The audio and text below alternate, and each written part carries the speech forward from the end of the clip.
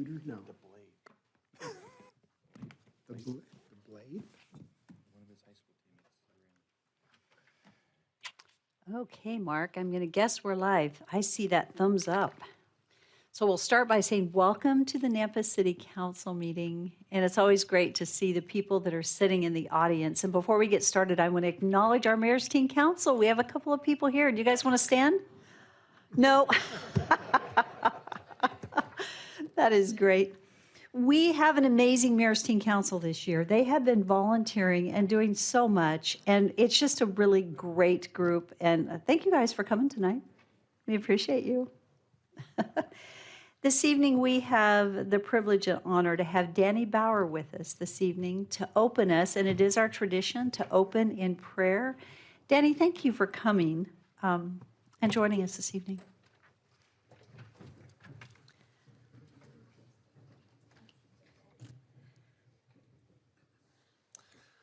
Our dearest and eternal Father in heaven, as we begin the City Council meeting, we give thanks. Give thanks for the wonderful opportunity that it is to live in this marvelous city. And we're so very grateful, Father, that we can call Nampa home. Father, we give thanks for this City Council, for the mayor, and the sacrifices that they make to be able to serve us. And pray that thy choicest blessings might be bestowed upon them for their service.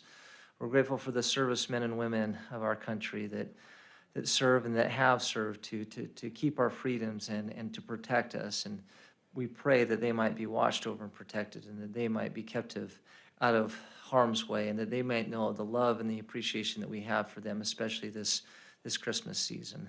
Father, we also give thanks that we might be able to live in a land of liberty. We're so very grateful for the rights and the privileges and the liberties that we enjoy. And we pray, Father, that the work of this great council and the work of our other country leaders might be in a manner that would be pleasing unto thee and that would facilitate the protection of those rights and privileges. Now, Father, at this time we pray that thy spirit might be bestowed upon all those in attendance this day. And especially upon our city, that especially this Christmas season, that thoughts might be turned to our Lord and Savior Jesus Christ, and that we might be able to focus our attention on him. We pray that the business and the work of this council might be blessed as well, and that they might be guided and directed from thy all-powerful hand. Father, we truly do love thee and give thanks unto thee and acknowledge thy good in all things. And again, Father, most especially, we give thanks for thy Son, for his atoning sacrifice and the opportunity we have to celebrate his life and his birth this Christmas season. Father, this is our prayer that we ask in the name of Jesus Christ. Amen. Amen. Go for it. I I pledge pledge allegiance to the flag of the United States of America and to the republic for which it stands, one nation under God, indivisible, with liberty and justice for all.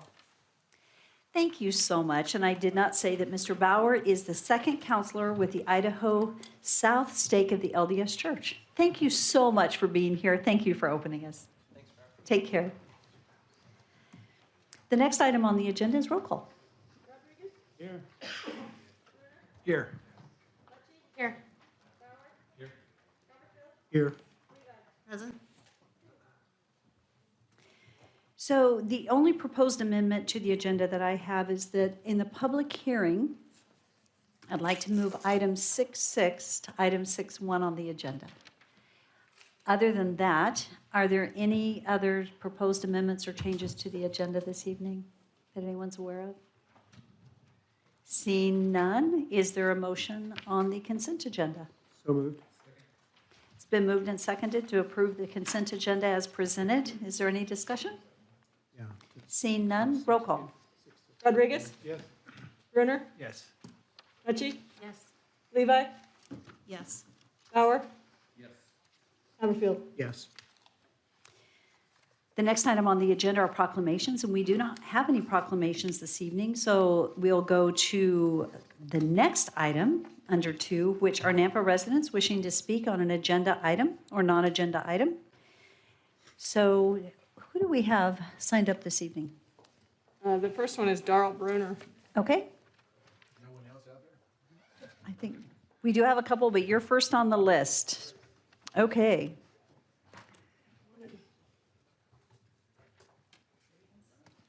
Here you go. Okay, and I think the clerk is handing out to you, council folks, as far as what I'm just going to read. And it's just the first page, a little bit on the front page and a little bit on the back, not the second page.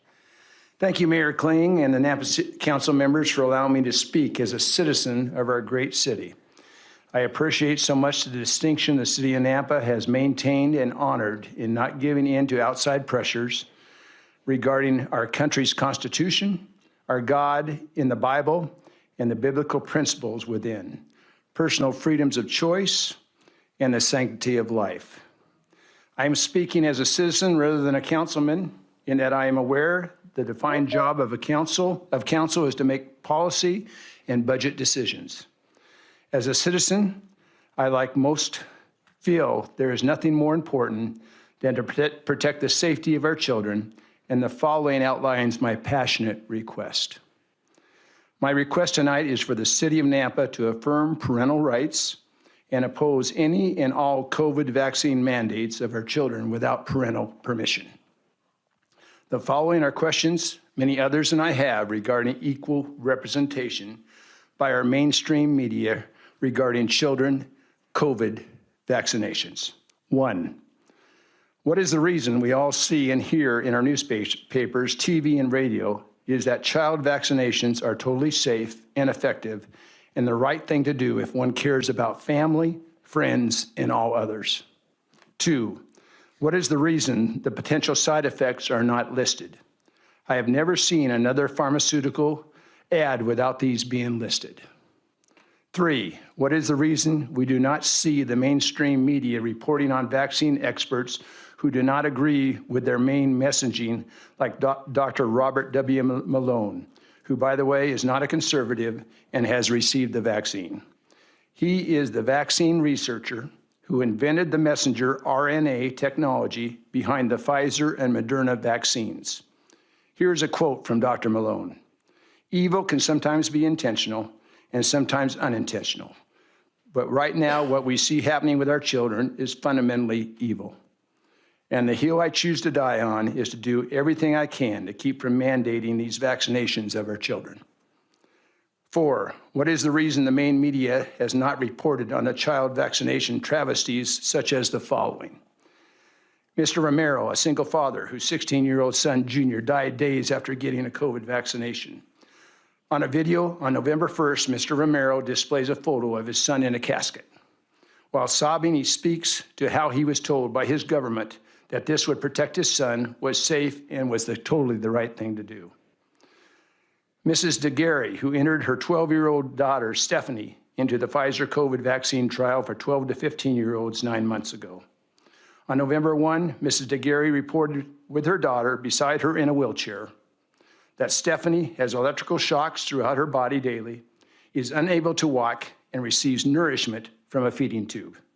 She reports she has not received any communication or assistance from Pfizer, the CDA, or the FDA since, in other words, in those 9 months. 5, what is the reason the mainstream media is not reporting on the German hospital registry study that in the first 15 months of COVID pandemic, not one healthy child aged 5 to 18 out of 10 million children in the country had died? 6 children with pre-existing health conditions did die. Final question. What is the reason we are so frightened of our children transmitting COVID to others, with children not being a vulnerable population and all adults who have had the opportunity to be vaccinated? Last page and almost done. In summary, I totally believe in the right of all parents to decide what does and does not enter their child's body, as long as it is legal and not seen as threatening to his or her life. Should the child be obese and or have pre-existing health conditions, I think it is very important for a pediatrician to be consulted. I just wish competent health officials on both sides of this serious issue were provided equal representation. My plea to you, Mayor Kling, and council members as leadership for our Napa citizens is to strongly send the message that there will be no COVID vaccinations forced on our children without parental permission. Thank you for listening. Thank you, Mayor.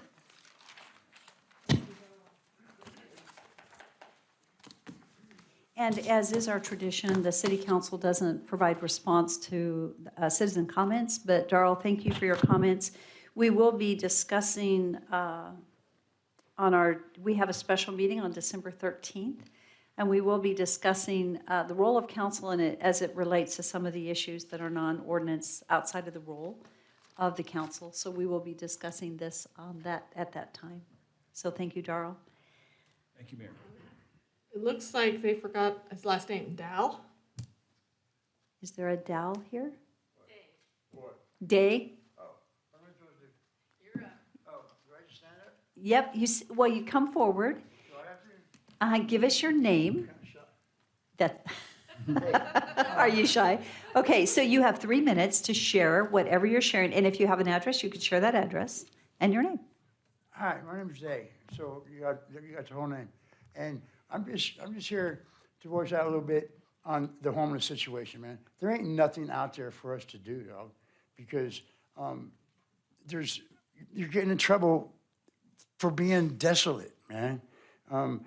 You're getting rousted. You find the people are finding someplace like under a bush or whatnot to hang out, or a parking lot, to hang out in their car and all this stuff, and they're getting rousted out. There's no place to get, there is nothing out there. If there's something that can be done, that would be cool, because this isn't a surprise to anybody. It can't be, So I'm here just to let you know that, the problem's still there. It's growing. And, good luck with that, because, we could use help. All right. Mr. Day, thank you so much for coming. Appreciate it. And we have had some conversations with our homeless representation, and we will be following up with some meetings to talk and to find out what's happening at the Boise Rescue Mission, and also just to talk as a community. So thank you for your comments. Appreciate it. Joanna Bell.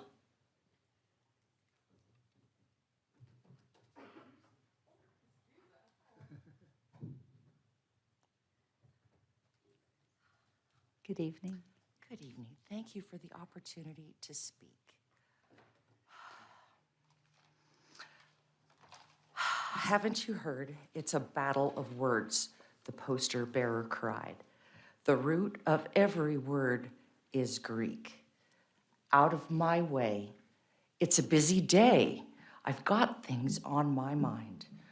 These people out there freezing and starving are our mothers and our brothers and the poor veterans who have served our country. The shelters have been closed to them, even during the worst times that could possibly be.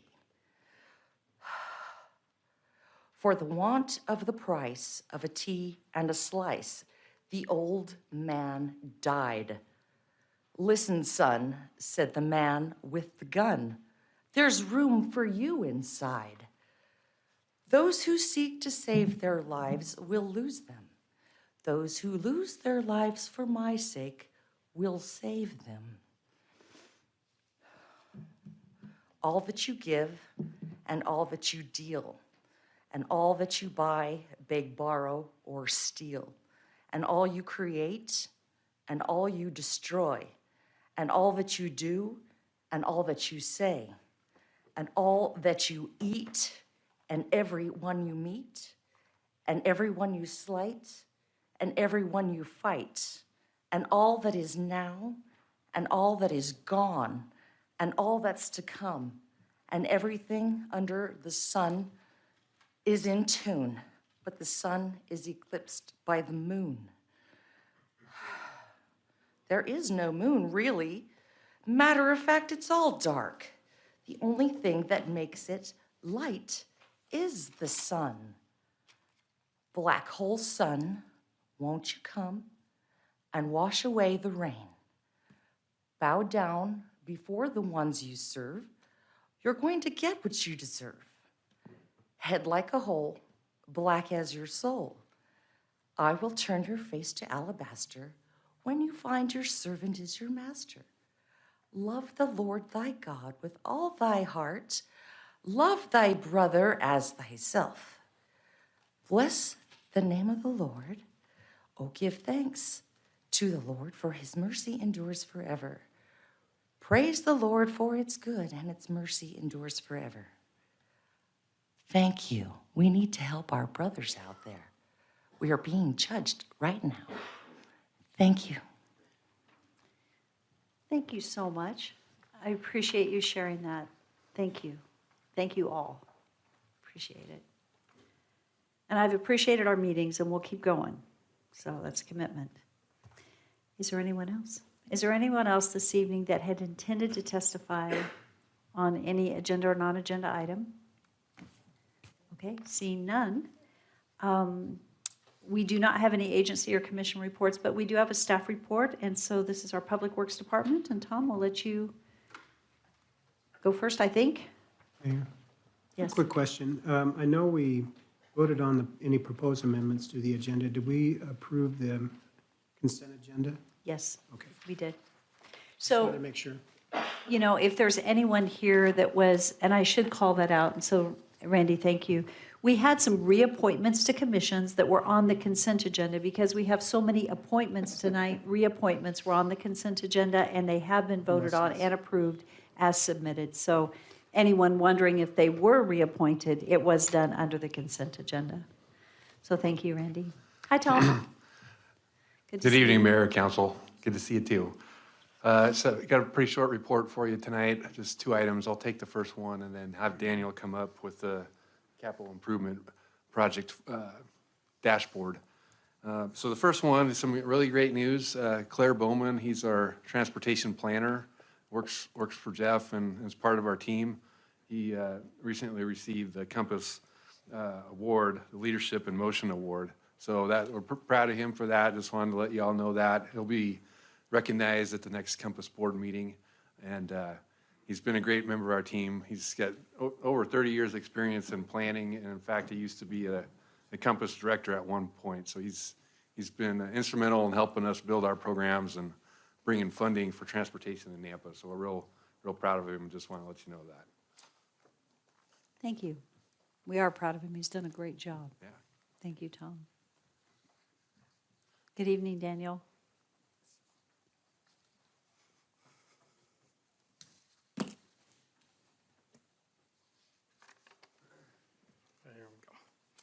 Mayor, Council, our end of fiscal year 21, this is our project delivery report. So for the capital improvement projects for fiscal year 21, we had 19 major projects at a value of about $24 million. So for the fourth quarter, we had 85% designed, 93% awarded, and 65% constructed. We had a number of struggles with cost escalations that have caused projects to be delayed, as well as materials problems. That's why the low percent constructed. So we had a number of larger projects that were delayed into being completed within this fiscal year. One of the major large ones was our wastewater CIPP project. The contractor for that, because that is not a local contractor, they schedule throughout the year, and with their schedule, they were bumped into this fiscal year that we're in currently. Comparing that to last fiscal years, we had similar percentage designs complete, a little less on the awards, a little more constructed, but much of that, like as I said, was due to cost increases as well as supply issues that were COVID related. And so for our, missed that, that should be FY21 project cost avoidances. So our cost avoidances for last year trailed a little bit behind what our goal was, mostly due to planned projects not being completed that were to be inspected by city staff. That's where a number of our cost avoidances happen. And so we'll realize those this year as those projects get completed. project management team, and any questions? No questions? You have a good team, and thank you so much. Appreciate the update. Thank you. Thank you. So at this time, we're going to move to our new business items, and I don't see Rick in here. Amy, would you grab Rick Hogaboam, just in case we need him on any of the appointments? So as mentioned earlier, we handled the reappointments to commissions in the consent agenda because this time of year, we've gone through a number of interviews for our various commissions. And because we had so many, we did the reappointments on the consent agenda. But right now, action item 5.1 is a resolution for the appointment of Doug Waterman to fill a vacated seat on the Arts and Historic Preservation Commission, which a term that will be expiring on 3/31. So, and I do want to just say, and maybe, Rick, it might be good for you if you could just in 2 minutes come up and share with us the process that we go through with each one of these. That way everyone understands the process that we go through in the appointments. Yeah, good. By the way, Doug Waterman sends his regards. He has an obligation, the city of Caldwell, as they handle legal services for there. But he did want to pass on that. He's looking forward to serving. He was an applicant for the Arts Historic Preservation Commission. Christy Watkins is the staff liaison, who's also in the audience and helps kind of administer that particular board and commission. He's backfilling a position. Lawrence Manning resigned from that commission and created a vacancy. So Doug is being appointed. That's why his term has an expiration date that's a little bit sooner. Drew Morgan is in the crowd. He's actually, I'm 5'2". I'm just going to is that okay? Just a brief analysis on all of them. And what I'd like for you to say as you begin is, what is the process that we go through? Yes. So the process, we generally, unless there's just a very unique exception, the general process is that Amy Bowman does a press release letting the public know that there's an expiring term. That applies for incumbents as well. So for example, in planning and zoning, in your consent agenda, you reappointed a couple incumbents. They still have to indicate that they wish to serve. If they're an incumbent, all they have to do is submit a letter of interest that they wish to serve. They don't have to resubmit their resume and an application. If it's a new person that we don't know anything about, they have to submit an application, a resume, and a letter of interest. Once the deadline comes, we take all the applicants. I forward the applications after address verification, especially if there is a residency requirement. Some boards, commissions require all to be citizens. Some say no more than one or two may be non-citizens, et cetera. All of that goes to the staff liaison. They set up interviews. I think Council President Haverfield can attest to, I think you participate in the planning and zoning interview committee, for example. Yeah, all three of them that were. And so usually we'll try to engage, that's hot, Mike, sorry. We'll have an interview committee, usually the chairman of the respective board commission, a council member, a staff liaison. At the very minimum, we'll interview all the people, and then afterwards they form a recommendation to the mayor when there's consensus. Fortunately, there has been consensus support for the recommendations that come before the mayor. I mostly just facilitate the process. I don't participate in the selection committee as a scoring member. There's times I'll sit in on the interview just to facilitate the process and make sure it's there, but I'm mostly there to make sure that the mayor and the council, you get a recommendation that has been fully vetted through the entire process that I just described. So I call the members. It's always tough. I mean, it's a good problem to have. In some of these cases, we had more applicants than positions can hold, and so some people are left on the outside. Try to have a very positive call and just say, hey, the timing just wasn't right. Thanks for your interest in serving.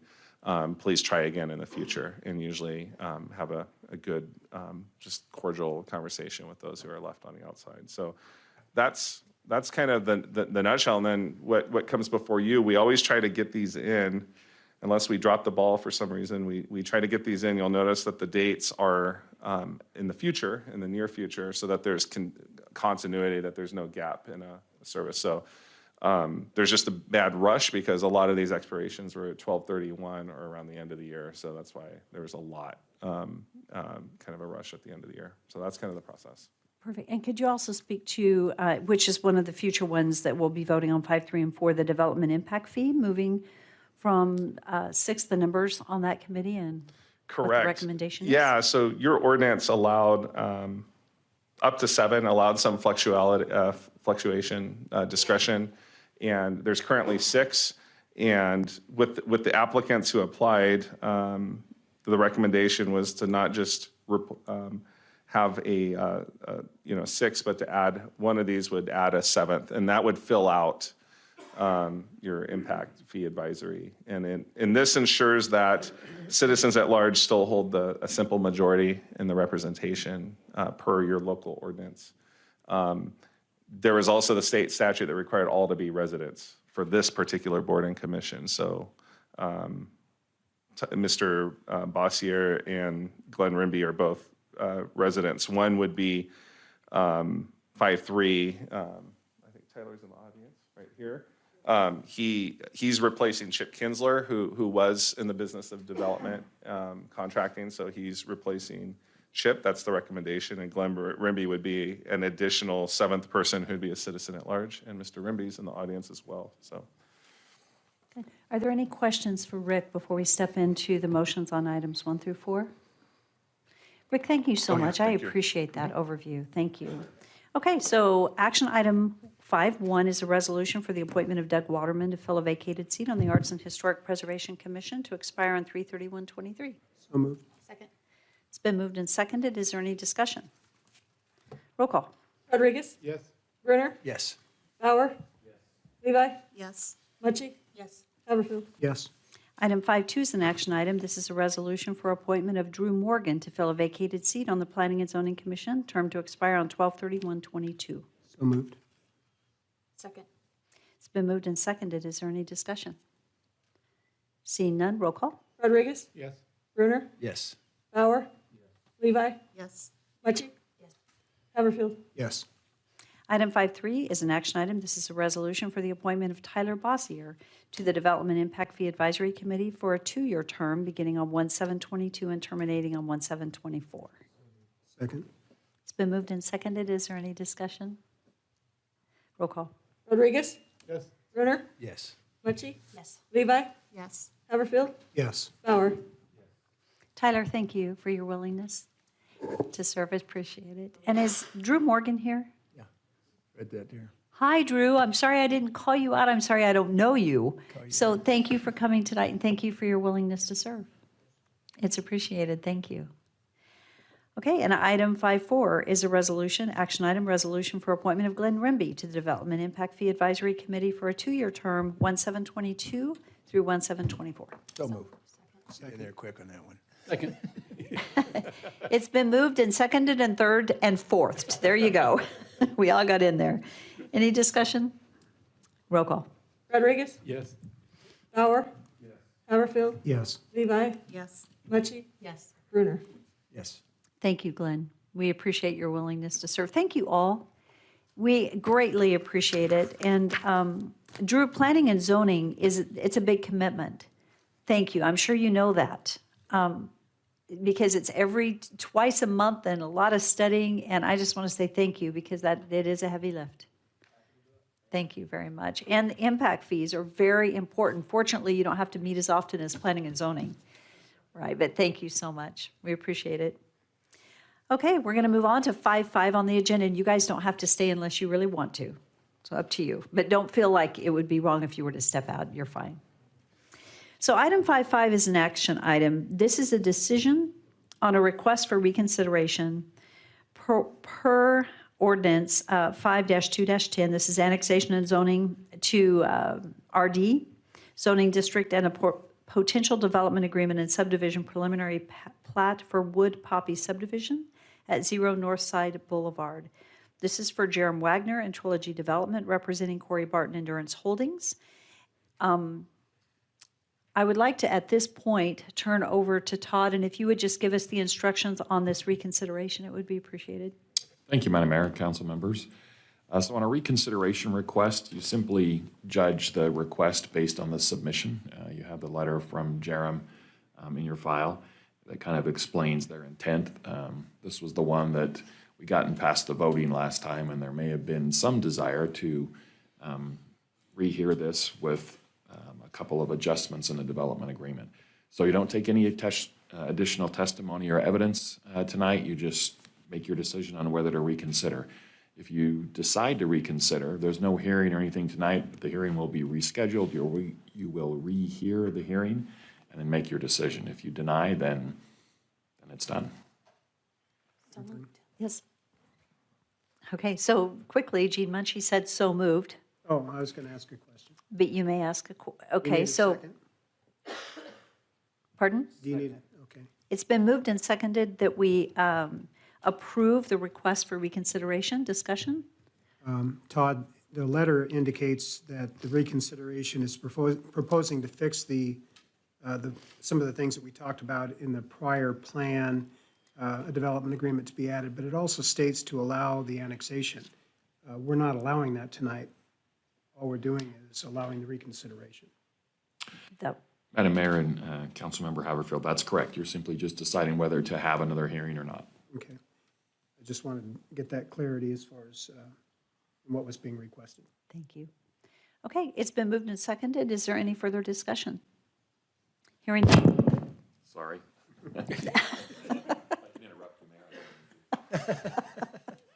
Just keeps us awake. Yeah. Okay, roll call.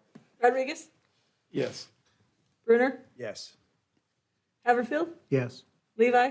Yes. Bauer? Yes. Muncy? Yes. So this next item on the agenda, 5-6, and team, you're welcome to come forward, whoever's going to present first.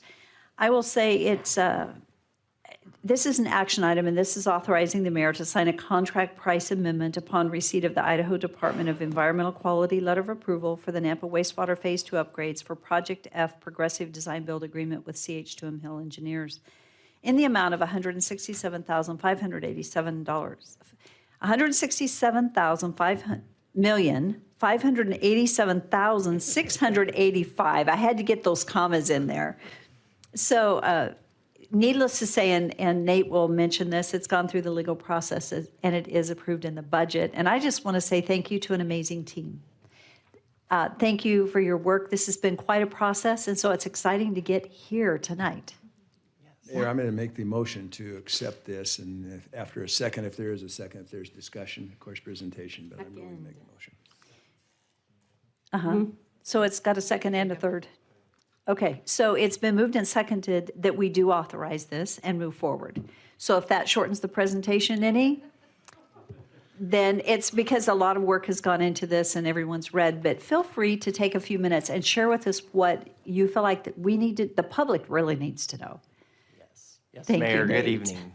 Thank you, and council members, good evening. And it has been a huge effort and over a decade long. And it all started with our previous Public Works Director that's here tonight, Michael Foose.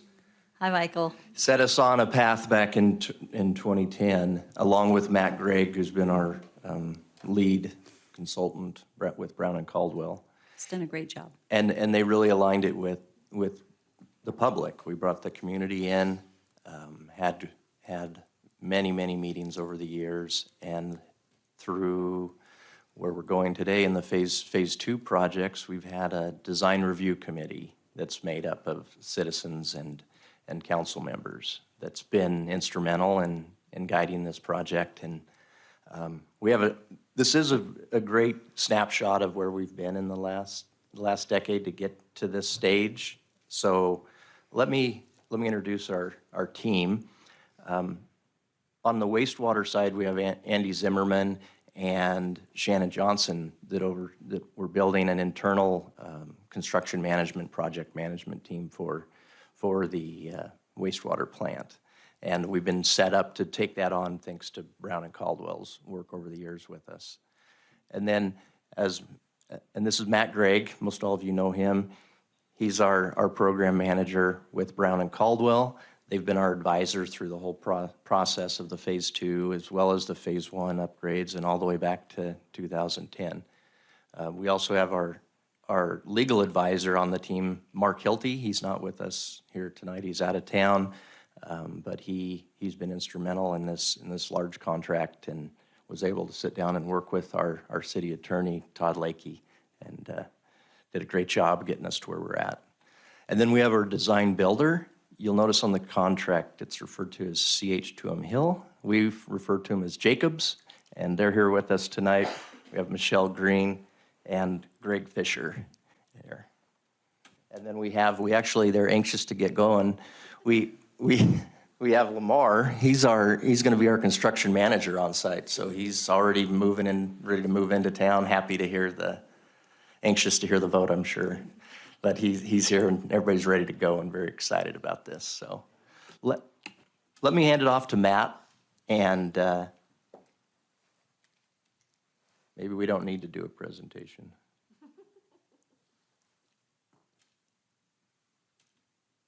Well,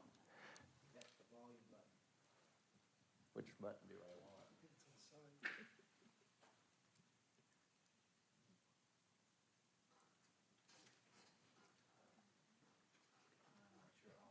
Okay, we'll keep this moving. We'll go to let's go to the summary, the next, the overview, where we're going to talk about, we've got the phase 2 history, and Matt was going to do that, and I'll just run us through this, and we'll get to the really important piece of this before your decision, where our finance director, Doug Racine, is going to help explain where we're at in the process as far as the project budget, as well as the wastewater fund budget and how that mixes together with our loan of $165 million.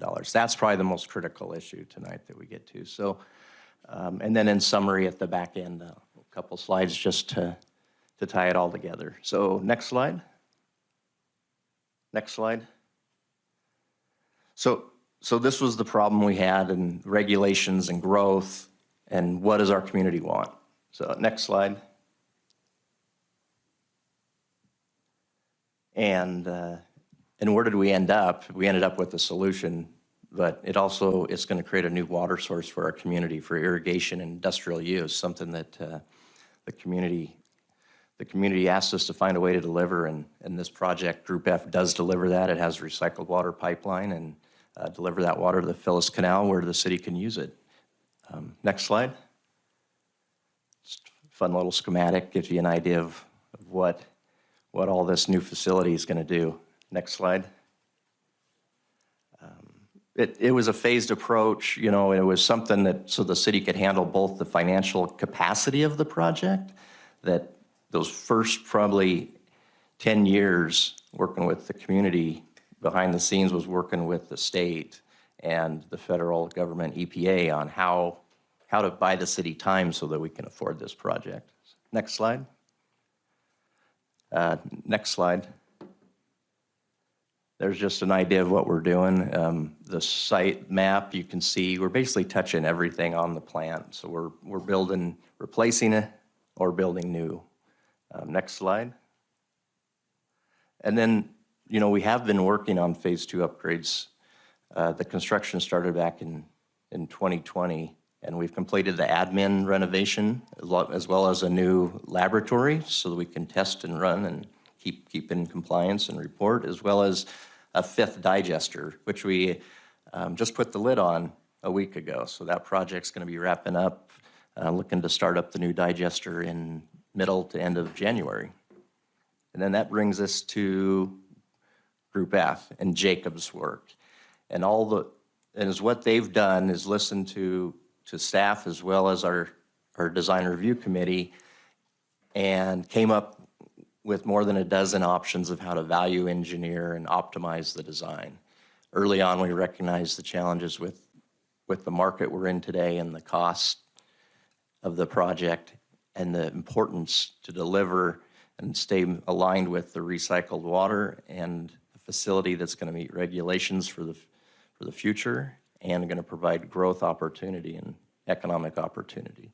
So they did an awesome job of accelerating this project. It was going to be we were going to start an early works package this fall. Instead, Jacobs went and repackaged it to try to get us the best value at the time we need it, which is now, before inflation and all the other issues that may come up down the road. They were able to accelerate the project and deliver us a price to work with and a product to deliver the recycled water and all that capacity that this June. And the price negotiations, we worked through that starting at the end of September all through October. Jacobs put all of the materials, basically everything was competitively bid as far as work that was not performed by Jacobs. We also had subcontractors. We used the local market as well. We're going to have 3-4 local contractors that'll be subcontractors to Jacobs performing all the work. We've also got, we've got nearly $50 million in material costs alone that it was all competitively bid. Nearly all of it was competitively bid. And that was what Jacobs brought, and what they did, they were able to look at the local market as well as bring in the national market and competitively bid it to get Nampa the best value for all that. So let's skip ahead to the financials. Please keep going. And we'll hit, there should be, let's do a little more. I'm stealing all Michelle's glory. There we go. All right, now, well, this is where our finance director really helped out, stepped into the project months ago, and really got his head in it at both the big level of the enterprise fund, wastewater enterprise fund, with what's it going to do to rates today and in the future, and how does that impact the ability to deliver this project. So I'll turn it over to Doug here. Thanks, Tate, Mayor, councilors. I'll try and go through this fairly quickly. If there's a question, please stop me. I've been through this with most of you several times, so I don't want to go over facts too many times. But let me point out the summary. In the gray section at the bottom, the total capital estimate for this project is $210.5 million. In that number, there includes an $8.2 million for alternate costs for additional builds that we anticipate being able to build. But if there comes a point in time when the projects are tight and we need to make a choice between more spending or cutting, we can cut some of those. So the net project we're focusing on is $202.3 million. Inside those costs, you may have heard the word contingency used. And I want to clarify that just for both of you, all of you here, that there are two layers of contingency. There are values built into the contract that Jacobs built that includes escalator clauses and risk elements that is an element of contingency within their build. It's inside the $210 million. The city, when you approved the increase in rates for 16.75%, we're leveraging the first $20 million of that increase, which will be complete by the end of 2022, will be $20 million we have in the bank for an external contingency if we have to pay more than the $210 million. You'll see in the second line in the gray section, there's a $9 million investment payments, interest payments. If possible, we would like to pay the interest on the loan before the project is complete. Doing so will save the city about $2.5 million over the life of the loan, so it's worth paying it up front rather than waiting and paying till the end. We have the option of waiting, but we also have the option of paying early. That $9 million will likely come from the $20 million contingency. I want to push your attention to the very bottom of the operational costs. Once the project is completed, it is anticipated that on an annual basis, it could cost $22.5 million incremental costs from what we're paying right now to operate the facility.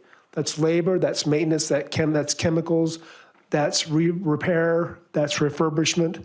It's a number that we have to spend time going through to understand, but that's the estimate right now. Could we go to the next page? I'm not going to spend a lot of time here. Let's look at the very top section in amber where it has the interest accrual, the $1.7 million. If you go across that line to the very end of the total, there's $18 million. By the time we finished putting in all of the interest rate, or the 16.75% accruals, increases, with the exception of the last year, which is just over 8%, we will have added approximately $18 million annually in the bill, annually, to help cover the operations costs. During the construction period, those those increased rates will accumulate about $65.5 million. That will go to paying for the project. The combination of the $65 million, the 65.5, and the $165 million DEQ loan will generate $230.5 million in funds to pay for this. If we take out the $20 million contingency, we're right back to the $210.5 million I referenced on the prior page. So the $20 million is our contingency, and if the council approves, we'll use a portion of that to pay down the interest as we go. The very bottom section, now it's important to note here, we have, there's ARPA monies we have talked about, but there are none included here for this payment. I think there are other places the ARPA could be used, but that's the council's decision. ARPA is not included in here. Neither is the use of impact fees, which they are trying to develop right now. But the impact fees, if approved by the council later on, could be used to pay a portion of the debt going forward. We do have hookup fees, but we are not planning at this time on using the hookup fees to pay for any of the project unless something unusual comes up, in which case we will come back to the council. The very bottom section I want to call your attention to indicates that the operational funding, the $18 million derived from the rate increases, the possibly as much as $2 million from impact fees, and I say this very possibly as much as $3 million from hookup fees, might be needed to pay the operational costs. So the thing, as Jacobs and the city works on building this, we need to dig deep and find out exactly what the operational costs will be. We've got a couple of years to get there, but what my analysis shows is we have ample funds to pay for the build, but we really need to put on some belt tightening when we get to the operational portion. And that's something we will continue to review as we go forward. The next page, please. Finally, just a very quick recap of the total, nope, other direction. Well, okay.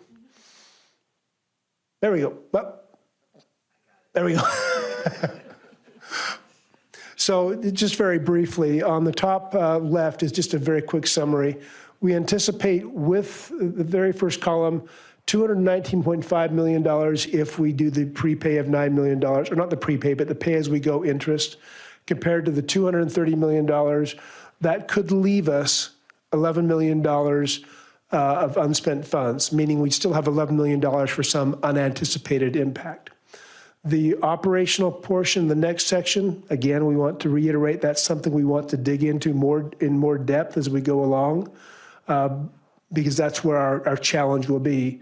And the funding by year is, you see in the graph below, in 2022 and 2023 will be the majority of the borrowing we will take. We anticipate using all of the $165 million. That's at a very good rate of 1.868%. Even with today's rates, that's still a good value. And with that, I will open it up for any questions on the finance side. Mayor. Yes. Doug, just one question. It says up there funding includes water reuse build. Does that include the piping to be able to put it back into our irrigation system? I believe that includes all the costs to make the water reuse a reality. So, okay, because that was something that I asked you in our meetings. Yep. If it included it or not. It's in there. Okay, good. Thanks. Mayor, Yes. I'm not sure if it's for you, Doug, but at least maybe Nate. So you mentioned that there's 20 million in the bank that we could use at our discretion at this time. Right.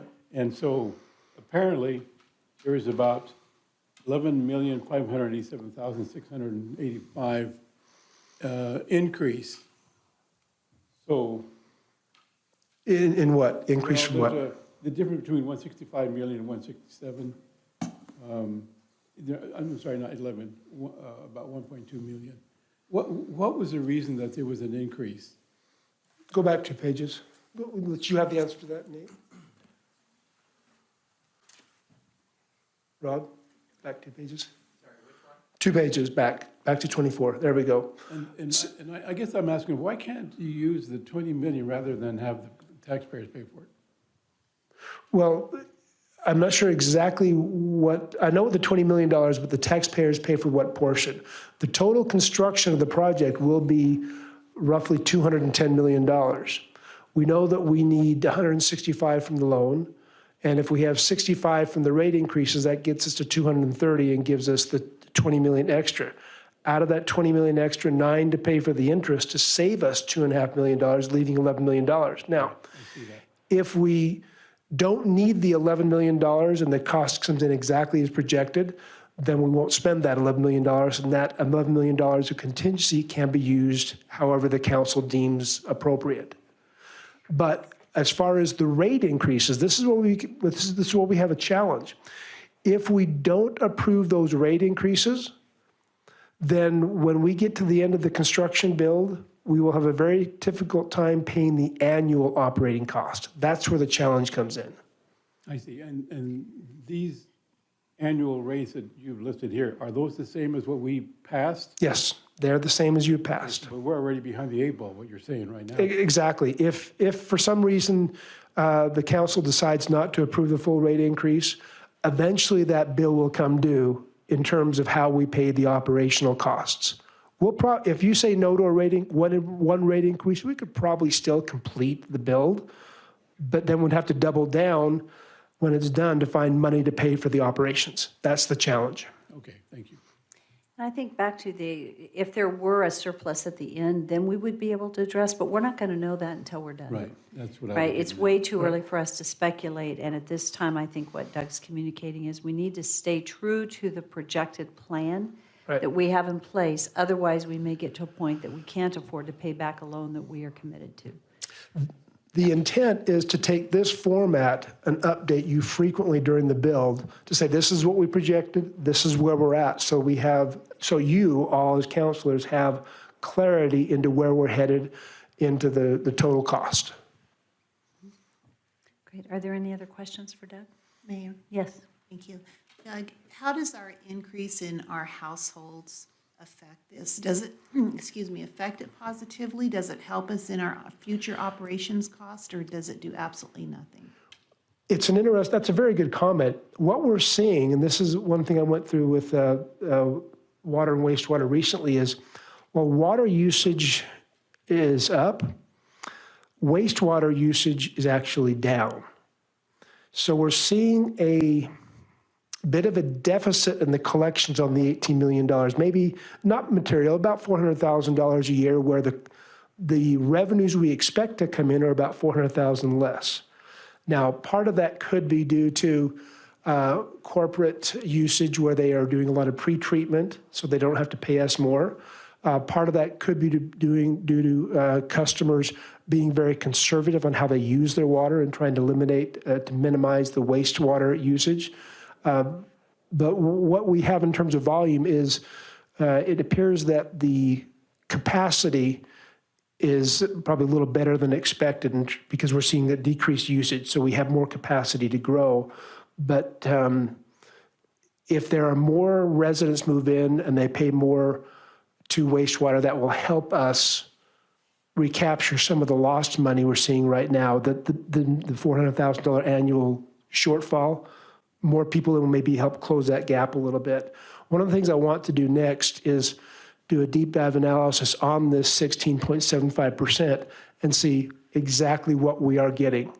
Because I know what the total revenue is coming in, but it's going to take a little creativity to see, is the 16.75 actually delivering the $18 million a year? I don't know the answer to that yet. Right now, I'd say it's a little bit short, but not materially so.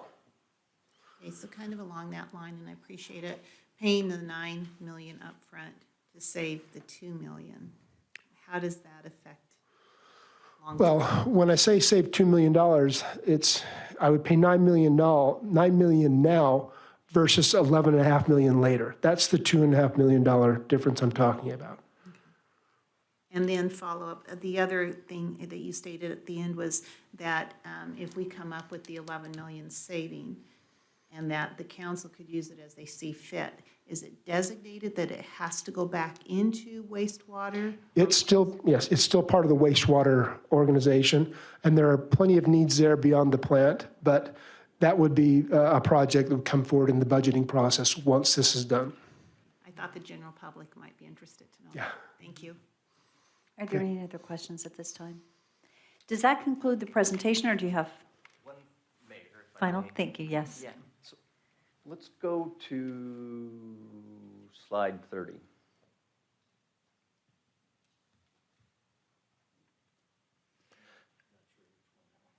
Okay, let's go one more. So just in end, it kind of ties in as well about the comments on the 9 million debt that Councilwoman Levi made. The Design Review Committee also reviewed and heard Doug's presentation on the financial status of the wastewater fund, and there was two recommendations came out of the committee.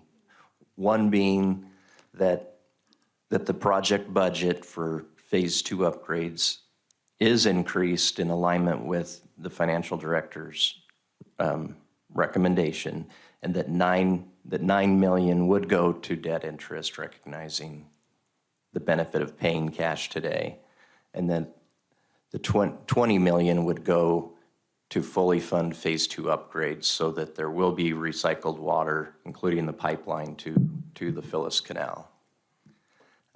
And then next slide, please.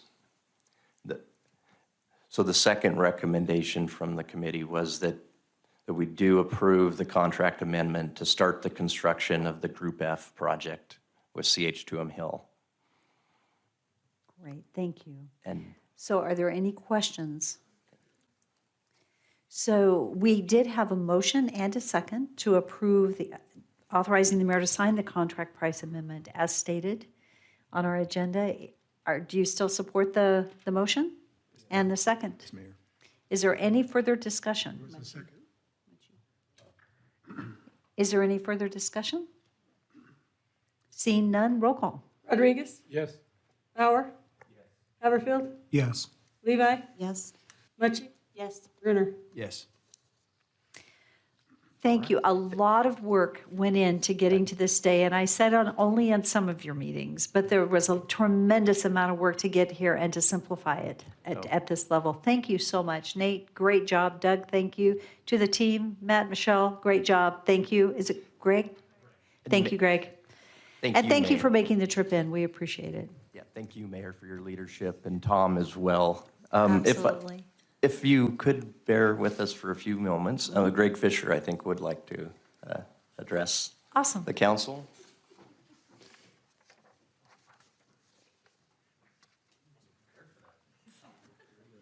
Mayor, Council, on behalf of CH2M Hill, now Jacobs, I just want to say thank you. We're very, very excited for this project, for what's going to bring to your community. Great project. You have a great team led by Nate, your finance director, Tom. I mean, I can't say thanks enough. It's been a good process meeting with you, Mayor, and Councilman Haverfield.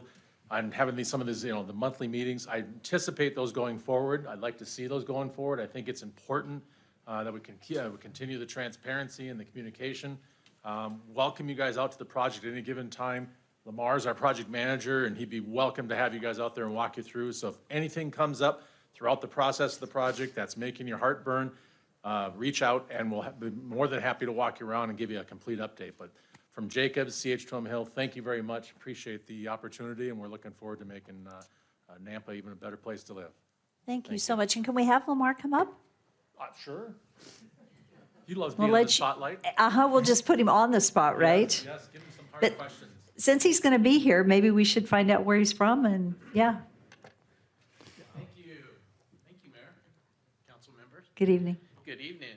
I'm originally from Buckeye, Arizona, so a small town like Napa. Looking forward to work with you. Thank you. Actually looking for real estate too, so you might have a future tenant. So it's not a short-term project. Are you moving here for this time, or Yes, ma'am. you are moving here? Yes, Okay. I am moving here. Difficult time to move here with our costs, but yeah, well, we wish you the best. And thank you for your willingness to plant here and work on this project. My pleasure. Great. Looking forward to it. Thank you so much. Thank you. Thank you. Mayor Kling. Yes. Nate, I'm going to take you up on that, and I'm going to go out there and do a tour one of these days, or whenever you two are available. I'd like to get a good grasp of it. What's that? Would you? Yeah. Okay, there's two of us. Excellent. I will be, Thank I'll you. reach out to both you and other council members, and we'd love to have you out there. Mayor, Nate, do it on a snowy day, will you? Michelle, you've done a tremendous job keeping everybody in line and organized in these calls. You've done a tremendous job. Thank you. What's that? Thank you. We'll take a golf cart, heck yeah. Not for him, though. So it is now 6:30, and we will resume at 5:07 on the agenda, but right now we're going to go to section 6 on our agenda, and we're going to start with item 6.6. And this is a zoning map amendment from BC Community Business to Residential Professional Zoning District. This is a potential development agreement, and I will say with that, staff is putting that on all of these. So just know that it's standard language that's put here in the event that we need it. It doesn't mean that we need to do it, but they're just putting it there in the event of. And this is a subdivision preliminary plat for Diamond Peak Townhouses at 7 6th Street North, and the zoning of an abutting right-of-way totaling 1.08 acres for Jake Woodward, representing Mark Ingstrom and Mountain Star Properties. So, and this, you'll recognize that we've talked about this before, and so this is a little bit of cleanup. And who's presenting this one this evening? Parker? Okay. Excuse me, Mayor. Yes. Would you please explain why we're putting that on these hearings? Well, while Parker's getting his stuff, Rodney, would you like to explain? Was that something that question. resulted from last hearings we had? No, it's not. He had started before. I just realized we hadn't explained it. Oh, I see. And so we just hadn't explained that you're seeing it there on a regular basis, but Rodney, good opportunity for you to share that. Thank you. Mayor and council, under the direction of our city attorney, we've put this on here because sometimes we've gone in the past and you've requested a development agreement on a project, and you want to put certain conditions so that it stays on the project forever, not just for that individual person and that development. Let's say they don't develop what they proposed, a development agreement will stay with the property forever. So because of those conditions that we've put on the project in the past, the city attorney suggested we advertise that that's a potential that we'll get a development agreement on it. Okay, very good, thank you. Thank you. Good question.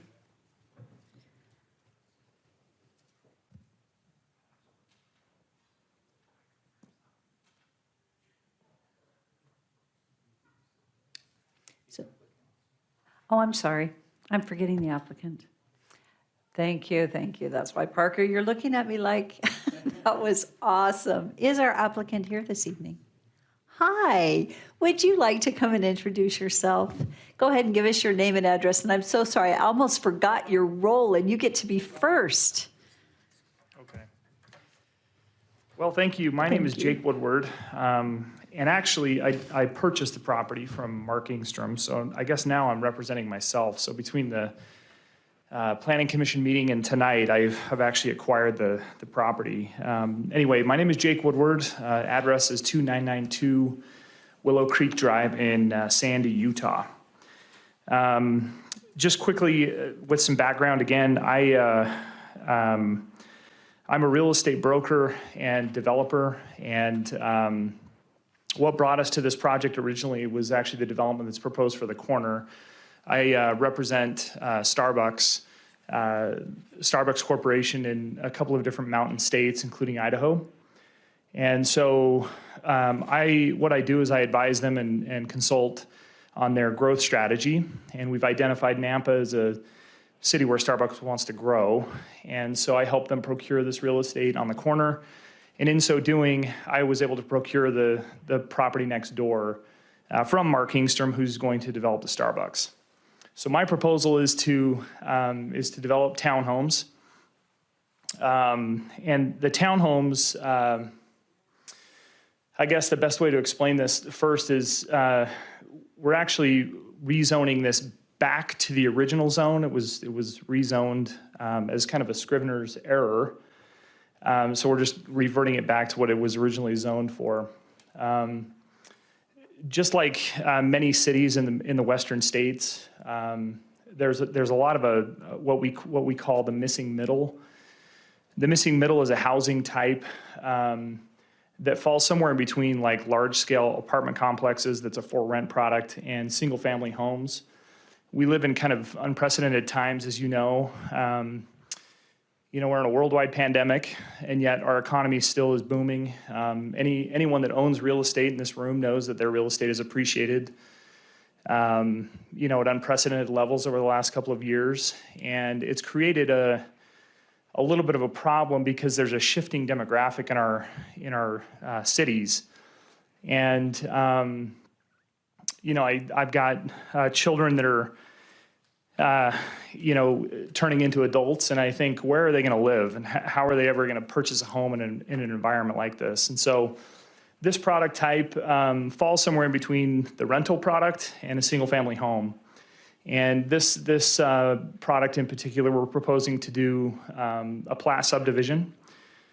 So these will all sit on their own individual lots. They're very small lots, but we propose that a handful of them will be a for rent product and a handful will be for purchase. So anyway, beyond that, I don't know if I can answer any questions, but the city has been terrific to work with. The staff has been unbelievable in guiding us through this process. So we love Nampa. We're excited to get something going here, and we've got some pretty cool renderings. I guess I can kind of show that if that's what you'd like to see. But so there's a little bit of a delay. This is our landscape plan, and again, we've made formal submittals to the city on this site plan. So I don't know if this thing is working or not. Sorry. As part of I guess I'll just kind of speak to the slides that come up, but as part of this development, again, there's only 16 townhomes, and it's going to sit right adjacent to a Starbucks. But in this missing middle product, we like to provide kind of a small amenity area for the residents. So back to this, it'll show, what we're proposing is just a small area that will be like a gathering place with fireplace, and so the people that live in the community can host people or visit with their neighbors, take their dogs out for relief or whatever. So it's going to be nice. Let's see. This will give you just a simple shot of what the floor plans look like. We're proposing a 3-bedroom, 2.5 bath unit, 3 stories. They're stacked units. If I can get to the renderings, that'll kind of show you. So they're a little unique, more of a kind of a modern type contemporary architecture. I actually developed one of this color scheme and this cladding is kind of interesting. So I developed one of the first micro drive-throughs for Starbucks about 10 years ago, where we actually used reclaimed shipping containers to build a Starbucks. And as I was designing this with my architect, I was mentioning that product, and he came up with this idea of this cladding. So this is not made out of shipping containers, but it has the cladding and that you'll see there that kind of represents a little bit of that look of shipping containers. But anyway, kind of a unique product. Beyond that, I don't know if I can answer any questions or present anything else formally. Mayor, I do have a question. Mr. Woodward, what's your, I realize they're not built yet. The market can change tomorrow. And you said apartments and purchasing. Do you have a price point at all, just a rough estimate of what your price point is going to be regarding rent and sale? Yeah, so, and again, that's a little tough, right, to pin down. So, but effectively in my financial model, we're showing that these will rent for about $1,600 per month. And on a for sale product, we're probably going to be in the low 300s. So my guess is we'll be around 330,000. And I know it probably says, it would remind me again of the 3 levels. What's the total square footage? Right around 1,400 square feet per unit. Are there any other questions? So as you know, in this environment, you'll get to come back. Great. So we'll go to the staff report, public hearing, and then we'll have you wrap up with anything that Thank you you. hear and any comments or All questions. right, terrific. Thanks a lot. Thank you. Mayor? Yes. I have one question. Oh, I'm for you, sorry. Please. Okay. The finish that I see that kind of resembles the shipping container Yeah. look, is that inside the enclosed like courtyard, or is that what we see from the street view and is the major gateway into our city? Yeah, good question. They're interfacing. So the exterior will look, the top left rendering there is the backside of the unit, which will be shown from the street side. Okay. The two, so they interface each other. If you can go back to the site plan, you can show how that alleyway works. So as you come in, you can see that the garage doors and the front doors face inward with each other. Okay, thank you. And that is subject to change. This is just what we're proposing at this point. Thank you. Thank you. Okay, Parker.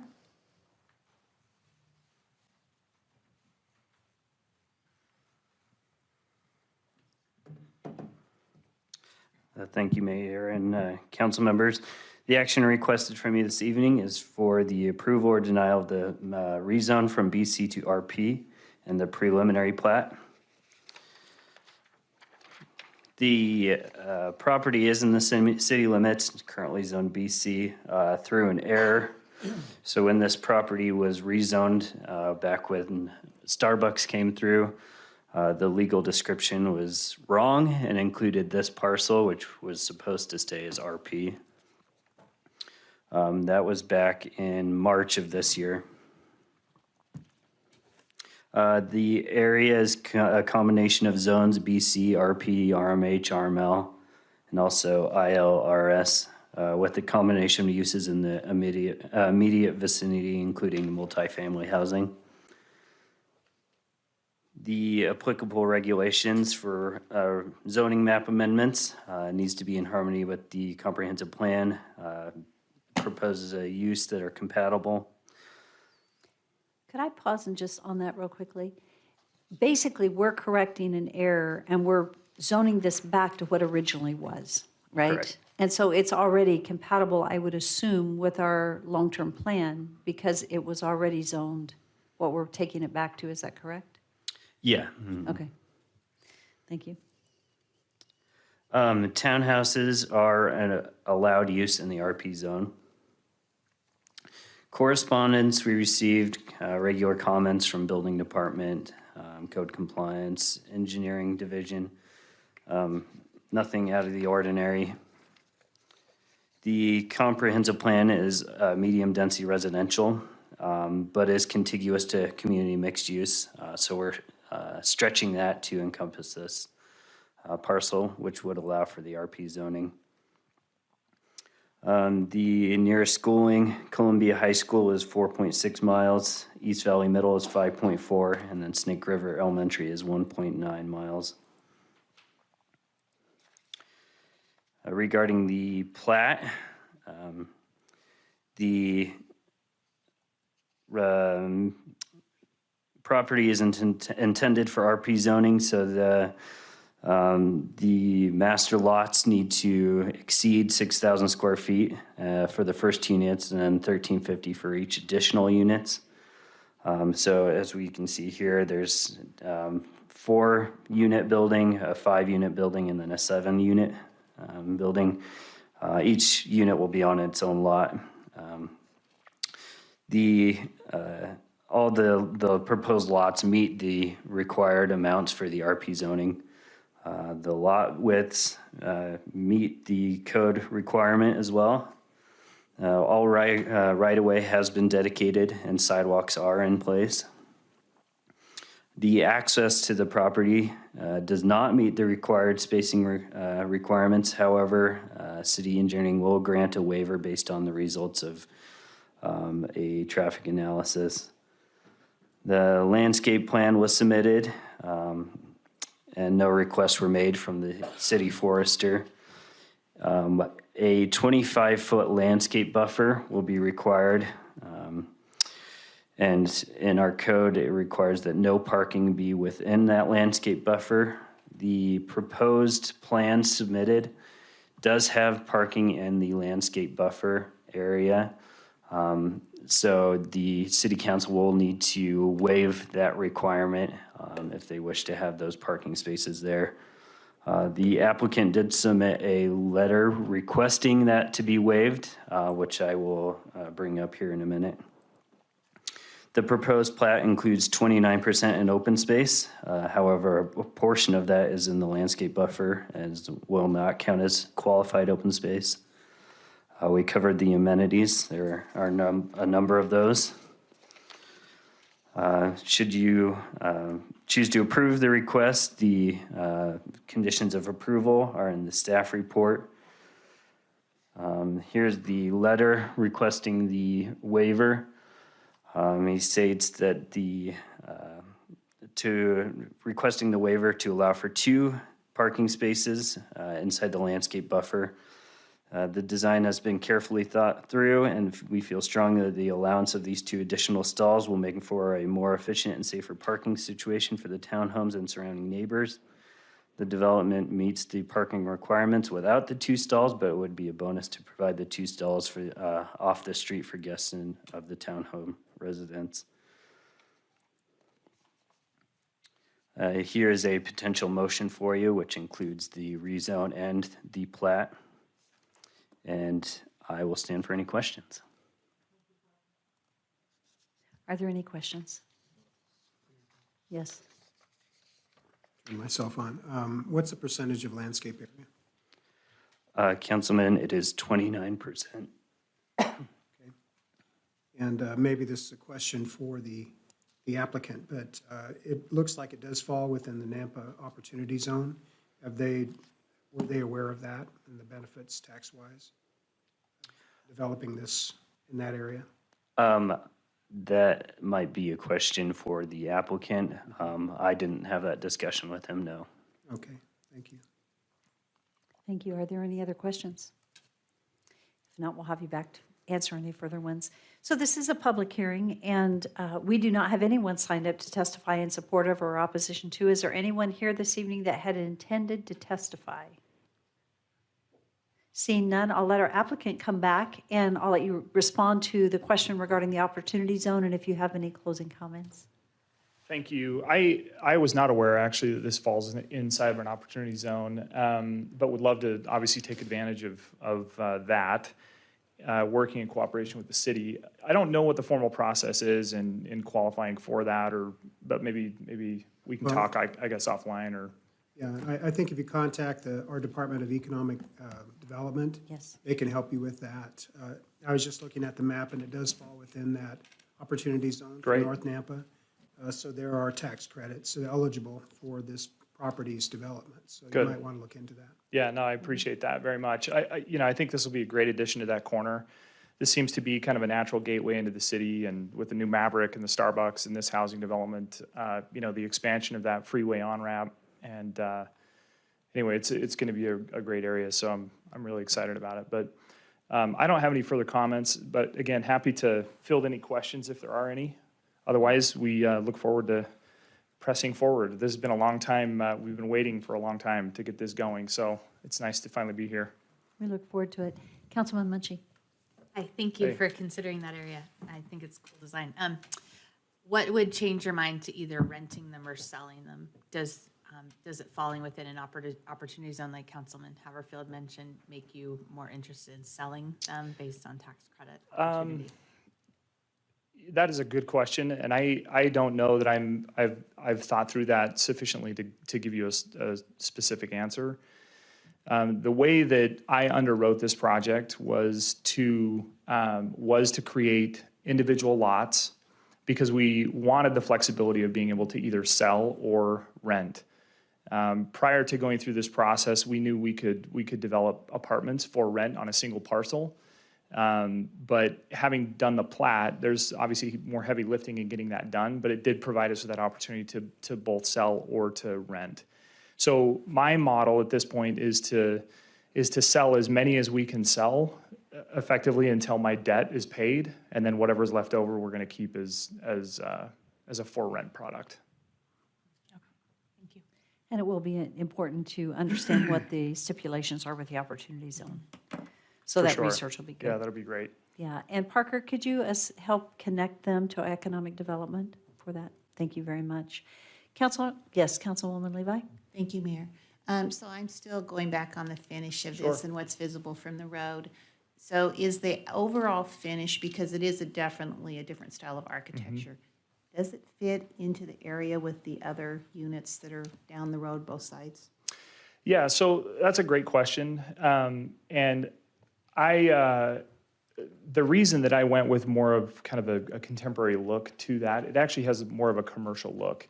And this really is, as you head, in either direction from that, you go from a very defined commercial corner in Starbucks. And as you move further away from that, it becomes obviously more residential. And so this piece of residential would be kind of a hybrid between both of those architectural stylistically. So that was the idea, was to kind of create a buffer between, what looks to be obviously commercial and single-family homes as you move away from the property. So this is one that would sit kind of in between those two. So we just wanted to meld those two kind of styles together. Thank you. And then as another question, talking about the 2 extra parking stalls, I can appreciate having adequate parking. But again, I'm trying to picture the flow of that area. What does that look like as far as we interrupt the landscaping for 2 parking stalls compared to following down the street? Again, because I look at the gateway of the city. Yes. Yeah, I'm actually glad you brought that up. As we designed this, one of the issues we have was the narrowness of the lot that we're working on, or the depth of the property. Didn't give a lot of room for us to create setbacks and for room to be between the 2 front doors, so to speak. So if you look at that alleyway, we don't have a lot of room there. And what I was afraid of is that residents, either out of laziness or haste or whatever, would end up parking in front of their unit, creating congestion and a safety hazard and so forth in that alleyway. So I instructed my designers to try to put as many surface stalls as we could fit on the development so that we would avoid having people kind of park, haphazardly in their driveways or in front of someone else's driveway. And there, obviously are turn radiuses where there could be a problem with someone trying to back out if someone hastily kind of stopped for, what would have been 5 minutes and turns into 2 hours or whatever. So if we have available parking stalls, surface stalls, we hope that people would utilize those rather than parking in the alley. So that's why, but again, we meet the parking requirement without those 2 stalls. But in a development like this too, we envision that this could be a mix of baby boomers, it could be millennials, it could be, young couples. And when they have guests over, we also wanted to be able to provide them with parking for those guests. Thank you. Mayor, Yes. follow-up question then. Yes. You have 2 car garages on the base level.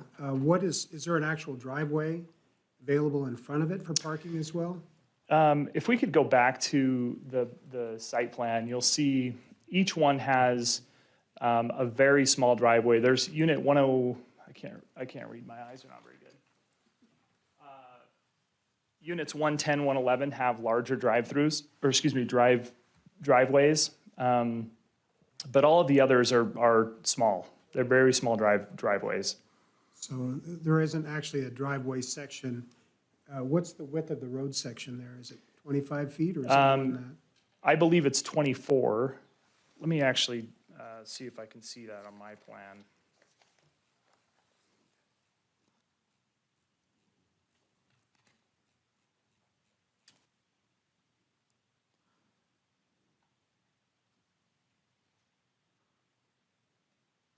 I actually am not seeing the dimension on the drawing that I have in my hand.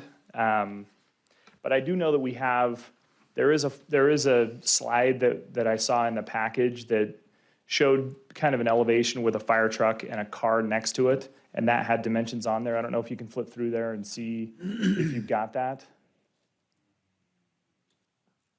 And it was like a hand-drawn image. So you've got 24 feet in that drawing. It's 24 feet face to face of building. I should say, no. Yeah, good question. It's 24 feet wide. The driveway itself is 24 feet wide. So we've got, it's about 2.5 feet to 4 feet between outside of that 24-foot drive aisle. So is that meant to be a sidewalk area for people to move horizontally? No.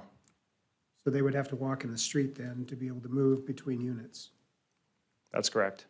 Do you see that as problematic as far as being able to get into those garages? Well, we are, as part of the development agreement, actually, you made mention of that, we have to provide a radius study for cars that would be entering or exiting the driveways and those garages. So you would offset the garage faces back in a little bit further to be able to accommodate that? Absolutely. So the lower levels would be smaller then? Yes. All right, thanks. Yep. Are there any other questions for the applicant? Okay, thank you very much. Thank you. Thank you. Okay, I think at this time I'd stand for a motion to close public hearing. So moved. All in favor? Aye. What is the will of the council? Go back up.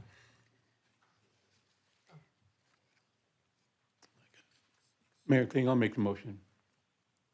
I move to approve the zoning map amendment from BC Community Business to RP Residential Professional Zoning District and Subdivision Preliminary Plat for Diamond Park, or Diamond Peak Townhouses for Jake Woodward representing Mark Engstrom with the waiver of the, for the parking.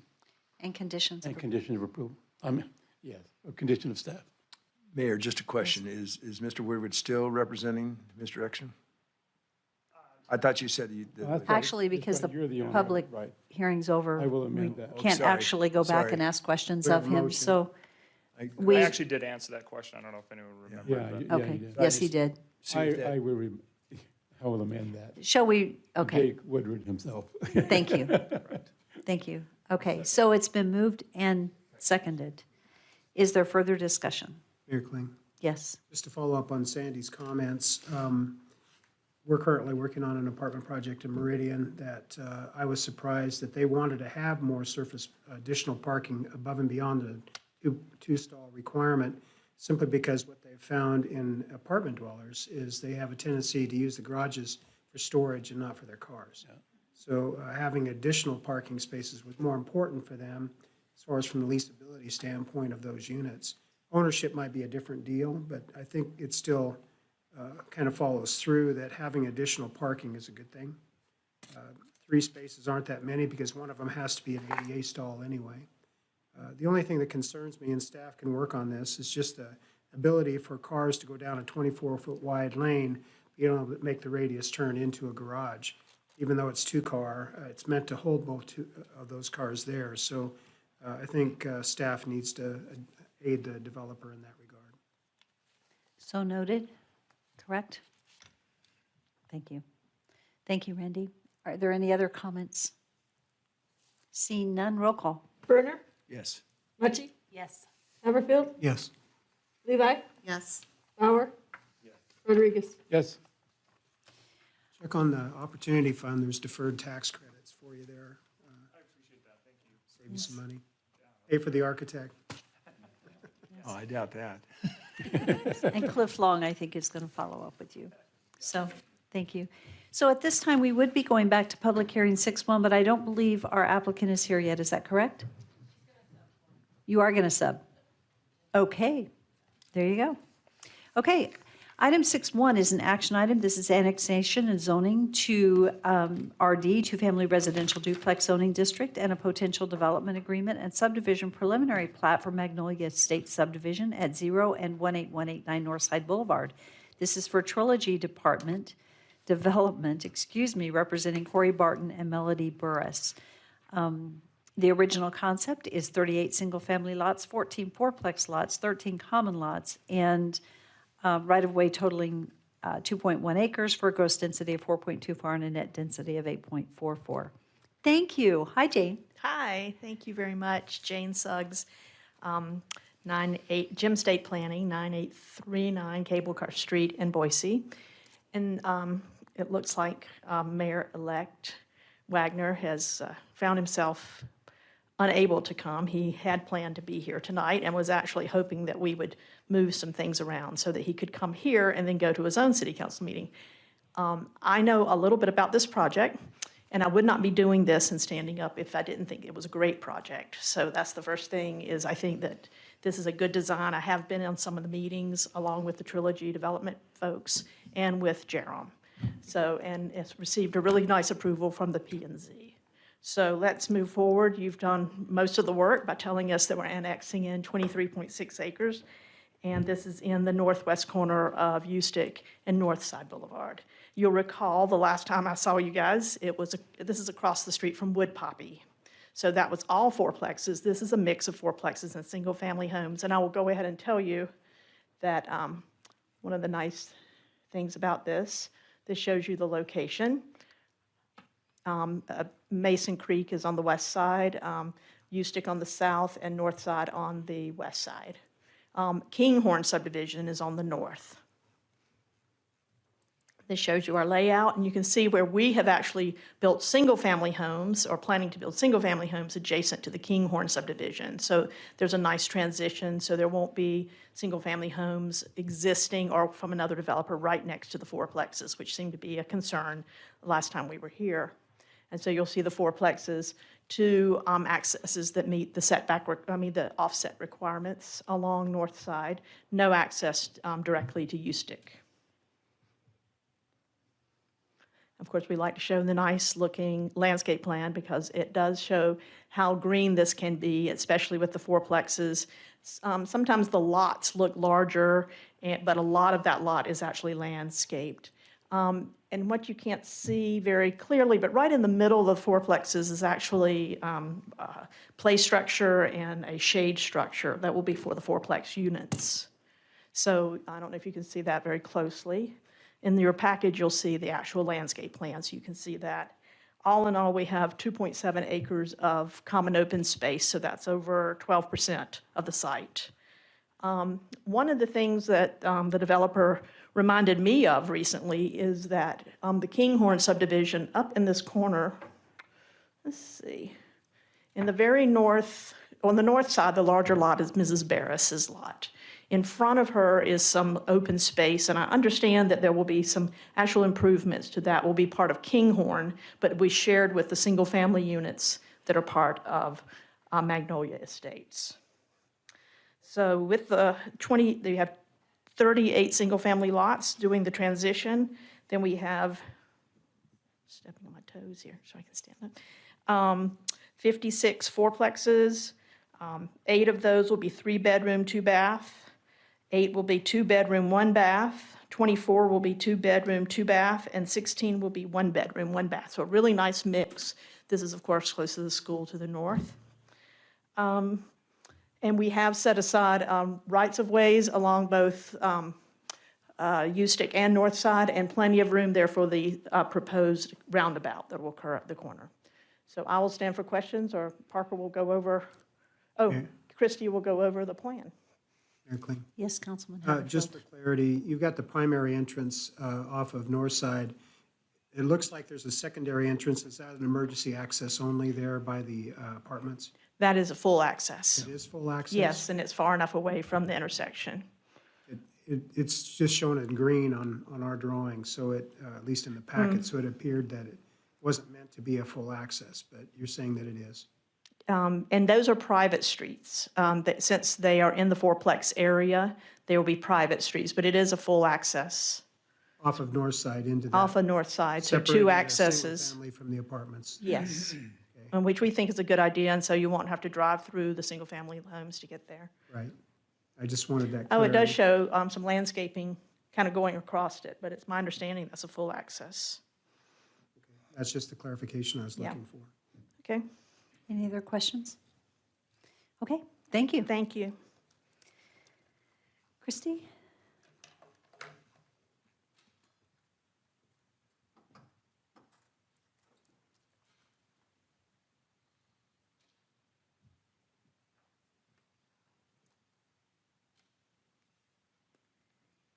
I think we need bigger tables for you guys, right? I think it's a There's little too crowded many over of there, us, isn't it? apparently. Yeah.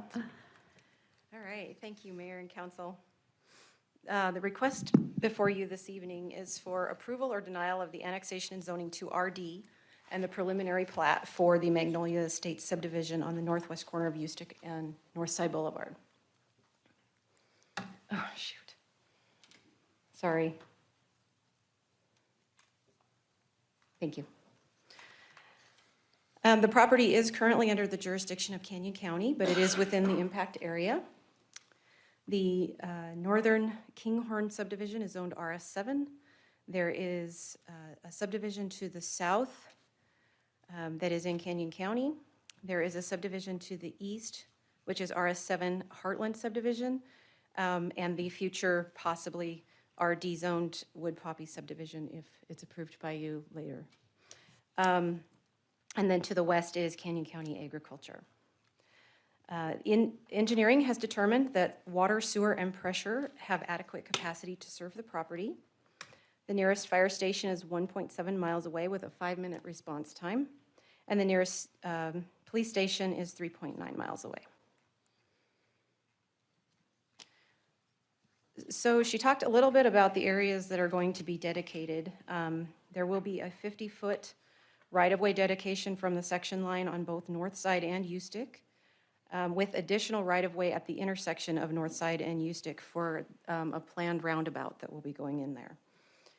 Most of this is in the jurisdiction of the Highway District, so they will need to get their right-of-way permits from them and have their plans reviewed by them.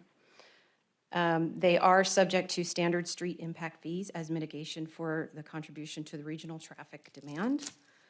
There is a pathway required along Mason Creek, so a 20-foot wide easement along that for the pathway will be dedicated to the city. I think that's it for that one. Oh, the project does not meet the threshold for a full traffic impact study per our policy. However, the developer did prepare a turn lane warrant analysis for the accesses that are proposed, and the study concluded that turn lanes were not warranted on either of the Northside Boulevard access points.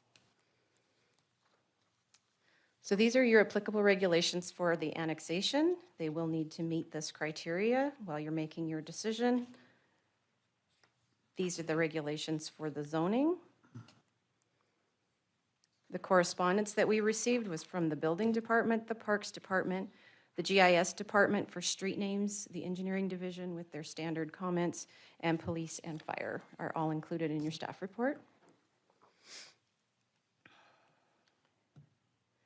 So the area consists of future requested RD developments that are coming before you shortly or have already been, and existing RS7 zone subdivisions with county parcels to the west. The future land use designation is medium density residential. That calls for 2.5 to 8 dwelling units for gross density in that area. The density for Magnolia Estates with the single family and the fourplexes is at 4.24. So it falls right in the middle. The Safe Routes to School analysis concludes that Ridgeview High School is 1.32 miles away. Sage Valley Middle School is 1.25 miles away, and East Canyon Elementary is 850 feet away. Hopefully the kids can walk to school.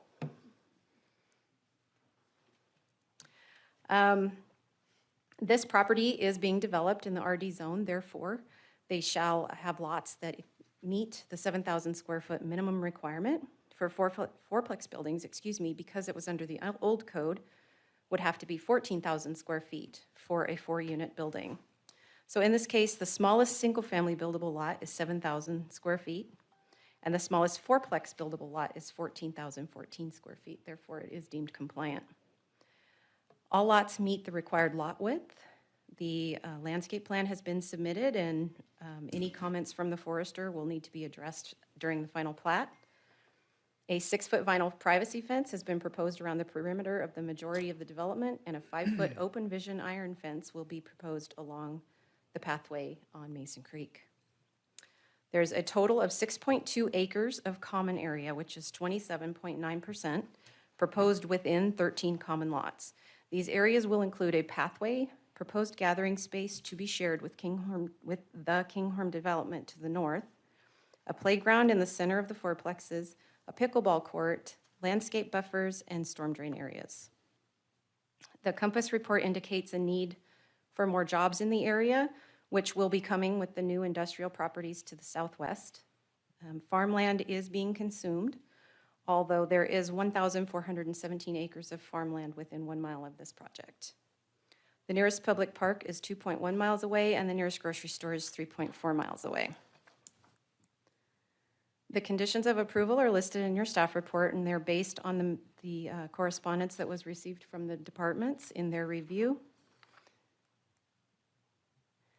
And these are your potential motions. I will stand for any questions. Mayor, just two questions. Number one, I see where recommendation for safe passage to those two schools, East Canyon and Ridgecrest. I'm not familiar with that area, and we're not allowed to go out and supposed to look at areas ahead of time of a public hearing like this. So is there safe passage to those two schools? Councilman Brunner, with the Kinghorn and the Heartland subdivision, we have required that they put in sidewalks along their frontage. And they have also agreed to put in pedestals for an RRFB that will provide a crossing across Northside Boulevard that will get the kids to. So before these Canyon. developments are totally, this is going to be completed. Yep. And my other question is regarding the roundabout. Do we have just a time projection on that? I'd have to defer to Daniel on that question.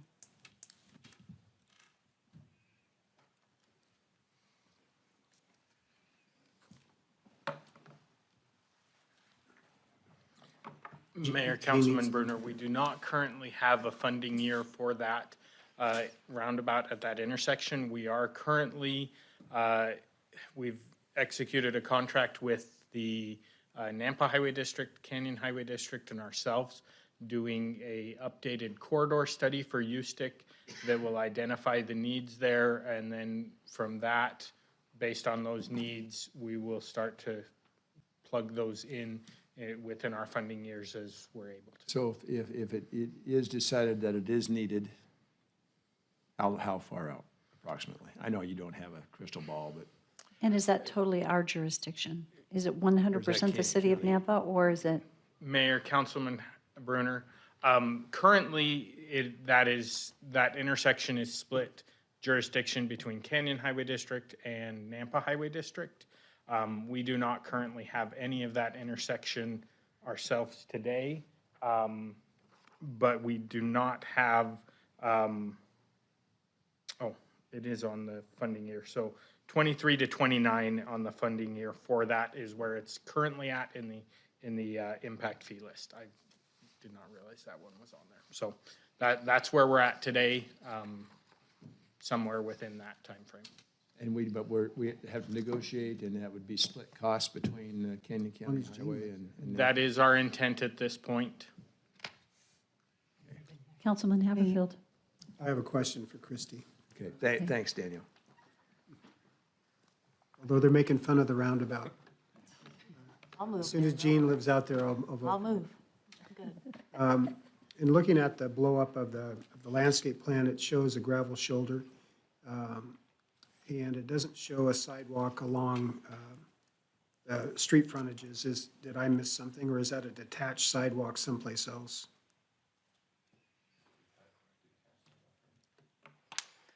Councilman Haverfield, I believe that dark green area at the bottom is the sidewalk, if that's what you're asking about. No, the sidewalk isn't indicated. It's a detached. So Yeah, it looks like it's just covered up by something else. So I think it's there, it's just not showing real well on that picture. So Christie, the 100-foot right-of-way that you mentioned, does that include that gravel shoulder area? Is that what this is depicting to us? Typically, that'll be within our right-of-way, yes. Okay, so the sidewalk then would be in a landscape buffer. What is the width of that buffer? Is it 20 or 25 feet? 25 feet. And then there's a 6-foot vinyl fence that's also being provided? As far as I can tell from this, they I think did that's show what you indicated. the 6-foot vinyl fence around. Okay, so that would be from the center line of street 70 feet to the west of that. That's where the fence would be located? Okay. So there's I just wanted to make sure, if we're talking about a development agreement, the development agreement indicates a 6-foot vinyl fence. And then it also indicates a wrought iron fence along the pathway. Is that a separate lot? Maybe Jane needs to answer that. Okay, so that's a separate lot, not just an easement in their backyard. Right, that is a common lot that will be Then the dedicated fence to the would be city. on the 20 feet off of that right of way. Yes. And then it appears that all the fourplexes are surface parking, there's no internal garages. Okay. And does this plan, Jane, does it show the location for the common trash pickup area? Jane, you can go ahead and come forward and stand with Christie and answer these questions. I'm sorry. Thank you. I'm just firing them at you. No, It- that's quite all right. Yes, the separate lot for the Mason Creek pathway with the wrought iron fence. Parking, and you asked me about the trash pickup. Yeah, is there an area, I'm kind of, I think I might have spotted something, but has this gone through Republic trash pickup as far as for their review yet? I don't know that it's gone through Republic for that, so you but we will? would definitely have to show that within the fourplex area. It If will not be individual one, it plans. could be two. Okay, and again, back to the question on the sidewalk, the connectivity of the pathways, is that a sidewalk on the pathway as well? That's concrete or paved surface? I don't know what the regional pathway requirement is. Sometimes it's a 10-foot asphalt, but I think that's typical, and the street sidewalks are concrete sidewalks. So, So yeah. it's more of a multi-purpose asphalt pathway. So again, it sounds like you're required to put in the sidewalk that's concrete anyway, just so long as they connect together, so as people move in and around the development. Right, kind of a loop, so that you can go through, and of course, the safe sidewalk route to go north to the elementary school. So is there a pathway connection from the development through to the pathway on the Greenbelt? It doesn't appear that there's a common lot for that, but I'm wondering, I don't know where you're speaking of now. well, if you're looking up the skewed line there, Right, is which is- there? Oh, I guess there is a pocket park or something that they could walk through to get onto the Greenbelt. To go from the neighborhood? Yeah, Yes, into the- yeah, get on the yes, we would, but we can put some pathways there. I was thinking of typically our landscape plan. Kind of shows it little blocked pathways. off. Oh, I'm sorry, I didn't mean to talk too much. to the beginning, okay, sorry.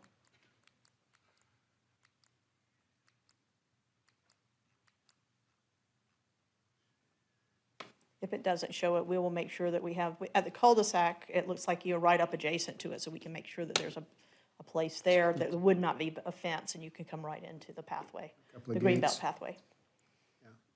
Thank you. Councilwoman Munchie, did you have, you didn't? Okay, are Mayor. there any other? Yes, Councilwoman Levi. I'm not sure, are we in the staff report or the applicant? We are in the staff report right now, but the applicant and I will say it is a public hearing. We do not have anyone signed up to testify at this time, so, right. I will come to a point that I'll ask if anyone here, but if you'd like to go ahead and address the applicant, you're welcome to. Okay. Well, I do have one question for the applicant, but I do have questions for staff. Kind of what is the price point of the homes? That's a good question.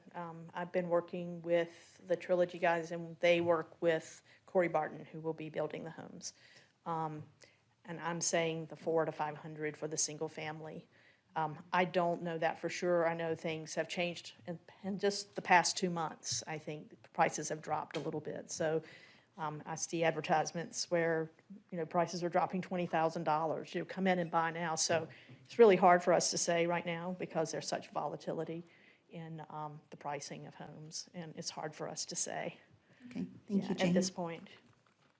Christy, I have questions for you. So I'm looking at the surrounding zoning, and I've been scrolling through the maps, and I'm seeing that there's Canyon County agriculture, and then I'm seeing on the east, the Wood Poppy subdivision, if approved. So is it the Keenhorn subdivision that is contiguous to the city? Yes, Councilwoman. And Levi, it that's is correct. it is already approved in the city, but It it is has not being been built. built if we learn, I think that's what we learned last time. No, it's currently under It's currently- construction, okay. yes. And so then my next question would be as far as the traffic, and we talked about this, I believe, at our last meeting with the Compass report. So they measure the traffic impact according to the specific development, not taking all of the developments into account that are going to fill that roadway. Is that correct? If it's future projection and they don't have a layout in front of them, then they don't typically take that. They make a projection based on an assumed calculation. Thank you.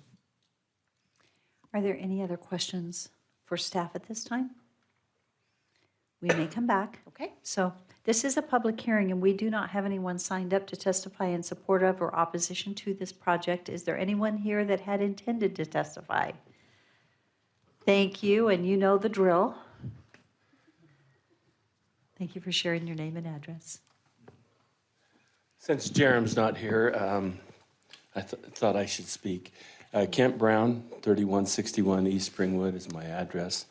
I brought to you the Kinghorn subdivision. It's very similar. One of the things that this project does is it provides a pathway along the creek that connects all the way up. It's built all the same with the same wrought iron fence going up to Kinghorn, and then it ends at Laster, which is where you enter into Caldwell. Then there is a sidewalk and berm that is along there, goes along the north side of the LDS church. Then I don't think the church has sidewalk on north side, but there's sidewalk that will come all the way down. And so that will finish that entire piece that is in your impact area. And the property to the west of here is industrial zoned. And so that creek provides a nice break. But at the same time, as we found in our livable communities, the walking that takes place, those links and the connections to that path along Mason Creek make that really handy. So Great connectivity. thank you. Kent, thank you for testifying. Mayor Appreciate it. Kent, do you know what the width of the pathway is? I believe it's 10 feet, and The actual walking surface? the walking surface on the pathway. We had to work that out with the ditch company, and I just assumed it was 10 because that's what we're doing most of them nowadays. Does a ditch rider ride on that with his vehicle? It is a drain, so the road, as you can look at the map that Christie has up, is on the west side of the drain. They don't have a road Oh, on okay. the side. So the pathway, they don't move around on? And that's where you encourage us to do those type of things. Right. So, Thanks. thank you. Thank you, Kent. Jeremy, you have a really good supporting team here. You have another meeting to get to too, though, don't you? Yeah.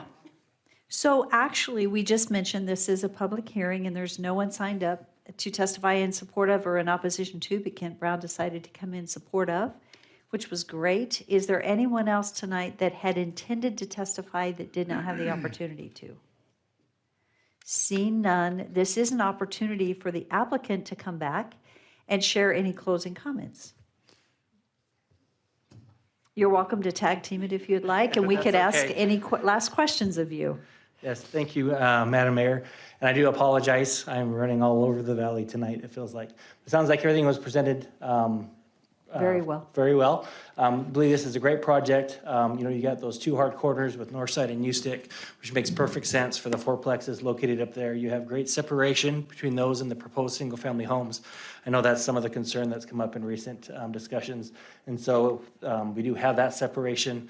You have great amenities, with a pickleball court. I know Caldwell, we're going to be constructing one of those soon. We're excited for that. It's just so many residents want those these days.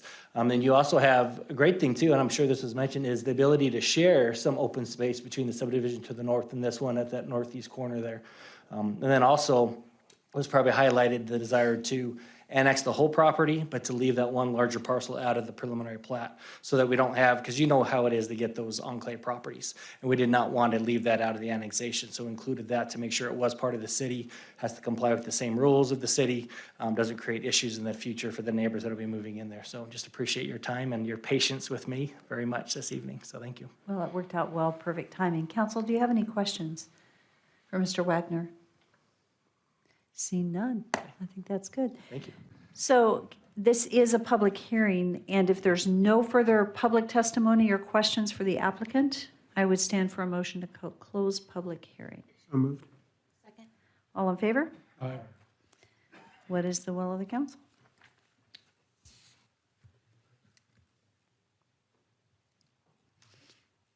Would you like to pull the motion back up that way? I got it. I think Councilwoman Mutchie would like to make a motion, but would like to make sure she follows.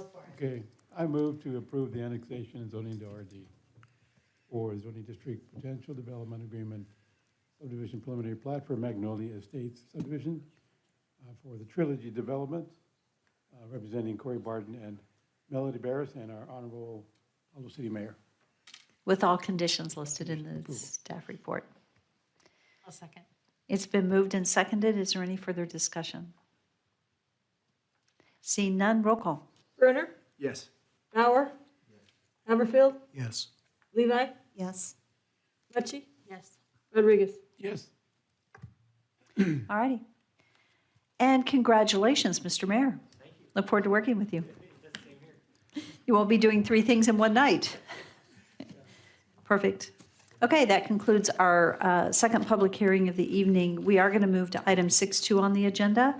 This is an action item, annexation and zoning to BC for 4.5 acres and IL for 3.66 acres and RMH for 16.15 acres and RS6 for 22.09 acres, all located within 4 parcels. This is for Trestle Creek subdivision, a mixed-use development including commercial, industrial, multifamily, single-family, attached and detached, and open space land uses for Jane Suggs, Gem State Planning representing Endurance Holdings. And this public hearing is a continuation from November 15th. And welcome, Jane.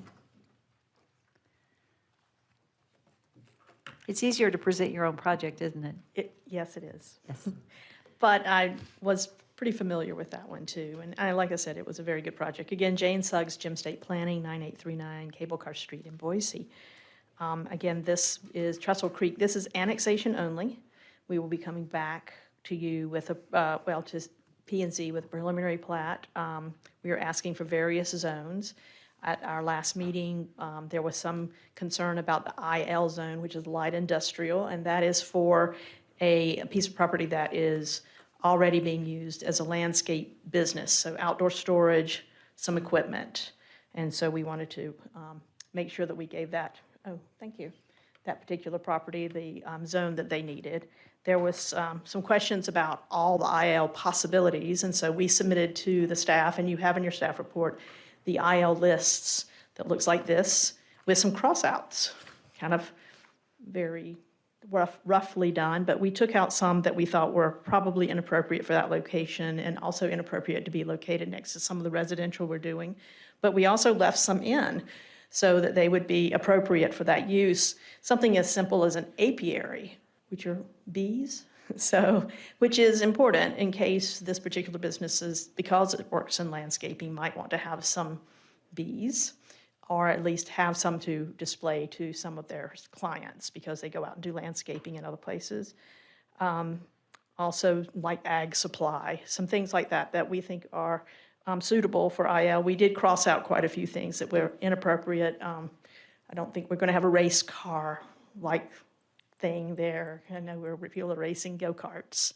And some dairy products processing, that type of thing. So I am here basically just to complete that, to see if you have any questions about the uses we eliminated, or if you think that we eliminated too many of them. But we did talk to the owner of that business, and he went through the list with us. So we felt very comfortable that the things that we came up with are appropriate for IL, and then give an opportunity for other businesses to be there without some of the more heavy industrial uses. So I'll stand for questions about what we've crossed out. Mayor Kling.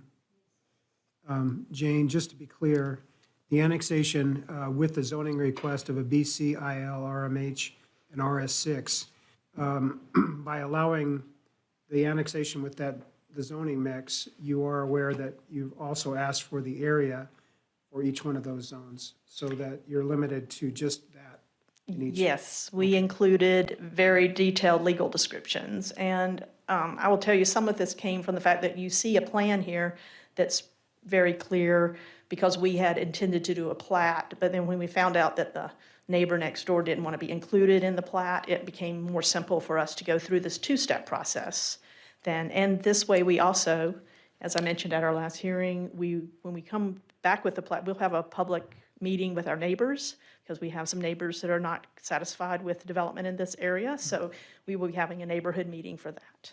So that changes our process a little bit. I just wanted to be clear that Yes. what you're asking of us is to approve the annexation and then the zoning with multiple zones, but limiting the areas of each one. So you can't mix and match or change later one zone to be more than what it's indicating here. Right, that is my understanding. When we go through this whole process, we have to be very clear about that. Thank you. Are there any other questions? Seeing none, thank you. Thank you. We'll have you back. Okay, Parker's.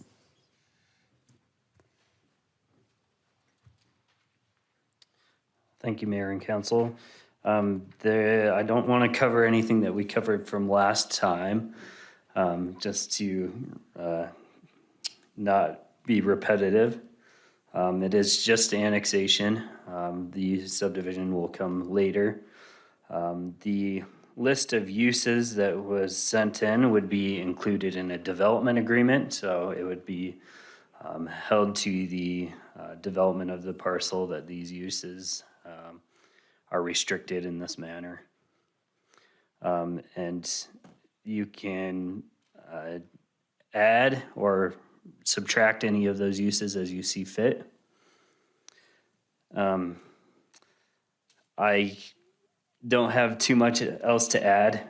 The conditions of approval are there, and they're in the staff report. I've added the condition that they enter development agreement, which includes that use of list of uses. There's a motion for you, and I will stand for any questions. Mayor, I should have gone through this list before, but I'm just going through it. So there are a couple areas that my personal opinion, I'd just soon not have in this area, and that's the vape shop, and also the alcohol, as far as the liquor store, especially if there's family, so residents in that area. So I personally would like for those to be included as far as crossed out for IL. Thank you. Are there any other comments or questions from council? Mayor Kling. Yes. Parker, just to be clear, in looking at the proposed motion, it doesn't mention the development agreement. So does that language have to be included in the motion to make sure that it is? Or is it just by reference? Councilman, it's in the list of our conditions of approval in the staff report. So if you approve it with the conditions, then it'll be included. Okay, so that includes then The list of uses. The list, and then if we want to add to the list, for Councilman Bruner's point, we would just do that as a part of the motion. Correct. Thank you. Perfect, thank you. Are there any other questions? Thank you, Parker. We'll probably have you back. So this is a public hearing, and we do have two people signed up to speak this evening. The first person is? Barbara Lauterbach? So you're on 6-3?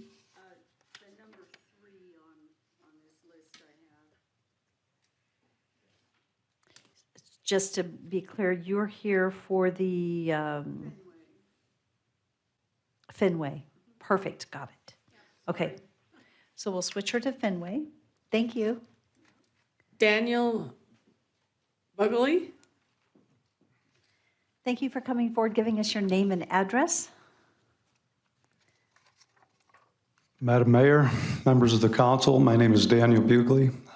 For the last 28 years, I've resided at 7493 Ustick Road in what was once rural Napa. After attending a planning and zoning meeting in October and a city council meeting. You'll have to, I'm so sorry, but go ahead and put that back. Yep, there you go. Thank you. Okay, after attending a planning and zoning meeting in October and a city council meeting in November, it is clear the leadership in the city of Napa is in favor of hyper-growth, regardless of the fact that they do not have the infrastructure to support it. That bill will be passed on to property owners.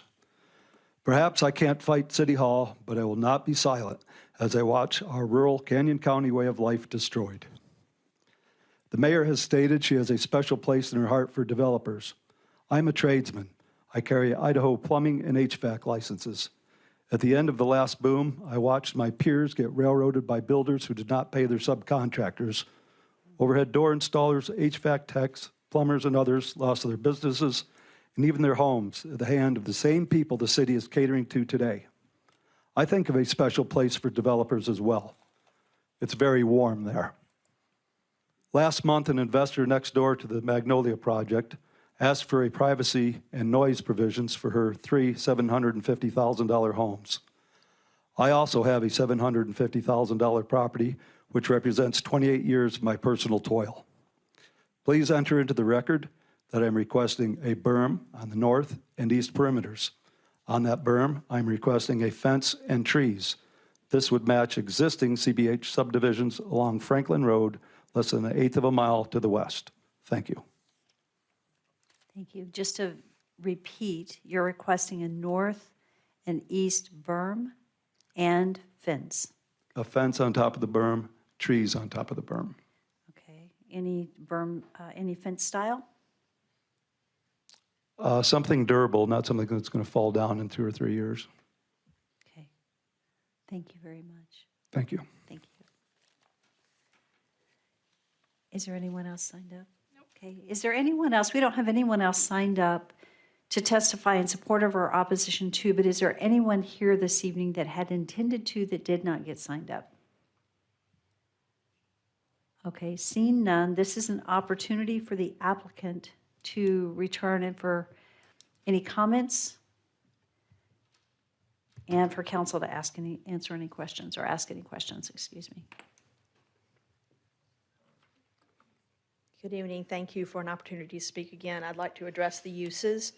And yes, we can remove the liquor store package and vape store from uses in that area. Again, they would be conditional uses, so you could say no, but we will remove those from the list of uses. I'm looking for an opportunity on map for Mr. Bugley's property, and he is located, let's see if we can find it. He's not the triangular piece. In fact, I don't know that we actually share a property line, so I guess that's the question. I'm thinking that he was further north. Okay, thank you. I'm sorry that we don't have a map showing you that. Mayor, if I may, just to clarify, this is just annexation at this point in time, Yes. correct? With the zoning.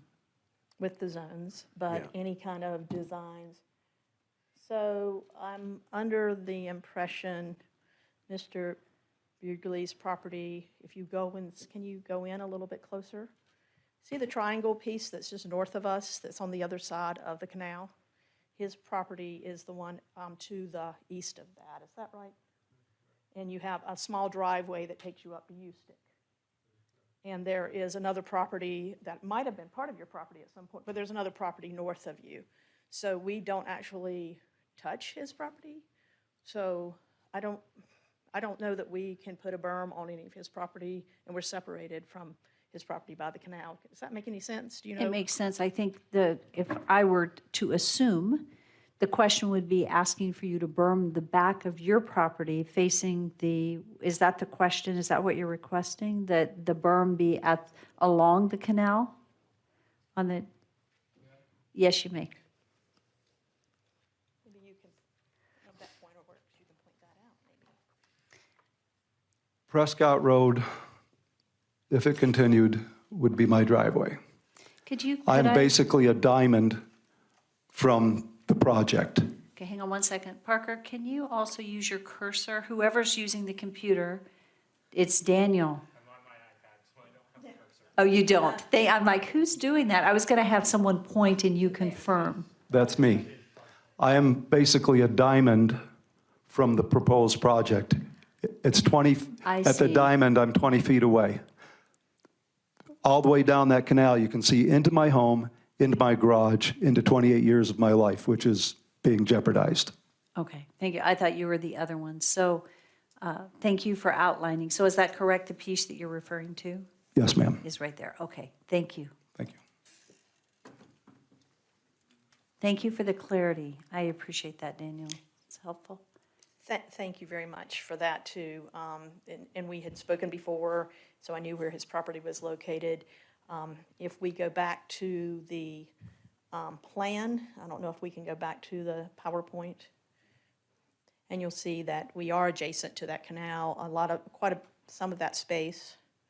Here, I'll do this. Let's see. There. All of that space there is the BC zone for businesses all along the canal. So that would be a condition that we'd put on any of the businesses that would come there. And of course, most businesses like to have some visibility and not be hidden, so people coming from other directions can see what buildings there might be there. But since this is just annexation and we're not putting in details about the preliminary plat or the details of I guess the design of the property right now, that would come later at the preliminary plat phase, I believe. Would that need to be included in a development agreement to provide any necessary berming? Okay. And so you would want berms up along and fences along that canal. I don't know, but Councilman Haverfield? Since this is the only commercial component of your development that's abutting residential, that would be a normal request to provide buffering, landscaping or otherwise. The property it actually abuts is ag piece right now. So it's, I mean, he's not the triangle, right? So. Okay, so what we're talking about then is a bare piece of ground on the triangular shaped piece. It's not, any of that is developed as residential? No. And that's- Not that I don't, oh, I take it back. There is a house there, but it's, I think that's still zoned in the county. Is that right? Again, I mean, just precedent in the past, what we've been sensitive to is commercial development, budding residential and the buffering necessary for that. So if I guess we do need to put something in, it does need to be a part of the development agreement we're talking about this evening. Is there a pathway extension through here at all? I don't think that's part of the regional pathway there. So no, there would not be a pathway, and it doesn't go, again, it goes up to the street but ends there. So we would have some commercial I would imagine when the commercial comes in, there would be some sidewalks and connections to the residential because that's what they would want, people to come that way.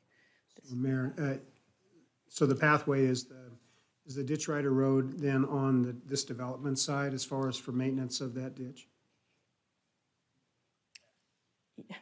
Daniel says yes, so. That'd be consistent with the last development we just talked about. Again, with the ditch rider and the berm and the fence, I mean, again, I think what we're trying to do is we try not to limit that area of business. I think when you're talking about businesses, it would be attractive to have opportunities to see what's there as you're coming down the street instead of blocked off. That's why we're not showing in most of our plats, we don't show any fencing along the frontage of a street because it's businesses and businesses want to be seen, so. Jane, have you had any contact with the property owner of that triangular shaped I have piece? not.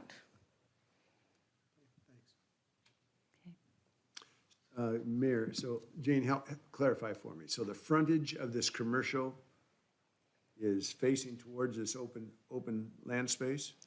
Or are we talking about that back, the rear? We don't have any plans for that commercial you right don't know now, whether that so would be the I don't front think or the so. back? No, but I would imagine as a business commercial, you would want something to be attractive from all angles and not blocked off, so. Even though it's just an irrigation canal. Yeah. That's what I'm not understanding. Why, the reason that would be necessary if there's just an irrigation canal and open land right there. I'm not understanding why there would need to be exhibiting the commercial properties. I totally understand the frontage.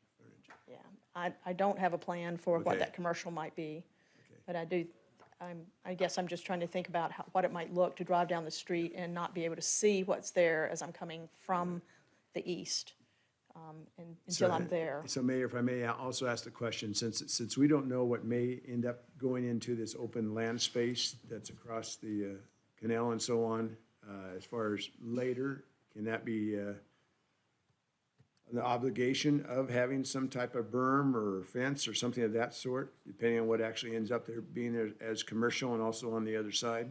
Is that making sense at all? Parker? Or do we have any control later in the future at all? Councilman, because the piece on the corner is in the county still, there really isn't anything that applies as far as setbacks by code at this time. If you don't decide to do a berm in this hearing, we still have the subdivision that'll come through for a public hearing that you could add to it. And that includes the commercial aspect of it? Right. Even though it's a different plat? It's a different, It's a different zoning. industrial piece on the west side will not be included. You're talking about the IL piece or the BC? Am I totally, is this not the IL? Could you point to where his property, it just changed as I looked, but could you point to where his property is? Mayor, it's basically where those words are. Correct. And that section is, the IL is to the west, is that correct? And that section right there is zoned which? Is that BC? The Mayor, the piece on the east side is BC. Correct. The zone on the piece on the west side is IL. Okay, so I got to turn. This gentleman is next to the BC property, which would, the question would be, will it come back before city council? The subdivision will just go to planning and zoning, but also design review will have the chance to add that if they want to as well. It just won't come back before you. And that is something as far as Parker or Rodney, you guys will be part of that hearing where you can express if we don't institute that tonight, where you would be communicating that to the design, that there is questions regarding that and. Yes. Yeah. Okay. Mayor Kling. Yes. Parker, can you go back to the colored site plan? So is there a reason why landscaping buffer isn't shown across the street frontage on the IL piece? Is that not being a part of this consideration tonight? The frontage, because it's an existing use, they don't have to go back and put in those uses until it changes. Okay, Put in so- those improvements until it So it'll be changes. staying as it is. I see. So further connectivity going west is not necessary at this point, since they're not doing anything on the property, other than just annexing. Correct. Are there any other questions for the applicant before we close public hearing? And Jane, do you have any further comments? Just a couple, and one is, as my fellow planner, Kent Brown mentioned to me, that could be an office. I mean, it might not be anything that you really don't want to see. In fact, it could be something that is made very attractive to that view. So that's, I guess, why there's some hesitation about trying to berm it at this point. The IL piece that doesn't have the landscaping, the landscaping is part of the plat. So when we come back with doing platting, that's when we just happen to show this as our site plan for showing you what it could look like, because that's part of an annexation. But right now, they have existing uses that utilize that frontage, so as part of the annexation. So all I can say is we really request that you might approve this annexation with these different zones. We've given you a lot more information than you would typically get for that, but we did want to show you that we did want to mix up the zones. This is in a mixed-use comprehensive plan area, so we wanted to make sure that you saw that we were intended to do those zones, and I would appreciate your approval. Thank you. Thank you. So, and unfortunately, we don't get to come back again, and I apologize for that. I guess it is a public hearing, though, and we have not closed public hearing. We do have a citizen wanting to speak again. So because we haven't closed, you know what? Go ahead and come forward. Typically, we don't do it, but we haven't closed public hearing. We'll give you that opportunity. I'm not your stereotypical citizen.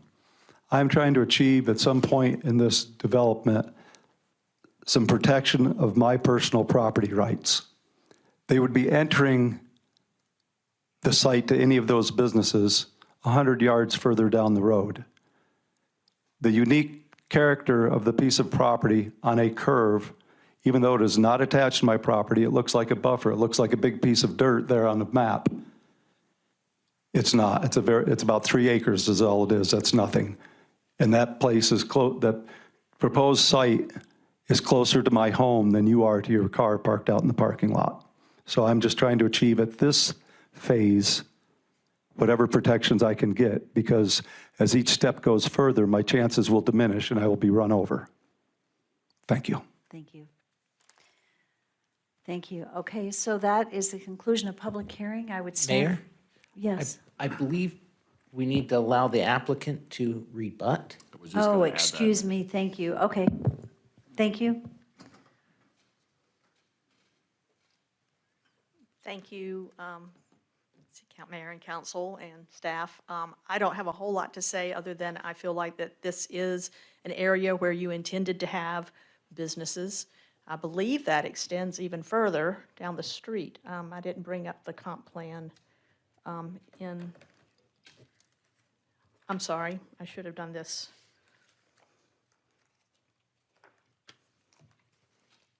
Do you happen to have that by any chance?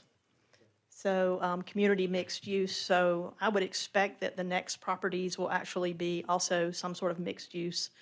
They won't be maintained, so to put a berm up to protect now, something that will actually be maybe detrimental to businesses because the next business will actually come probably in that triangular area. So I think that we should just leave that to the business that comes and they decide how they want that to look, and the staff can work with them through design review.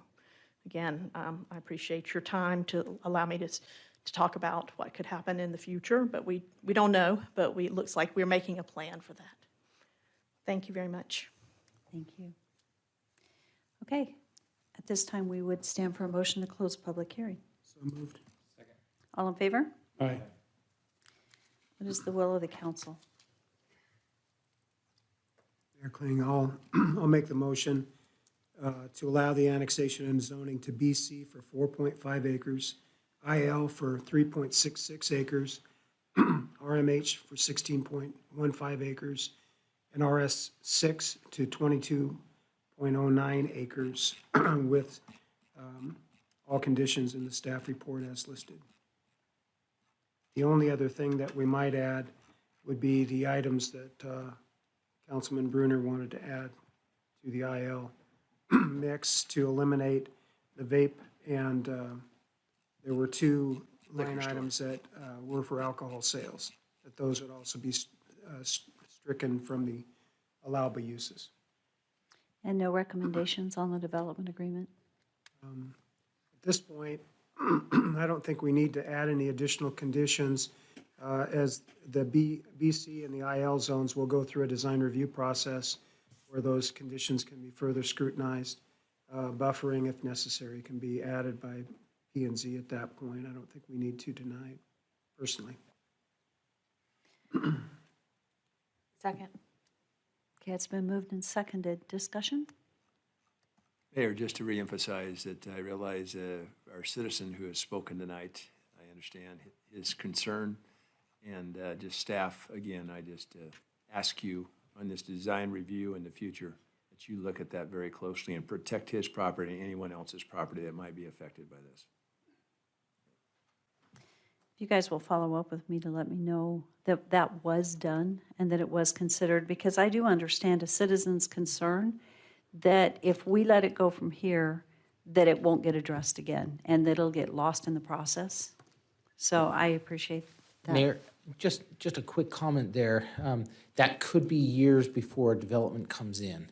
And so we can put a note on the property, but essentially when we go to design review, we look back on the approvals that have already taken place to see if there are specific conditions. So if you want to put a condition on this project, that would help us to go before design review. Otherwise, it's just whoever's here and if we remember what you've said. I appreciate that comment because that is the concern of the applicant, is that it gets lost in the process. And if it is a long time and there are no conditions of approval put in, there's no way for you to track it.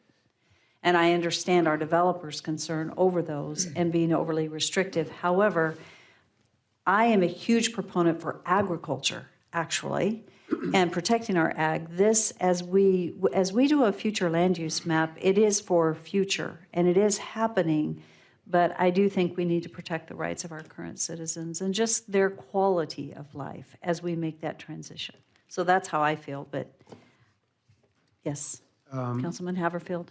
Mayor, Rodney, as a follow-up, normal screening along the perimeter, if it's not indicated in the conditions of approval, is it still a requirement?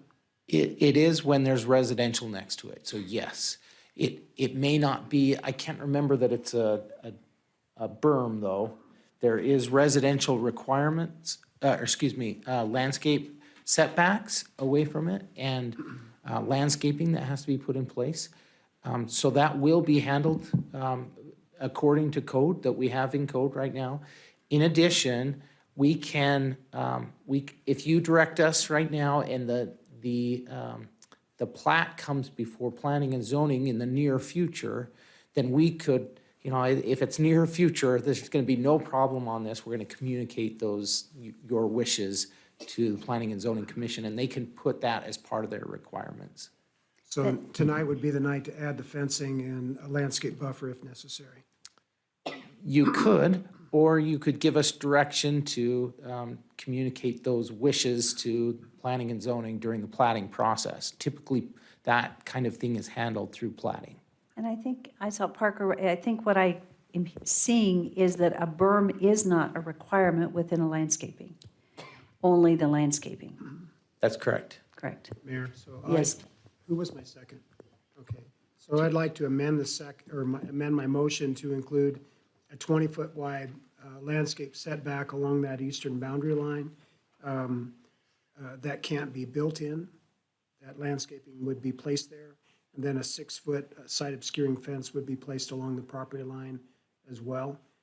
Berming, I don't think is that's just a part of the landscape elements, but trees and shrubs and that would be necessary as far as in that setback area. So that would give at least the ability to buffer any buildings, but not totally obscure them as far as, so we're kind of addressing both sides of this issue. That's okay with the second. I'll second that amended motion. And Rodney? And I just for clarity, along the BC zone boundary, is that correct? Correct, where you've got BC abutting residential. Okay. I would assume you'd probably end up with fencing around the residential component as well. But that would be at the developer's desire. Okay, and just one more clarification. That would not include I guess it would be all the way to the street and then all the way to the eastern boundary of the development. Is that correct? BC abutting a zone. The balance of it's residential. So it's where it's BC abutting. Got it. Okay. That makes sense? Yes, it does. Is there any, to me it does, but is there any other clarity that's needed at this time? Okay, we have a motion and a second. Is there any further discussion? Seeing none, roll call. Rodriguez? Yes. Brunner? Yes. Bauer? Levi? Yes. Mucci? Yes. Haverfield? Yes. We have 2 more public hearings. Counselor, do we need a break, or you do need a break? Actually, the last one's done, so we just have 6-3 and 6-3, 6-4, and 6-5. So we have 3 more. Why don't we take just a quick 5 plus minute break, and we'll come right back. And I'm sorry for those of you waiting. Thank you for waiting so long.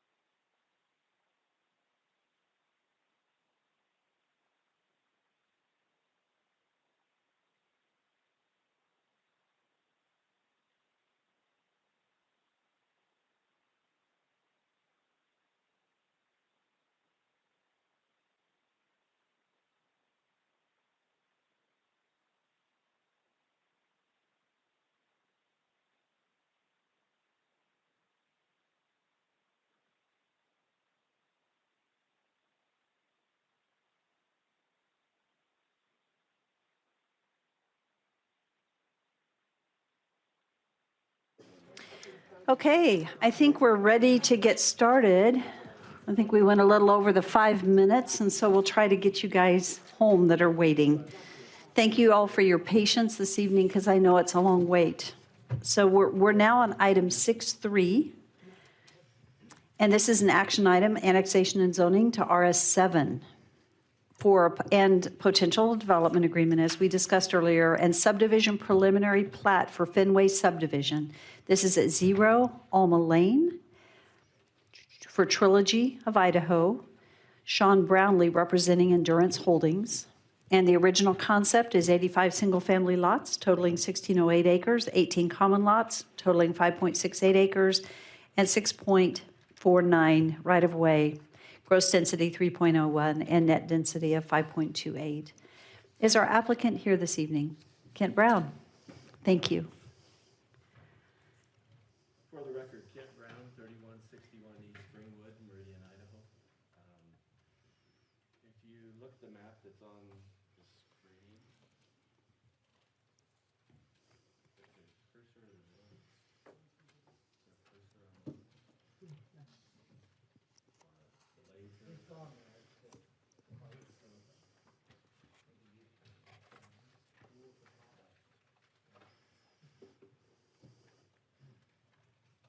I can see it. Is that the one you're moving right there in the middle?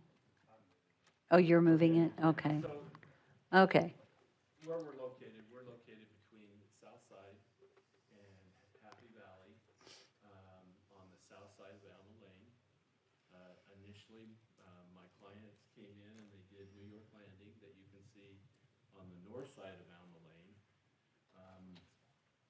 And as a part of putting in that development, we built one phase, which is over on the easterly side up next to the canal.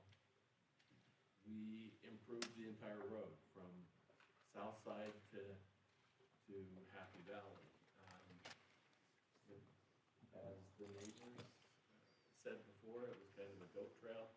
It's a much nicer road now. And so as a part of doing that, as you look at what developers do, there was a great deal of cost to get to this location. When we first came in with New York Landing, this property in the comprehensive plan was called out as low density. You've changed your comprehensive plan and are calling this medium density now. And south of us, a little bit would be low density.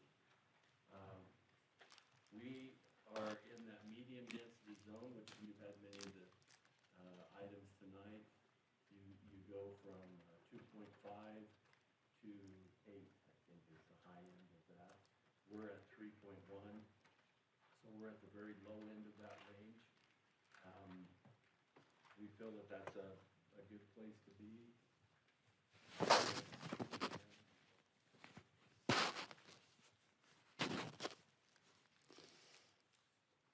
So we have an entrance off of Alma that's adjacent to, Louderbeck. That's adjacent to their home. We only have one entrance off of Alma. We have an emergency access that goes from that northerly cul-de-sac up to Alma until other roads are built in that area. We've tried to do varying lot sizes. We have some that are 110 feet deep. Down near the park, we have lots that are 156 feet deep.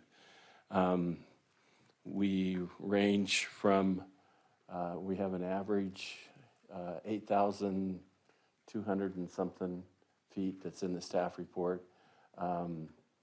But we also have a number of 7,000s, but we have these different lots that we think meets different market prices. I've seen the question asked about the values. What the values that we submitted were high 300s to high 400s for the houses that would be kind of a step up for some of the ones that compared to what's across the street. We have 16.1% open space in the development. It's kind of an odd configuration with the ditches and drains that go through here, but I think we've come to a good mix.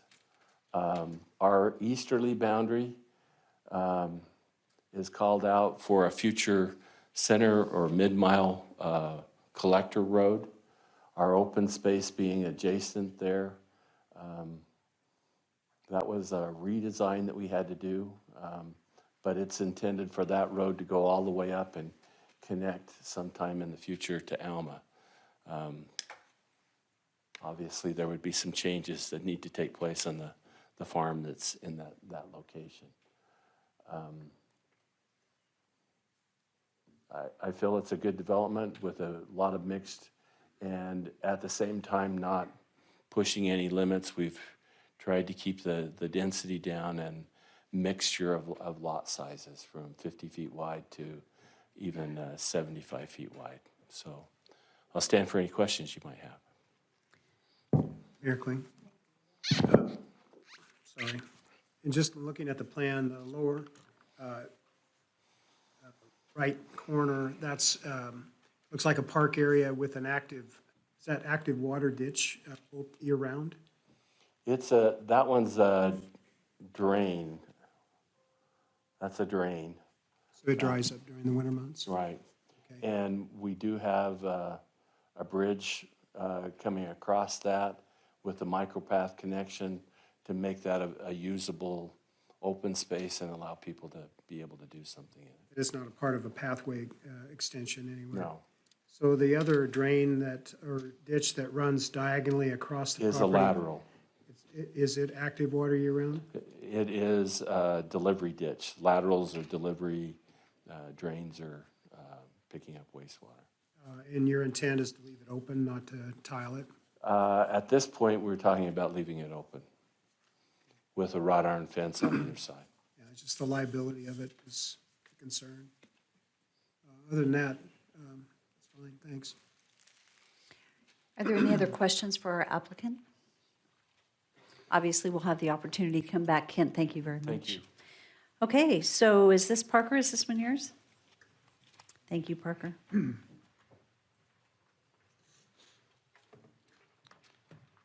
Thank you, Mayor and Council. The request tonight is annexation and zoning to RS7, a subdivision preliminary plat.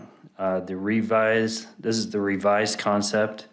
It's for 85 homes, 16 common lots.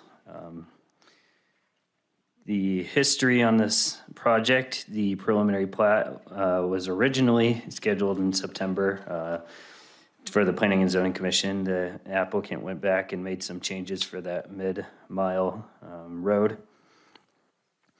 In October, the Planning and Zoning Commission recommended approval with the conditions requested in the staff report. The future land use map is medium density residential. The New York Landing is to the north, and that's RS 8.5 zoning. The rest of the surrounding areas, county, ag land, the single family home on the northwest corner as well. The project is surrounded mostly by farmland, as I stated. The capital improvements in the area for 2028, 2029, the intersection of Locust and South Side is planned. As far as utilities, there's sufficient capacity for utilities. There's a question on the capacity for the sewer, and that is called out in the engineering report, and I will cover that in just a minute here. The regulations for annexation needs to be contiguous with city limits, which the path of annexation would be to the north. The conclusions of law for the zoning are in the staff report. Single-family dwellings are permitted here in this zone. The property area needs to be at least 7,000 square feet. For a development agreement, you have the opportunity to request that to hold the concept plan in place for the annexation, if you request that. As far as the plat, the area is 28.25 acres, 103 lots total. 85 of those are building, 14 common. The correspondence, typical building response, Nampa Meridian irrigation requests, written permission prior to encroachment of their lateral. The Nampa code compliance calls for the weeds to be taken out along the right of way. The fire department states increase of 0.255 firefighters. Likewise, police, 0.37 additional officers. There's a shortage of jobs in the area. Jobs to housing is 0.2. Regarding the engineering comments, engineering had several requests outlined in the report. A few key comments are listed here. The preliminary plat needs to show the secondary emergency access, a rename of Red Sox Way to South Harlem Way. The cul-de-sac and knuckle curb dimensions need to follow engineering standards. The project will contribute additional traffic to Locust Lane and Happy Valley intersection, anticipated to need improvements in the near future. Outside of the CIP improvements, applicant will need to pay an extraordinary impact fee towards future intersection improvements. By final plat, the Fenway subdivision needs to provide evidence of agreement with the New York Landing and CBH Homes to cost share maintenance and future upgrades for a sewer pump serving the subdivisions. The geotech report is needed before the final plat. The final drainage report needs to follow engineering development process and policy manual. Regarding P&Z analysis, development is surrounded by ag uses. The New York Landing to the north is 409 buildable lots. There's a school, New Horizon Magnet School, that's about less than a mile away on south side. The medium density comprehensive plan designation calls for 2.5 to 8 dwelling units an acre, and this is 3, so it's on the lower end of that. As far as schools, the high school 3.9 miles, East Valley Middle School is 2.5. Apologize, the bottom one is cut off there. The plat is compliant as far as the minimum lot size. The lot averaging is compliant. If you take out the top 20% largest and 20% smallest, the average lot size is 8,243. The requirement is 8,000. Lot compatibility, it needs to be compatible with the New York Landing subdivision to the north. And it's deemed compliant in that regard. The right-of-way is 40 feet along section line. Landscape plan appears to be acceptable. The open space is 16.9%. The conditions are those listed in the staff report, and there's a potential motion for you. And I will stand for any questions. I will state if you're going to add a development agreement, that will need to be added to the motion.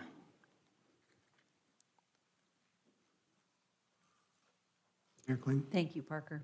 Yes, Councilman Haverfield? Just as a personal aside, I thought I would point out to Rick Hogaboom, the Bo Sox theme in the park here. Yeah. Barry Bonds Drive. I mean, you might want to relocate to this location. There you go. Are there any other comments or questions? Seeing none. Parker, I'm sure we'll have you back. Thank you very much. So this is a public hearing, and we do have one person signed up, and that is? Yes, hi, Barbara. Thank you for coming forward and saying your name again and sharing your address, and thank you for joining us. My name's Barbara Louderback. Address is 3515 Alma Lane. That little lone home right next to the subdivision. That helps to have that up there. Thank you. I thought I would just reiterate some of the concerns that I mentioned before.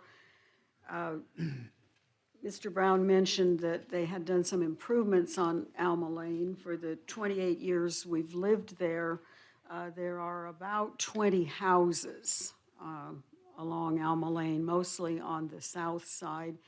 And it has been a one-lane, nice little country road that we've enjoyed. They did do some improvement.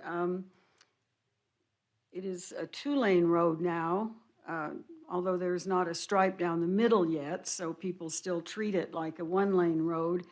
And there are virtually no shoulders along the road, so it's still scary when you meet the big construction trucks and dump trucks and things coming along the road. The main concern, I think, of most of the people on Alma Lane is the traffic. I think traffic will be a nightmare. The Fenway subdivision has 85 homes.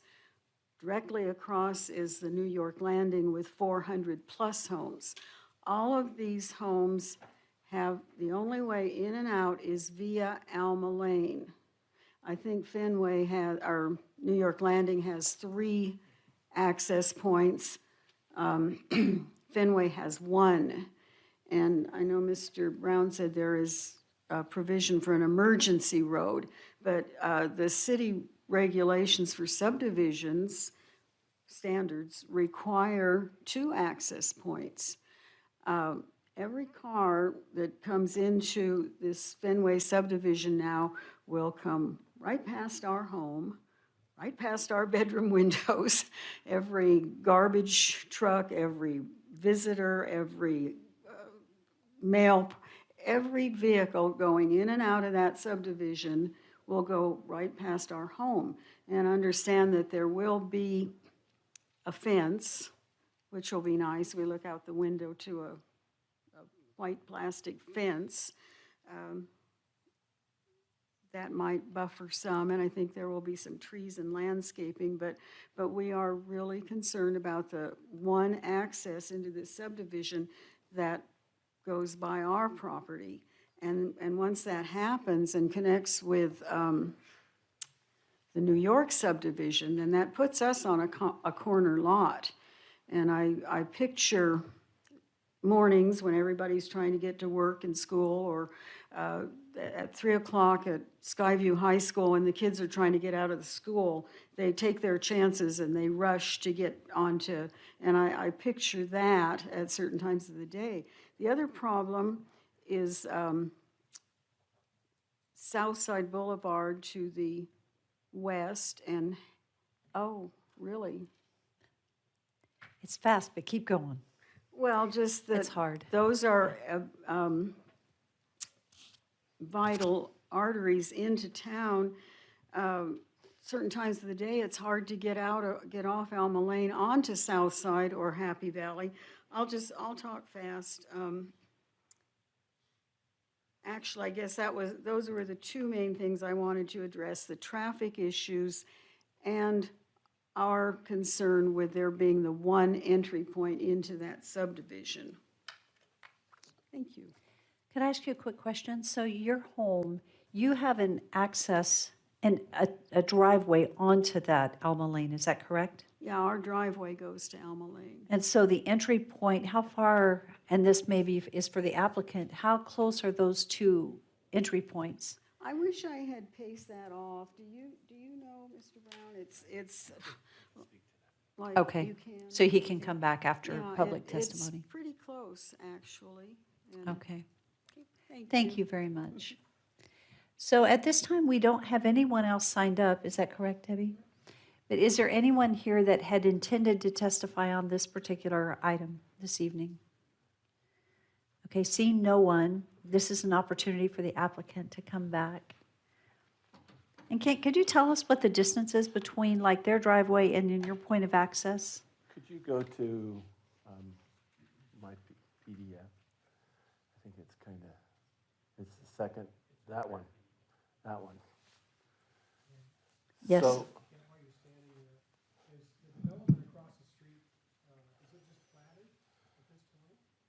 we have a preliminary plat. You have approved 3 final plats. We've recorded 1. Randy, could you turn on your mic? That's okay, it's easy to forget. So when she was talking, I was wondering why we couldn't shift that drive access over to the east, but it appears that it's cross-connecting to the north, so that's why it's in the location that it's at. Right. So I guess the question is, can the one across the street be shifted as well if we decide to shift it over to put lots against her property line instead of that driveway?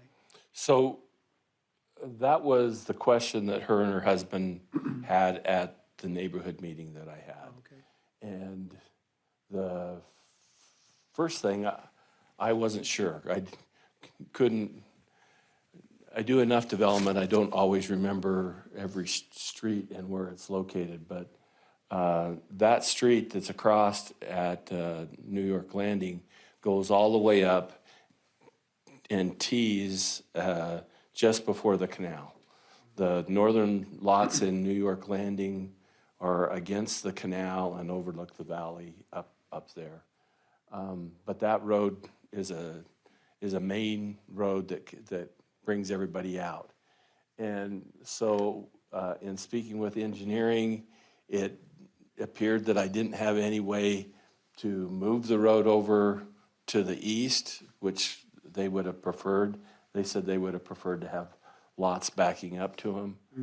And so I wasn't able to find a means of doing that. Their house at the closest point to our property line is 75 feet. So their house is set back 75 feet from where the property line that we have, and then we have a landscape buffer, then we have our street. So Mayor, so as a follow-up, it sounds like there's quite a bit of traffic that's going to be generated to that intersection from the north coming down. There are 2 other access points as well along Alma out of that development. At least, yes. So you don't see that there'd eventually be a signal required at that location? No. There's enough, I think there's 4, I believe, access points. There's one at the very east, which is where phase 1 went in. And then there's one, are you looking for that? I had a slide of New York Landing in there and I took it out. Is this the current one? It shows 3. I don't know if that's current. There's 4. So has there been a traffic study done for New York Landing? I have a question. Well, I'll let you go ahead and finish your closing, and then maybe I have a question for Daniel. So as we looked at it, the activity side of their property, and you asked the question, it's at least 154 feet to where their driveway was. And that's just scaling off of an aerial drawing, and I checked with engineering, and a driveway at that location is acceptable and doesn't meet or doesn't violate anything. So I'm okay with aligning, and I meet any of the other offsets that I'm required to. It was a challenge, and part of the challenge is that our property doesn't have perpendicular lines on the east side there that allows you to have a straight shot. You'd have a road kind of coming in at an angle, and that doesn't work. And then there's another entrance that's over there too that we have to meet. Alma is viewed as a collector, and so it is that correct, Daniel? I'm not speaking out of turn. It's a collector. So these other roads are supposed to focus that traffic to that point, and that was the concern when we were putting in New York Landing, that we went well beyond our site to fix that road beyond our site to Happy Valley, and make those corrections, because that wasn't a safe path to go that way.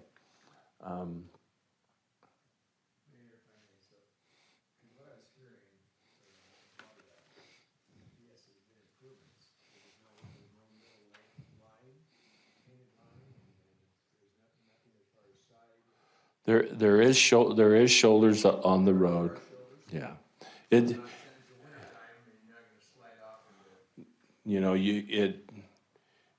roadbed's built up. Daniel and I kind of talked about the line painting and who's doing that, and if that's supposed to be us, then yeah, we can do that. Brand new, it's a brand new road from.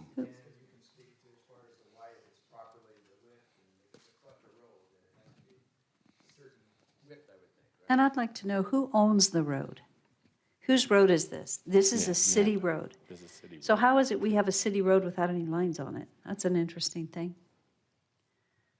Daniel. Yeah, who knows? Sorry, Daniel. I do have a question I'd like to ask, and I just need some education. So I'm not questioning it, but I do. I love that Daniel comes, by the way. I know, I do too. don't you? His knowledge and a big part of it is when we talk about traffic, it's theory. I mean, I think planners are kind of live in Toontown at Disneyland, and engineers and surveyors are hard, facts and figure people, so. That's a great comment. Thank you, Kent. Daniel, I have a question for you, and so help educate me. I don't know where the architect. When we have this street coming out at New York Landing, and it sounds like we're not supposed to match the other street, that they're not supposed to be at the same location, is that correct? Mayor, they are supposed to be at the same location. Streets where they cross, they have to be offset a certain distance if they're not going to line up directly. The ideal situation is that they line up directly. And so with the preliminary plat already being vested and the roadway that was there, of the 4 roadways that go into New York Landing, this is the main artery in that goes north-south. Had it been able to align with one of the others, those ones go in and tee into the east-west road, and those could more easily be moved back and forth one direction or the other. However, where this one is the roadway that goes north all the way through is the north-south hub through that development, relocating that over would have major consequences to the plat of the New York Landing subdivision, which is already vested. So how far off is that then from the entrance on the Fenway subdivision? It is aligned, it is perfectly aligned center line to center line. So that roadway there lines up directly with the Fenway subdivision road. That is right by Barbara's. I see, so that's what you're trying to do because you need to do that. Thank you, excuse me. Thank you. Daniel, just if you can go back a slide, just to be clear, where the emergency access is provided, is it over to the farthest eastern portion of the property? Correct. Which again is in a cross alignment with another. Correct, but with that being an emergency access only, that does not cause any issues with location. So was that a deeded piece of property, or is it just an easement that was provided with an all-purpose road on it for fire engine access? It will be a common lot within the subdivision with a emergency access through there. So it's meant to be there long-term? Until such time as it is no longer needed. If their development to the west happens or east happens and there is a connection to the stub roads on either direction, at that point, that emergency access can go away, but not until such time as adjacent developments happen. Thank you, Daniel. So are there any other questions, or Kent, do you have some closing comments? So the real challenge when we take a preliminary plat and there isn't anything on that side, you have these requirements that we're told that we have to do and where we have to align. And then you are stubbing in locations where you're trying to anticipate, and planning is working with us as we're looking at those, so that redevelopment of those properties can take place. So our northerly cul-de-sac up there, it's on the north side of that lateral that helps provide another access, because they're going to have hard time unless they're aligning with a piece, because where they're aligning with that next driveway is where the lateral comes across. So now you're dealing with a ditch that they're trying to have in an intersection and so forth. So that's part of the reason we do what we do. The substreet that we have to the west, it is close enough and provides a good enough location where we can stub services, sewer and water, and those kind of things. And then our stub to the south, we have a cul-de-sac. We're meeting a turnaround requirement, but we're also stubbing so that the property to the south can be connected. And those are some of the challenges that we end up having. My clients bought this property, and the reason they bought this property is the amount of improvements that they put in here. Boise Project came up with a bright idea that they don't want any sewer water going underneath their facilities. So the canal's there, and we have to have a lift station. So as a part of doing New York Landing, there's a big, huge investment there. We've improved Alma Lane, which is, again, another off-site costly improvement. And so having these kinds of projects next door helps round those things out, and we have kind of some say into what the neighbors and how the product types that go in there. We've tried to do a nice job with having different product types that maybe we don't have enough of in the north, in New York Landing, and I'll stand for any questions you have. Mayor? Yes. Kent, the property to the northeast, where the lateral goes, and it basically doesn't show what happens to it, is it tiled or is it still surface? It's open. So will you have to put in a bridge or something over that when you cross over it with your emergency access lane? Right where our emergency access lane is, there isn't a ditch there, no. I thought you were talking about the lateral. The one that goes from the southwest corner up, you can see the lines just kind of terminate. They don't show what happens as it. It continues going at that same angle. Right, okay, so it does go to the northeast. And that's an open drain. That's a ditch. That's a ditch. delivery ditch. And so you'll have to tile it or put a bridge over it. Right. As you cross over the top. Yes. Okay, and that's part of your plan? Yes. Okay. Are there any We other? do have a pathway next to the drain and at the back of those lots as a part of that green open space.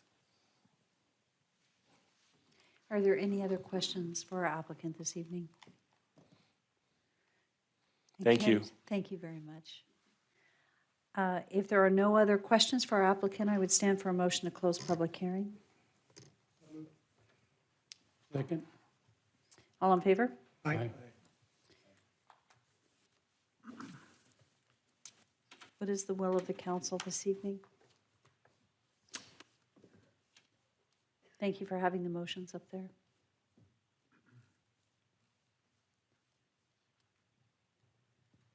Mayor, I'll make a motion to approve the annexation and zoning to RS7, zoning for a single-family residential 7,000 square foot zoning district development agreement and subdivision preliminary plat for Fenway subdivision at 0 Alma Lane for Trilogy with all conclusions of law conditions listed in the staff report. Is there a second?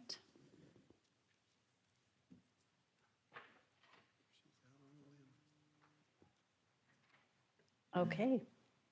I just need some clarification. Okay, so at this time, So my Okay. clarification is, what kind of landscape buffering is there along Red Sox Way as it comes south, north, or from the south down, from the north down south along the property line of Mrs. Lauterbach? Is there a landscape buffer being provided there? Can I speak? Yes. well, actually, it's closed, but he did say that there was a landscape barrier that was, our staff can answer that question. Okay, so staff, can Sorry. you tell me how wide that landscape strip is?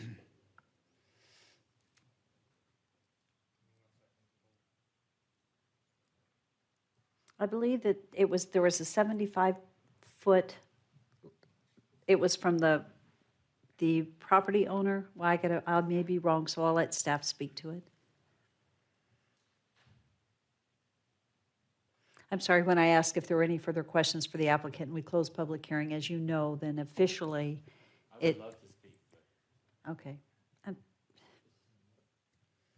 If I break the rules for one, then I have to do that, you know that, yeah, thank you. So we'll let staff, My concern is the amount of traffic that can be generated at that corner coming down and going back up. So if there could be an adequate landscape buffer provided and screening with a fence, I would be okay with the motion. Otherwise, I think it needs to be added as a part of the development agreement so that there's adequate buffering between Mrs. Lauterbach's property and that major access point. staff is certainly able to ask the applicant for the answer to the question if you don't have it, and then you can let us know. So why don't you have a quick discussion and let us know the answer? If Rick was still here, we could talk about street names.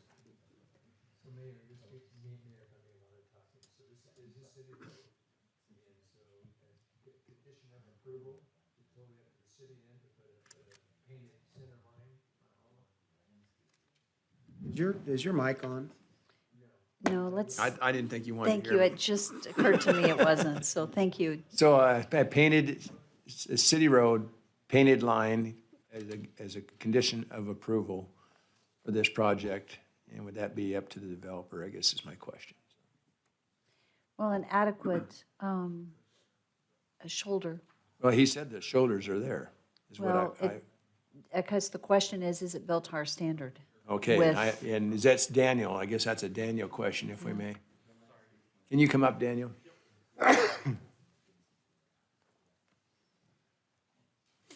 Daniel, Mayor, I'm back on Alma Lane. So just, it's up to our city standards. Number one, it doesn't have a painted center lane. As far as Mr. Brown said, there are shoulders. Are those up to city standards? Yes. It is built per the city standards. It is not built to ultimate width. Per the current city standards, on a collector roadway of this nature, it has to be a 2-lane road unless there are turn lanes required. They will have some improvements at Locust that later phases of New York Landing will have to do.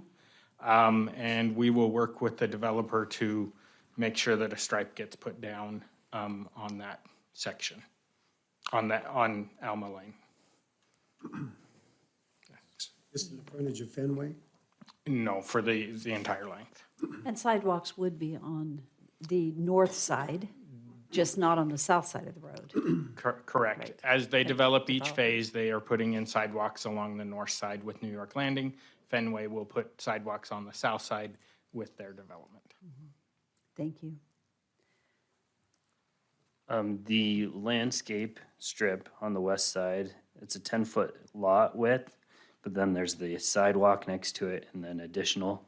So overall, it's about 20 feet from the lot line to the curb and gutter along the side. The applicant stated that they're open to providing additional landscaping, if that's something that you wish to. So the actual width of the landscape strip is how much? 10-foot lot, the lot size is 10 foot. This, So what's the right-of-way for, whatever it's called, Bosox Way? 56 feet. 56. And the road section is how wide? And there's a sidewalk that's on the west side. Is there one on the east side as well? Correct. The sidewalk is detached, so there's landscaping between the gutter and the sidewalk. So Parker, the actual width of the landscape strip is in the 12-foot range? So the strip here is a lot that's 10 foot. Then outside of that is the sidewalk, and then there's additional landscaping on the other side of the sidewalk. There's 10 feet of landscape area, a sidewalk, and then additional landscape area. Right, so What's overall, wide is there's that about additional? 20 feet between the lot line and the gutter. What's the width of the sidewalk?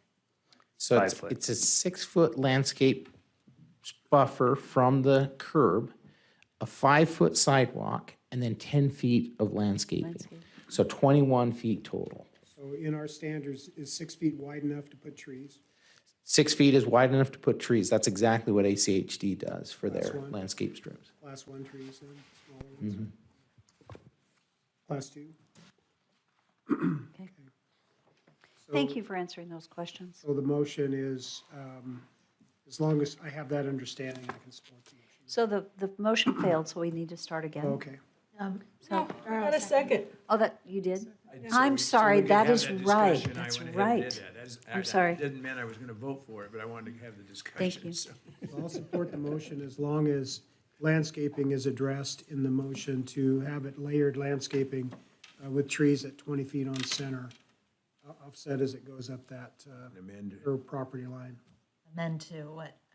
along with a 6-foot fence. So the motion is amended to accommodate the request of, and did you get that, the conditions of that? Okay. And your second also? I will second as long as those amendments are made. Okay. So it's been moved and seconded. Is there any clarity needed? And is there any further discussion? Seeing none, roll call. Rodriguez? No. Bauer? Haverfield? Yes. Levi? Yes. Brunner? Yes. Mucci? Yes. Okay, thank you very much. Thank you for working with Barbara to ensure she gets the protection she needs. I cannot imagine how hard it is to see development next to your home. I know. Thank you. That concludes our public hearing 6.3, and now we're going to move to 6.4 on the agenda. This is an action item. This is a comprehensive plan map amendment from commercial to medium-density residential and medium-density residential to residential mixed-use designation. It's a zoning map amendment to adjust the boundaries of the community business, high-density residential, and RS6 single-family residential zoning districts, and a development agreement modification to remove the requirements related to design guidelines, minimum home sizes, Article 6, use and building restrictions and subdivision, preliminary plat for a mixed-use development, which is Franklin Village North subdivision located at 0 and 7354 and 7882 Cherry Lane. This is for Providence Properties. Patrick O'Connor representing Don Brandt, and is our applicant here this evening. Thank you. Thank you for sharing your name and address, and thank you. Thank you for having me, Madam Mayor. Council members, good to see you tonight. My name is Patrick Connor. Address is 701 South Allen Street, Meridian, Idaho. So it is a mouthful of a land use request tonight, but hopefully I can simplify it for you. Go ahead. Okay, so there's 4 requests of land use actions. The first is the comprehensive plan map amendment to match the existing and the requested zoning as part of this application. It's a zoning map amendment to adjust the boundaries of the BC zone, RMH zone, RS6 zone, zoning districts, a subdivision preliminary plat approval, and a development agreement modification to match the current zone guidelines and current restrictions. Oh, you want, okay. So just real quick on our application timeline, we had our first pre-app meeting with the city in June, neighborhood meeting in late June. We submitted our application in August, had our P&Z a month and a half ago, and then here we are tonight. So just a quick vicinity map of where this project is located. It's just north of the existing Franklin Village subdivision on the northeast corner of Cherry Lane and North Franklin Boulevard. Here's some more context and location of it. Surrounding the parcel is RS 8.5. The parcel is zoned RMH, BC, and RS6 zone. The project south of it, we've been building for the past few years, has 420 buildable lots. We're just finishing, we just paved the last phase of Franklin Village. And the current sales price currently in Franklin Village is $450,000. Just some background before I jump into the land use changes and the comp plan map change. Just some history. Back in 2008 was when the Franklin Village North was annexed into the city of Nampa, BC zone, RS6, and RMH. There was a development agreement that was executed in 2008 as well. A couple years ago, Don Brandt, the owner and our partner, donated about 6 acres to Love Inc., and it left this kind of small 1.5 acre RMH as part of the Franklin Village North project. So this is a comprehensive plan map. It's medium density residential and commercial. There is an area, 2 areas of it that are actually zoned outside of the comprehensive plan. So you have the north part of BC zone that's in the medium density, and then that triangle piece, that 1.5 acres, which is actually zoned RMH, but it's actually within the medium density residential. So in talking to the city and how to kind of clean this up, they've recommended that we have the comp plan map amendment to show the whole area as a big tent residential mixed use. So this allows for RS6, RMH, and the BC zone. And this is an effort to clean up the comp plan map and make it match the current zoning. This is the current zoning map as well. There is 85.7 acres of RS6 zone, 15.5 of BC zone, and then 1.5 of RMH zone. Now this leads to the next part, which we're asking for a change in the zoning map. We're asking for an additional about 6 acres or so of RMH zone for a number of reasons, which I'll jump into. But it actually is going to allow the RMH zone to grow from 1.5 to 7.67. The RS6 zone will shrink slightly, and the BC zone will also decrease.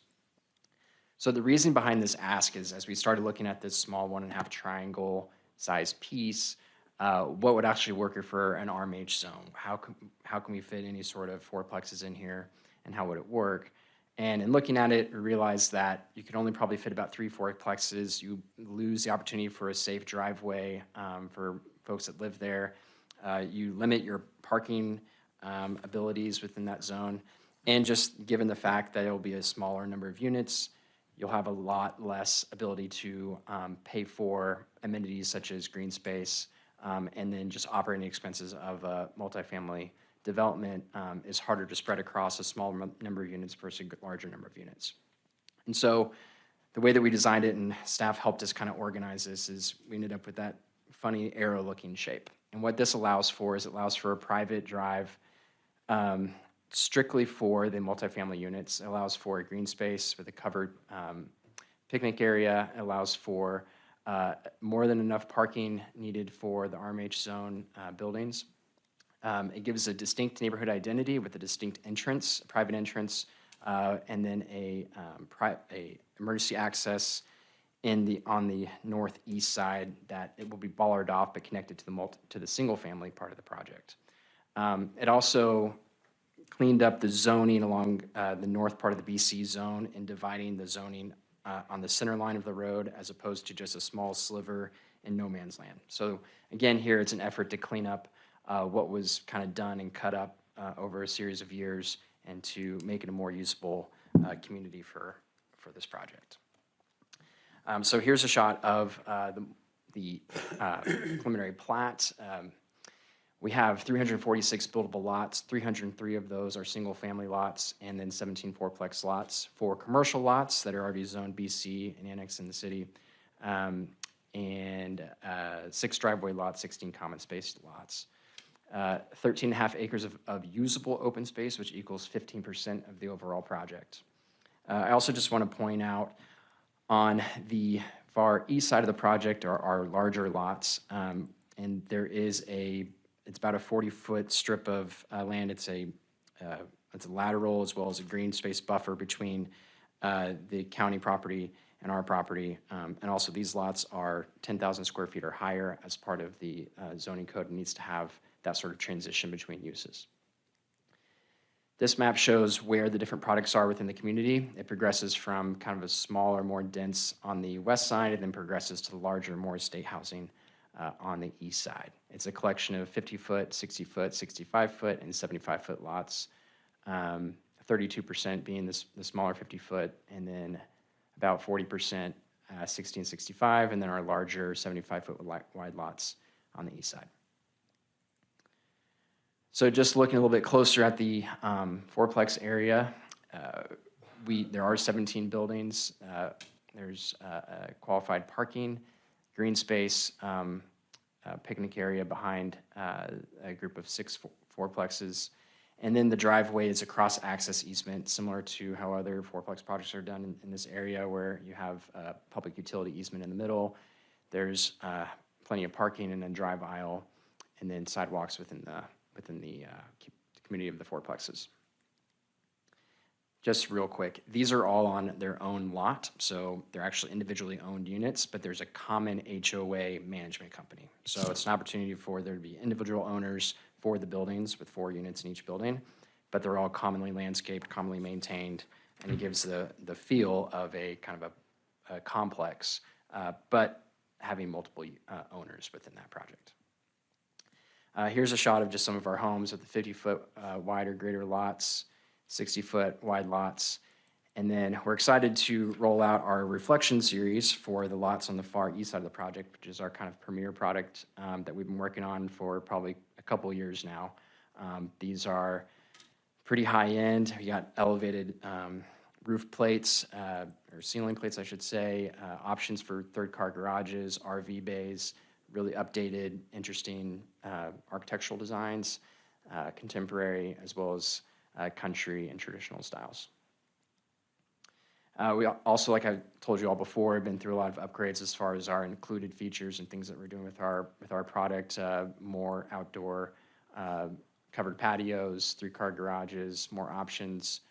As prices are gone up, as everything's gone up in price, we're trying to give more back to the home buyers to make sure that they are getting as much value as they can. That includes all standard features inside the house. Some things that used to be strictly options are now standard. This is a shot of our landscape plan showing the pathways shown in red, trying to integrate between the different diverse housing products and across canals and streets and connecting things to that Central Park area. Again, on the east side, we have that greenbelt buffer along the edge adjacent to the larger lots outside of the city, with also a couple picnic structures, 2 large tot lots, and then pathways. And looking at the greater kind of community here, we do have the Ora-Brant Park, which is a municipal park, which we had our neighborhood meeting at. And it's a beautiful park. It's going to be an amazing amenity for the area. And this community is blessed to have that park right next door. So easy access for families and folks to enjoy all the amenities in that park just directly across the street. Lastly, the last ask of this application is the development agreement. Essentially, we are asking for the old development agreement to be renewed with this application and with the conditions in our preliminary plat, including everything from the traffic improvements that we need to be making as we work through the staff report of the engineering department, as well as fire code, and everything that's part of this project. The old development agreement that was done 13 years ago had things about the city's architectural review committee and other things that don't necessarily apply in today's code. Before I conclude, I just want to do a quick plug. We have every year we are blessed enough to give away a lot of money in our Hubble Hero House. So last year the Hubble Hero House was in Southern Ridge. We were able to give away $54,000 to 7 different charities. This year's Hubble Hero House is actually in Franklin Village, coincidentally, and the house will close, I think, next week or the week after, and we'll have the opportunity to give $481,000 to 7 different local charities, which is great. $68,000 each, so hopefully we can get those checks out before Christmas. So it's just one of the things we give all of our proceeds and all of our building partners, everyone from the cabinet guys, the concrete guys, the framers, everyone gives up what they sold on this house and gives it to these charities. So that's something that we're really happy to do, and in Nampa 2 years in a row. So lastly, these are the 4 things that I've went over tonight, and I appreciate you all listening to me, and hopefully I was able to clarify a lot of it's a mouthful with 4 different things that we're asking for tonight. So thank you for your time. Thank you. That Mayor. was an excellent presentation. great Thank you very presentation. much. Councilman, So, Mr. Connor, so Hubble, you said the new, Renaissance, or what was the name of the new? The Reflection series. That wasn't even close, was it? Where was that? Reflections. So what's the price point from bottom to top to the Reflections? Yeah, so as I said, right now our middle price range, and that's just an average of the base price of what we're offering, is about $450. So that's going to be on the low end. That's the base price. Doesn't include any sort of That would be your low end. That's the low end, yeah. So the high end, I can't exactly say, and I can't commit to it. I think it's probably going to be above 600,000. With the bays and so on, my guess is going to be more like 700 in this days. Yeah, potentially 700. I don't want to lock us in. The idea behind the Reflection series is we're trying to have a broad spectrum of housing options within one community. So everything from first-time buyers to move up, to move down, to executive, to renters. So I don't know exactly. They are significantly higher end, a lot more expensive to build. The lots are a lot bigger, and we're trying to hit that market. It's a smaller market, but it's one that we want to be a part of. So totally off Mayor, but as far as for Hubble Homes, who's mainly buying your homes? People coming in from outside the area, or both, or what's your percentage? I guess is what I'm asking. Do you have any idea? I don't know exactly. I know that during last year there was a lot of out-of-state buyers. Right now it's kind of all over the place. There was a period of slowdown, as you all are probably hearing, late in the summer, just because the rapid escalation pricing really spooked a lot of people. But just the past 2 months, we're kind of back where we were pre-COVID pace. So it's really consistent. There's still a lot of people looking to move to Nampa. A lot of, for example, we have a lot of families, like whether it's parents that want to live in the same community as their kids, they'll come buy a house together in the same street. And ironically enough, one of the existing homes on that east side where the Reflection houses are, one of the people that came to our neighborhood meeting wants to reserve that lot right behind them so their daughter can live there. So I thought that was neat. But yeah, it's all over. So Mayor, I think final question. What's your optimistic projected timeline for finishing? I realize you're still in the other subdivision building, final phase. What's your hope? So from start of construction till we close the final house. So it's about 300 single-family homes. So if we just assume 100 homes a year, so we typically like to construct 50 lots in a phase, and then pave twice a year, just given the weather. So that's 3 years of product, but it's going to take a year. Hopefully, it'll just take a year to develop that first phase, design that first phase, and then probably a year after to close the final house. So I would say it's probably a 5-year project. And that's just assuming that the music keeps playing. Thank you. are there any other questions? Yes, Councilman Haverfield. Can you go back to the plat map or the overall map? You mentioned Love Inc. and the property that they have. Where is that in relation to this property? Yeah, great question. Went a little far. So it is I think it's a trapezoid, if my geometry is right, just west of where we're showing the multifamily fourplexes. So that existing multifamily right there. Yeah. Do you know anything about their proposed timeline for development? I think that they are done, if not almost done, with their first phase of townhomes or fourplexes there. So that was my next question. Last I heard, they were looking at developing fourplexes, which would be adjacent to what you're proposing as well. So that's the main thing I just wanted to make sure of. Yeah, we definitely wanted to have that kind of similar land use. Commonality. Yeah. Thanks. Are there any other questions? Yes. You do a phenomenal job presenting. You can make somebody like me understand a bit of what you're talking about. So I appreciate that. What is on the last drawing you had up, what is the difference in the square footage from the basic, like the entry level product, I guess you would say, to the Yeah. to the reflection? So I think these start at like 1,200 to about 2,800 square feet. So that's your smallest single family. And That one, Patrick, would be Sorry. 450? 450. Wow, Mhm. okay. Which is very high. And then these, I believe they start at like 2,300 square feet to almost 4,000. And there's options on options to make those even larger. Yeah. Okay, thank you. Are there any other questions? Okay, thank you so much. We'll have you back at the conclusion. Thank you. Good evening, Doug.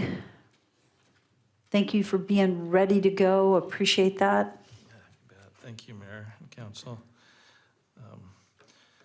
So I'm appreciative of Patrick and the work that he did, so I'll try and go through some of the decision points that we have here this evening. And I'll have to get to the slides here. Mayor, these are potential motions.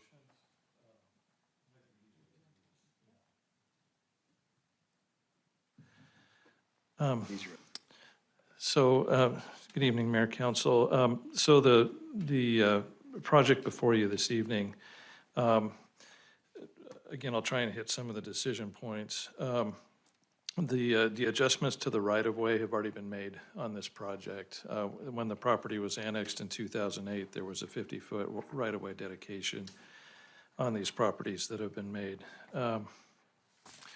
The adjacent land uses, just looking at the densities on these adjacent land uses, most of the city or the annexed properties have similar densities to this development.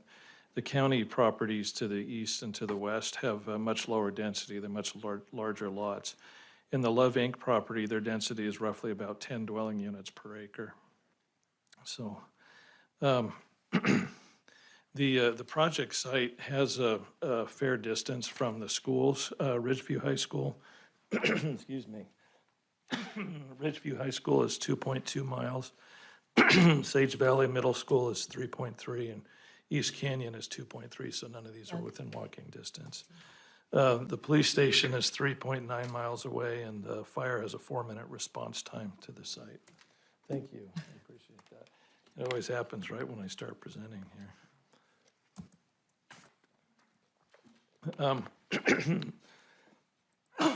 Excuse me, when we step back from the site and look at a mile radius from the site in terms of the types of land uses that are in this area, there's a fair amount of parks. Ora Brandt Park is 30 acres. Optimus Park, which is over near Birch Elementary, is 24 acres. And then the soccer park to the south is 11 acres. So there's about 65 acres of parkland within a mile radius of this site, as well as the golf courses. There's also quite a few residential mixed-use and community mixed-use developments proposed for the U-Stick corridor, and which is also within that mile radius. Utilities are available to the site. That's in the engineering report. And then in terms of the traffic analysis for this site, the applicant, the applicant's going to be required to do are mostly turn-in lanes to the property. There's a roundabout that's planned for the intersection there at Cherry and Franklin for 23 to 29, in that range. And the applicant or the developers will be required to contribute additional land to that roundabout. That'll be determined as the commercial properties are developed. And there's also alignment and turn pockets with Paul Revere and Cherry on that westbound direction. So that, again, this is all in the engineering report. In terms of the future roadway development in this area, North Franklin and Cherry are anticipated to expand to 5 lanes between 2030 and 2036. And then the roundabouts, roughly, they run between 2023 and 2029. The one down at Birch and Franklin's going to be a little sooner. But this, of course, is dependent on the CIP and what the demand levels are at that time. In terms of the comprehensive plan amendment, the first of these, the findings are in your staff report, as well as the characteristics of the residential mixed use land use setting that's in your staff report. In terms of the staff analysis, as Patrick mentioned, this would eliminate some of these non-compliance issues that we have. The proposal that's before you has the characteristics of the residential mixed use. It has commercial components as well as different kinds of residential, and those are characteristics mentioned in the comprehensive plan. The Planning and Zoning Commission also voted to recommend approval of the comprehensive plan change. In terms of the rezone and the conclusions of law, those are also in your staff report. Patrick showed the difference in the additions and changes to the zoning districts. Our analysis of that is that, again, by making these changes, it would maintain the characteristics of the residential mixed-use designation.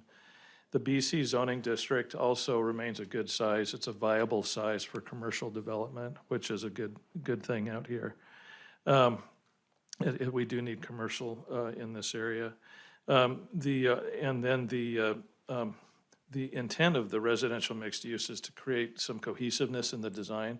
So between the commercial and the residential, the landscaping, the streetscape, all of the elements would have to be cohesive with each other. And that type of mixed use development is something that the council has encouraged through the adoption of the comprehensive plan. In terms of the development agreement, staff recommends and the Planning Commission recommends that we rescind the old agreement and we recreate a new agreement with all the elements that Patrick had mentioned earlier. And the Planning and Zoning Commission voted to do that. The preliminary plat, I just wanted to show you here. These photos here are pictures of the Brownstone development. They're on the corner of Midland and Karcher. And Hubble has developed that development, and it's been pretty successful. The fourplex buildings are adjacent across the street from multifamily, and there's quite a bit of cohesiveness in the design. It's a desirable type of development. Also, just to answer the question that Council Member Haverfield had, this is the Love Inc. development, and units 1, 2, 3, and 4, I believe, as Patrick mentioned, have either been developed or are in the process of being developed. They have several pads that would be adjacent to the proposed fourplexes that would complement each other. So it would have a cohesive design as well with the Love Inc. property.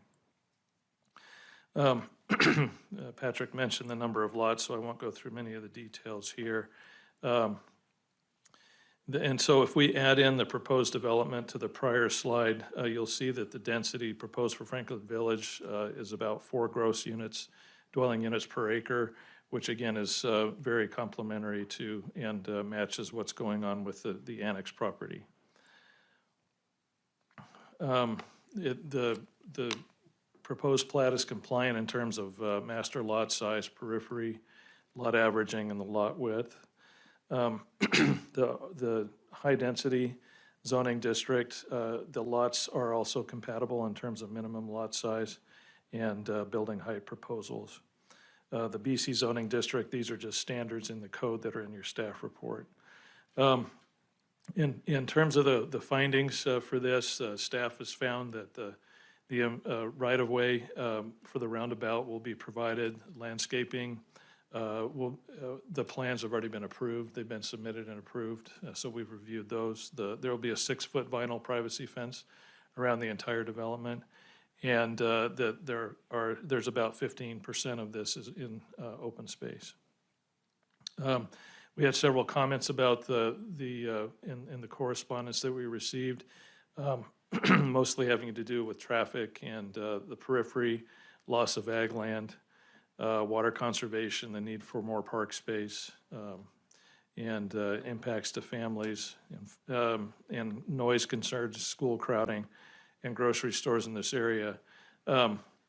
All of these, the applicant this evening gave some answers to that. A couple of things. The Valley View School District is seeking growth opportunities to add new schools. They are impacted currently and so they're looking for growth opportunities. And there is a noise ordinance that protects residential development. That was some of the concerns that were expressed. So in terms of the correspondence we received from the agencies, that's in your staff report. The fire department and engineering had quite a few comments about the project that went into our analysis. So the conditions of approval as stated in your staff report, I'll come out of those agency responses, and then I've given you a hard copy of the motions this evening. You have the option of doing all 4 at one time in one motion, or we can take each one individually. And with that, I'd be glad to take any questions. Doug, I want to, first of all, thank you for providing the motions the way you have done them. I really appreciate that. And so, council, we will step into public testimony, but you notice if there is a combined motion that's on the top, if we decide to break them out, they're all listed individually. So thank you. It's nice to have that right in front of us. Are there any questions for Doug? Great job. Both presentations have been excellent. Thank you so much. So we'll have you come back with any questions. I realize that I'm echoing, so excuse me. I don't know why that is. This is a public hearing, and actually, we don't have anyone signed up to testify. And as I see this, I realize you guys are all waiting for the last one, and I am so sorry. I feel for you sitting out there, so hopefully we'll move quickly here. Not quickly in that it's 9:15 already, but is there anyone here that had intended to testify on this particular public hearing? Seeing no one, we've had the applicant and staff, as going back to the applicant, Patrick, do you have any other comments? No. Staff, do you have any questions for Mr. O'Connor? Okay, seeing none, for sure, we don't have any more questions because we're going to close public hearing. Okay, I'd stand for a motion to close public hearing. All in favor? Aye. Okay, council discussion. Mayor, if I could. Yes. Depending on your motions, but could I express a preference and have you do, if you're going to approve with the comp plan map amendment separate and then do the zoning and development agreement? Together. Okay. So if we do that, then we'll come back and use the first motion on the second motion, but leaving out the comp plan piece. So, Mayor, I'll make the motion on the comp plan part of it. Okay, so I move to approve the comprehensive plan map amendment from commercial and medium-density residential to residential mixed-use designation at Franklin Village North Subdivision. And the numbers as stated, representing Patrick Connor, representing Don Brandt, with all the conditions listed in the staff report. And I currently, my motion does not have any further conditions. I second it. it's been moved and seconded. Is there any discussion on this? Seeing none, roll call. Butchie? Yes. Bauer? Yes. Haverfield? Yes. Levi? Yes. Rodriguez? Yes. Gruner? Yes. Mayor, I'll make a motion to, on the comprehensive. I might. You would move now to approve, if you so choose, to the zoning map amendment, because he did just do the next two together. Oh, okay.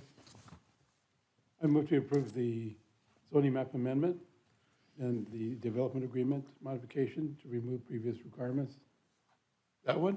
Yes, but go ahead and read beginning at zoning map. For a mixed-use development for the Franklin Village North subdivision at 0, 7354 and 7882 Cherry Lane, for Providence Properties, Patrick Connor, only- representing Don Brandt. Thing that we need to add is where it said zoning map amendment to adjust the boundaries of the BC RMH and RS6 zoning districts. You got that? Yeah. So the rest as stated. 10-4. With all Mayor, conditions. could I clarify, Councilmember Rodriguez, that that include the preliminary plat approval as well? Okay, thank you. And it was seconded? So just to be sure, it was everything but the comprehensive plan. Yeah, that's correct. Okay. Is there any discussion? Seeing none, roll call. Brunner? Yes. Bauer? Haverfield? Yes. Levi? Yes. Mucci? Yes. Rodriguez? Yes. All righty. Thank you, Patrick, for making that simple with the adjustments. Thank you very much. Okay, now, item 6.5 on the agenda, and it's for everyone sitting here. This is an action item, annexation and zoning to RS6 Single Family Residential Zoning District and Potential Development Agreement and Subdivision Preliminary Plat for the Locust Grove Subdivision at 002306, 2414, and 2418 East Locust Lane, totaling 25.06 acres for Sawtooth land acquisition. And the original concept, 90 single-family lots, 9 common lots for a gross density of 3.59 and a net density of 5.52. Hi.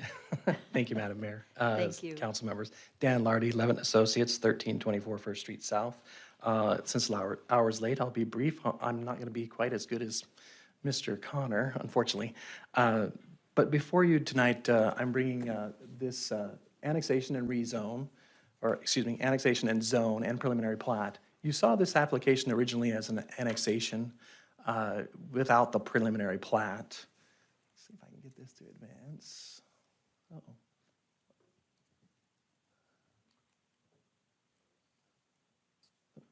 There we go. So you saw this back in June 21st of this year. We couldn't come to an agreement, or you couldn't come to an approval at that time. One, we didn't have the map. Two, we had a misplacement of the entry. So we came back, we've acquired some more property, and we've moved our entry to meet the separation requirements. Originally, let's see if I can get this to function here. Oh, is there a way to get the hand tool to move?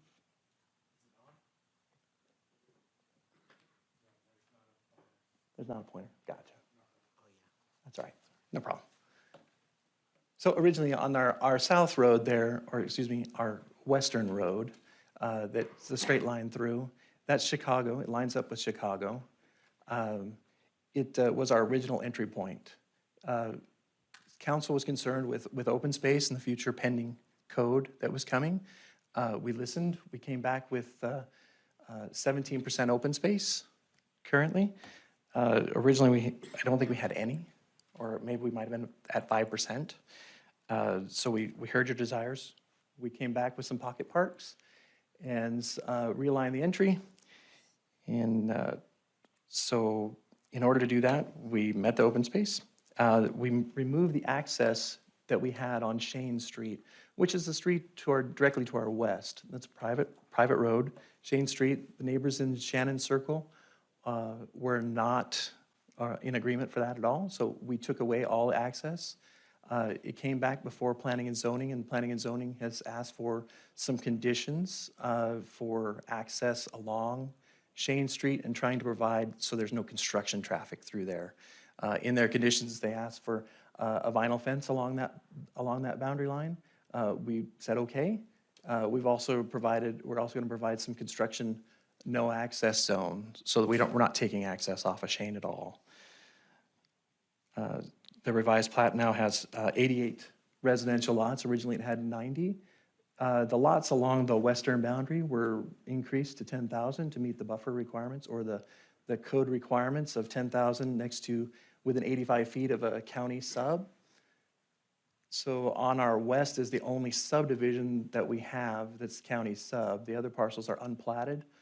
And our RS zone is, RS6 is up in the northeast corner, which is your top left. RS6, that's from the islands, and that extends down So the comprehensive plan allows us to stretch that down. And since this is all medium density in the comprehensive plan, that's the reason why we're asking for the RS6 zone. The Stoddard pathway is also in the city, and it's zoned RS85. So with that, our road to our west, we're going to provide bollard access, so it's an emergency access only. We did a turn lane warrant analysis per the city ask. Came down that no turn lanes are required. Again, we're not asking for any access into the Shannon Circle. Some concerns that came up were originally there is rock in this area, as most of us know if we've been around for a little bit. The rock is anywhere from I think it starts about 4 foot, and it could fluctuate from there. So blasting or other methods approved by regulatory authorities to keep natural resources safe will be used. With that, I'll stand for any questions. I look forward to your approval. Council, are there any questions at this time? Okay, thank you. We'll have you back. Thank you. Okay, and staff report.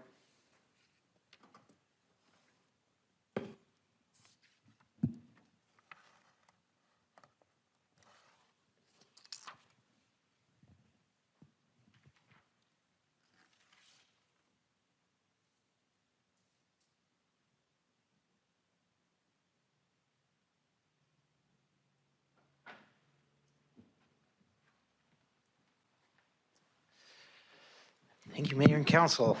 I think he covered a lot of this pretty well. I do have some diagrams and some pictures that might help to clarify some of the applicant statements, so I'll try to go through those pretty quickly here.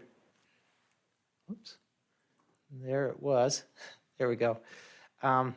As was stated, the original proposal, the concept was for 90 buildable lots. And then the density was shown, as you can see on the screen there. After the Planning and Zoning Commission meeting, they recommended some changes to qualify or meet code. And so now it's down to 88 single-family lots instead of the 90. And I'll walk you through that just a little bit to clarify it. As you can see here, the comprehensive plan designation is actually shown here as low density, but you can stretch that medium density designation. So they're qualifying for the medium density residential on this property. Undeveloped land in the area or the proposed lot is, I should read from my script right here. Sorry. So undeveloped land and 3 large lot single-family homes exist, and that will be removed in order to provide access and to construct a residential subdivision. To the north is the residential Canyon County with a section of RS6 zoned property on the northwest property line. To the south is residential Canyon County. Let me see if I can get to zoning. You can see there. So you can see the little connection there to the north through the island subdivision in order to get a path of annexation here, and that's the RS6 zoning.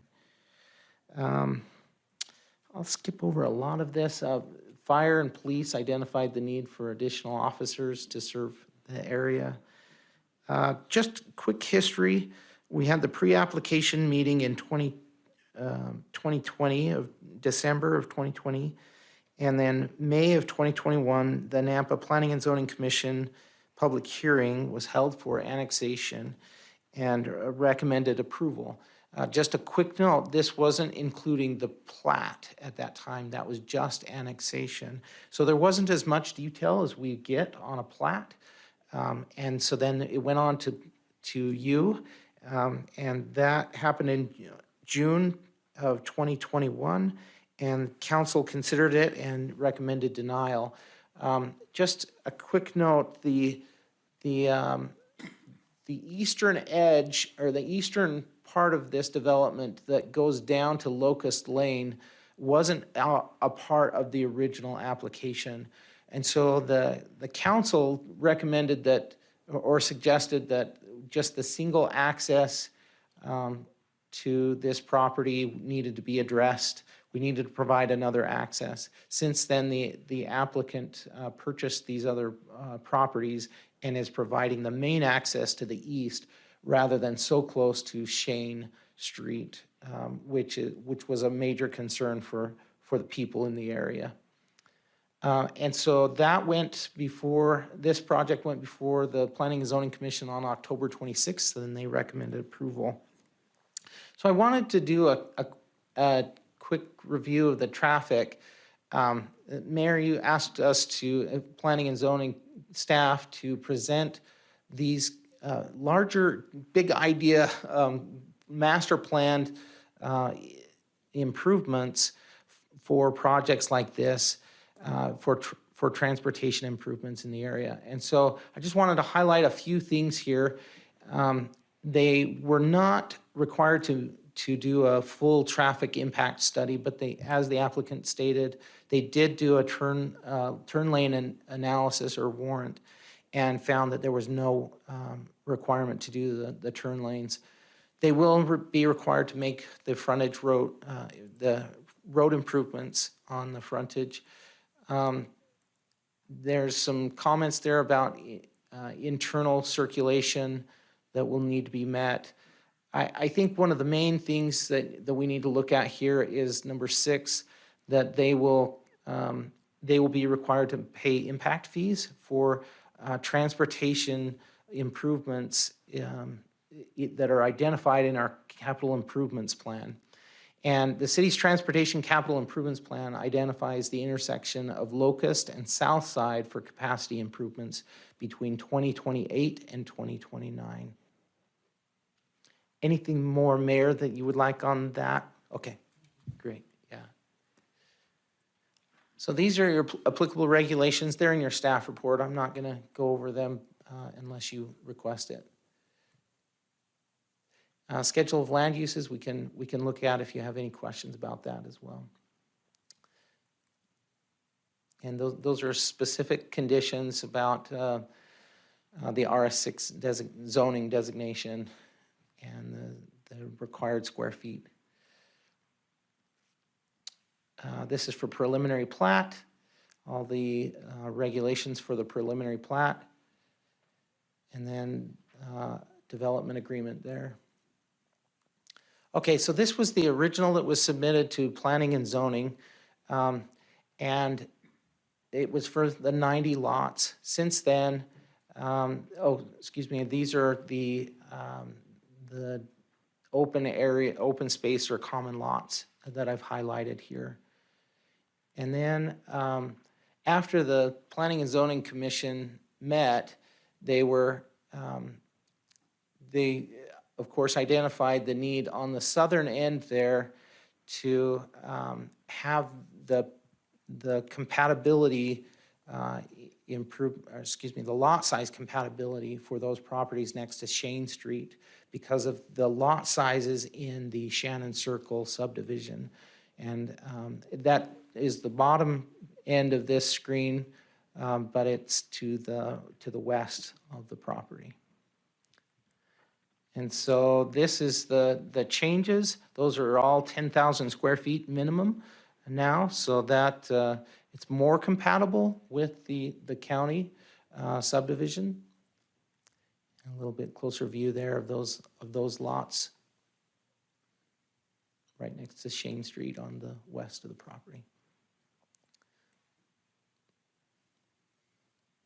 And there's the changes they made. So we received quite a bit of agency comments on this one, your typical comments. Engineering, I've highlighted probably the most critical of those, the 10-foot setback, turning the Chicago Street access to an emergency-only access would allow the access to meet policy. And they didn't want to see the sewer go down the Stoddard pathway, so that was part of their comments there. They wanted to go a different direction there. Compass had their standard comments. I'm not going to go over those unless you request it. The Nampa School District said that they do not have concerns about capacity for this project. And those schools are listed there. And then we get into the public comments. We had a few of those public comments, and I've tried to highlight all the ones that we received in writing, and then I highlight some of the comments we heard at the Planning and Zoning Commission. So I'll just quickly go through those. The first one is Carol Nelson. Whoops. There we go. I think I skipped one, I'm sorry. Warren and Kayla Eddy at 2206 Patrice. They agreed that some previous concerns about access have been addressed, but listed additional concerns, including traffic on Locust Lane, concerns over impact to groundwater from the potential blasting that might occur, and then lot sizes in neighboring county subdivision are larger than what are being proposed here. So then, similar comments here from Carol Nelson. Lot sizes in the neighboring county subdivision are larger than a half acre, and they argue that it's not compatible. They were concerned about traffic on Locust Lane, and they desired a higher quality appearance of subdivision than what is proposed. Haley Skelton listed her concerns, and they were concerns about water well contamination, and asked about who is responsible for it if it is contaminated. And then increased traffic concerns surrounding their house, increased noise level due to construction and traffic, expressed concerns about being able to sleep in the day to prepare for night shift as a nurse. And Haley is here this evening and spoke at the commission meeting. Debbie Peterson, access, proximity of several accesses in a short span of Locust. She was concerned about the bus stop in that area and compared to the accesses and just a lot going on in that area. And she felt that it was inappropriate to have the subdivision there. Traffic increases to Locust Lane, incompatibility with the large lot subdivision, county subdivision, water contamination concerns, and that they did not want to be annexed into the city. Many of these comments were addressed at the commission and expressed that, of course, we're not going after annexation of these properties, and that the contamination, if it did occur, would be a private matter that would have to be resolved with the developer, and that the city does not have accountability for that or responsibility for that. And then let's see what else there. Let's move on to the next one. Scotty and Joanne Newsom, co-trustees. I might have butchered that, but lot sizes were the concern, impact on home values, construction blasting impacts, and traffic increases. A lot of the same comments we've heard from previous. Okay, so this one is just a highlight of what we heard at the Planning and Zoning Commission. They recommended approval with all conditions listed in the staff report and added the following conditions. They found that the lot sizes right next to Shane Street and Shannon Circle were not compatible with the requirements in the code, and so they required 10,000 square foot lots. That has been done with this revised plat. They wanted a landscape plan that showed the buffer being 25 feet from Locust Lane, and that has been provided, and it's compliant. And then number 3 is a no construction traffic sign. Concerned citizens were really concerned about traffic going through their subdivision, that county subdivision. And so the developer will now be required to put, if this were to be approved, they would be required to put a sign in place so that it was very clear no construction traffic should go up there. And then finally, a privacy vinyl fence should run the length of Shane Street before any building of any homes starts. And so that was a kind of a unique one. We don't hear that one much, but that one was placed on there by the Planning and Zoning Commission to prevent, to help mitigate some of the noise, the appearance, and the dust. Okay. The comprehensive plan, as we've already said, medium density there. I've listed the section of the comprehensive plan that discusses the proposed uses there. Safe routes to school, that none of them are within walking distance here. So I'll just kind of skip to all the blue are that I found that it was compliant with our code. The plat was compliant in all of these areas. The red is the one area that I found wasn't compliant. And this is because there's a requirement by the Planning and Zoning Commission, I forgot to mention this one, is that they make a connection to the Stoddard pathway with a paved pathway. Well, they put that in there and it is paved, but it doesn't comply with our standards for the pathway. It has to be 8 feet minimum, and we need a 12-foot easement or right-of-way dedication for the pathway. And I've spoken with the applicant, and they're willing to make that change. So I put that as a condition on this project. If you choose to approve this, you can just count that as part of the conditions. And these are all the conditions that I've stated. And here's a potential motion, and I've got other motions if you would like to break these out. And I would stand for questions. Mayor, if I may, so there was a blasting as far as the rock concerned, so has that been addressed? It was in Planning and Zoning Commission, and basically it comes down to they have certain requirements and agencies, state agencies that regulate that. So when they blast, what they do, the safety of it, the concern I think may be mostly with its impact to the ground and the water, because there's wells in this area, and so they're concerned about the contamination of water, but also dust from blasting. So that is a requirement that we try to regulate that. Code is in place to make sure that that's done carefully and try to mitigate the impact.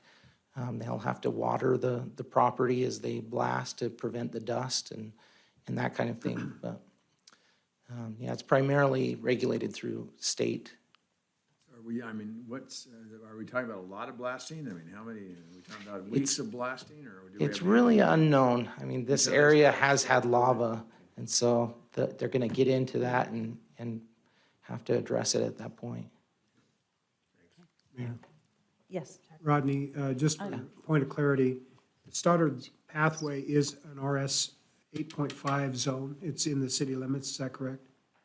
Correct. We can't use, oh, I'm sorry. Yes. Okay.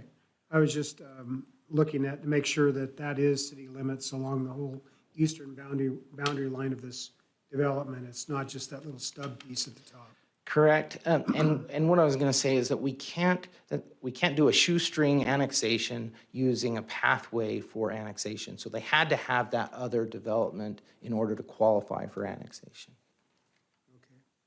Councilwoman Munchie. Aye. Just want to follow up on what Councilman Bruner asked. When they do the blasting, I'm sure that whomever is overseeing that, is there any structural integrity issues depending on how much blasting happens near foundations? I'm going to look to engineering on that one, getting out of my realm. Thanks. Mayor, Councilman Mucci, in my experience, the blasting that we've witnessed and inspected as we do subdivision work, there have not been problems creating structural issues on adjacent properties, even adjacent properties that are relatively close.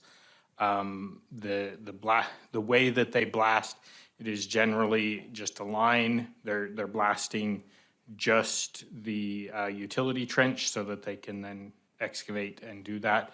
And there's not, in my experience, been any issues with that transmitting and causing any structural integrity issues with adjacent properties, not with their structures, nor with their wells or septics, in my experience. Thank you. So, Mayor, if I may, Daniel Stater, so who, if this does happen, exception to the rule, who's liable? Mayor, Councilman Bruner, I would probably look to legal for that, but I believe it would be a private issue between the two, the property owner and the developer who is doing the blasting. So there'd have to be a suit, a civil suit of some sort? If Mayor and negotiations could not, if, you know. Councilmember Bruner, yes, there would have to be some kind of claim of a duty that was breached and negligence and legal action, private action between the two parties. So I guess what I'm getting at here, there's nothing as far as a condition of approval that that if whoever would go out, engineers or whatever, and say there is structural damage to adjoining properties, that on the front end, the developer is liable? That, we're talking about after the fact rather than trying to do something prior to it. Madam Does that Mayor and make sense at all? Councilmember Bruner, I'm not sure exactly what that would entail. I mean, there are, as Daniel said, requirements to comply with when it comes to blasting that those requirements, I think, seek to contain that action. I'm just trying to protect the existing homeowners. That's what Mayor. I'm asking. And it sounds like there's maybe not a whole lot to protect them. And then I guess I would like for there to be. So maybe I'm imagining something I would hope would happen. Mayor, Councilman Bruner, what I would say is that if there were a concern by an adjacent neighbor, documenting using video or photographic documentation of their property before it starts is probably one of the better things they can do to help allow them to show if there is truly damage. That's something we recommend when we go through on our city projects. We go through and we typically document what people's yards look like and everything before we go in, and that at least gives us a basis point to do that. That would probably be one of the things I would recommend property owners, if they're concerned about that, do, just as a documentation for themselves. But as for something that the city can do on that, I'm not aware of anything. Okay, Thank you, Daniel. thanks. Are there any other questions? Okay, thank you, Rodney. This is a public hearing, and we do have a few people signed up to testify. Debbie will. Tammy Allen, she's opposed and wishes to speak. Good evening, Tammy, and I'll just say this once to everybody there. If when you come forward, go ahead, and you've heard it already tonight, share your name and your address. Okay. It's, Thank you, Tammy. Tammy Allen, 2404 East Locust Lane. And if you pull up the aerial shot of it, I'm right in the middle of all this. They have bought the homes on both sides of me. I am the one that chose not to sell out to them. So I'm right in the middle of all this mess. I'm going to have their roads on both sides of my acreage. I've got several concerns. Number one, they've taken into account Shannon Circle, Shannon subdivision next to me. They've increased their lot sizes. They've got all this barrier. I am going to have 3 homes 20 feet from my back door, 20 feet from my bedroom window, 10 feet from my deck. They have done nothing. They haven't even had everybody else keeps talking like, we had a neighborhood meeting, we discussed concerns. These guys have never met with anybody. No one have they talked in the neighborhood. They've never met with us. They don't know our concerns. They have no barrier. I've got a 6-foot vinyl fence that's going to go behind me. I'm going to have a 2-foot story house. What good is a 6-foot, vinyl fence going to do for a 2-story home and a little itty-bitty lot? It's some of the smallest lots in the subdivision. If you pull up their plot plan, right behind my bedroom window. The number one concern. Number two, for 40 years now, when I built my home, Dr. Naff owned the home next to me. My lane comes in, it Y's off into Naff's and mine. The home The other home has been sold multiple times, but in 40 years, we have had a shared driveway. When I built my home, we built up the driveway, we widened the driveway. They're going to take 2/3 of my driveway, which means I'm gonna have to spend thousands of dollars to have a road where I can even get back to my house, because they're taking all of it. Irrigation, they're also taking the gated pipe that goes behind my acreage, that irrigates my front acre. Currently, the well pump that is on the west side is going away. They've talked to Carolyn King about irrigation, because she owns, what, 5 acres? Probably 5 acres that's down, that's also irrigated off of this pump.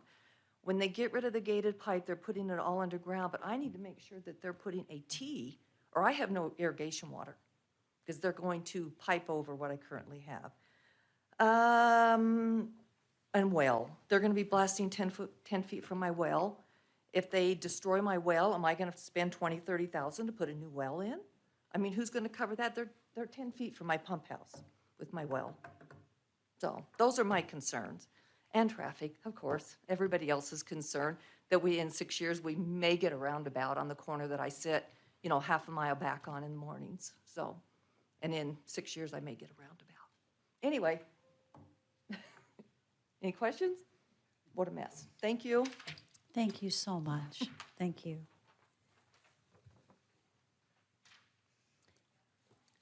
Carol Nelson is opposed and wishes to speak.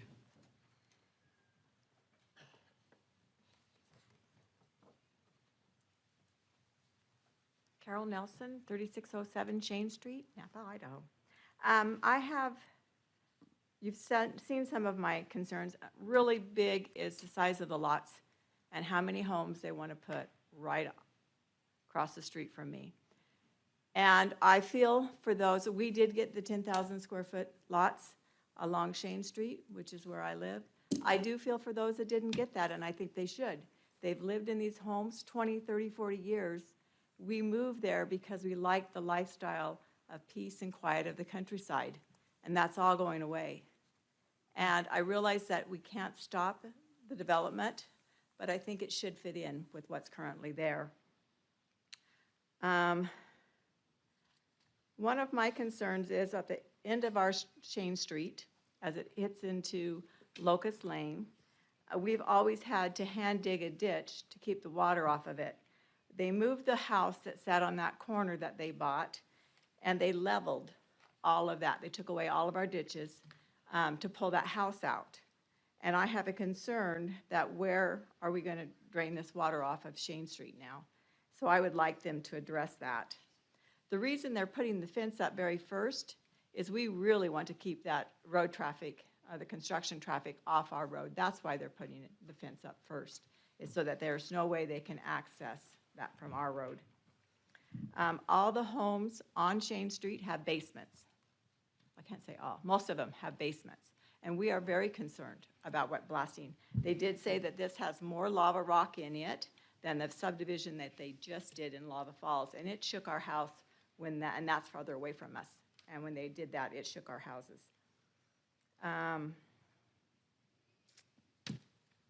One of mine, this is just a petty one, but I think the name Locust Grove is very confusing with Locust Grove in Boise.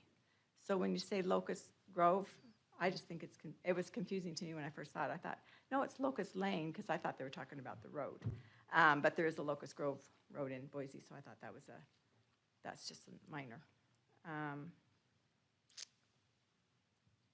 I think that's my biggest one. I am concerned that one is that the Chicago is just going to be emergency and it's going to be blocked off. Is that correct? I'd like to know that on theirs for sure, and how they're going to block that off. Thank you.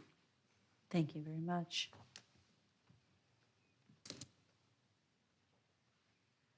Carol King, she's neutral and wishes to speak.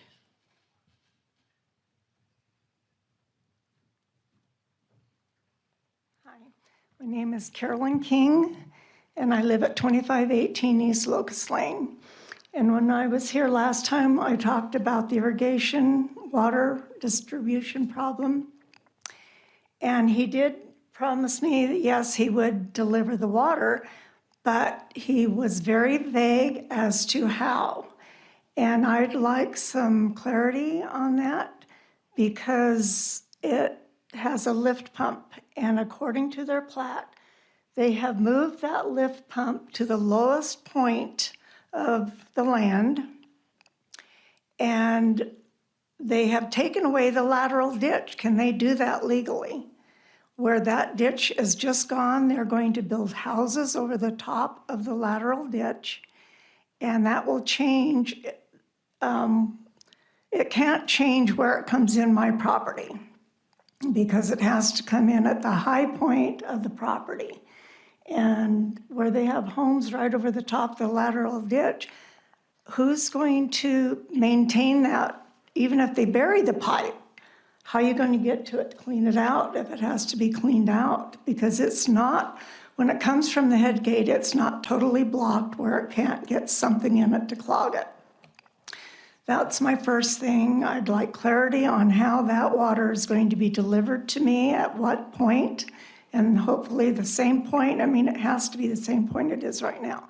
And the other is the drain water goes down next to the road in front of the properties, and they will have to build or keep that open for the drain water. And then the next thing is I have horses, and I would like them to commit to building or putting up a privacy fence all the way around the property, at least all the way around my property on the west and north end, because people think they like to feed their horses the grass clippings, and that is not good for the animals. And the second thing is I have an electric fence, and it's good for animals, but it's not good for children. And so I would just like a promise of a privacy fence around my property, and then clarity on how that water is going to be delivered and what they're doing with that lateral ditch, which is the feed ditch. Thank you. Thank you. Debbie Peterson, opposed and wishes to speak.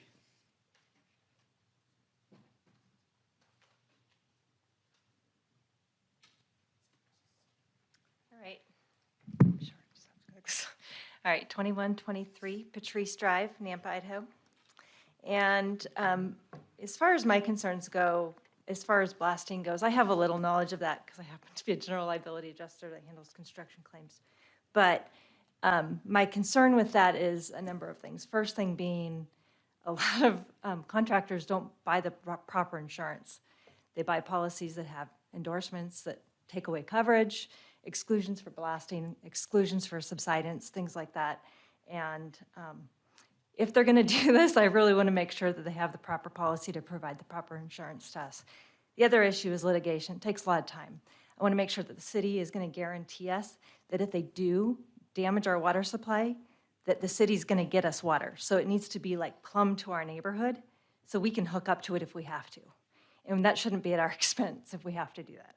So that's my concerns with that. And then as far as contiguous development, same thing everybody else has discussed as far as lot size. You know, they have this little touch point that's like tiny, maybe 10, 20 feet in the back corner that's getting access to an R6 development, which happens to be the islands. And all of us have been through the islands probably at one point in time. And they may have 6,000 square foot lots in there, but they also have like 40 to 50% green space. It is not what we're proposing here. So it's completely not the same kind of a thing. And we are all rural and we like it that way. And then the last concern is traffic on Locust. It looks like maybe we might be getting something at Southside and Locust in, what is that, 7 years or something like that. But this is a third development on this section of road. And I mean, that little short section between Southside and South Powerline, a third big development. We have no center turn lane. We have really no shoulder, no street lights. It's pretty dangerous. So where we come up to our neighborhood is kind of a blind hill, and it is not infrequent now that we have to kind of watch ourselves in the back in our, you know, like in our rearview mirror to like gas it to get out of the way because more and more traffic's going down that road. They're not aware that there's these left turning cars on this blind hill. And I'm almost rear-ended on a regular basis. So those are some concerns that I have, so. Thank you. All right, thank you. Thank you. Bonnie Torgerson wishes to speak and is neutral.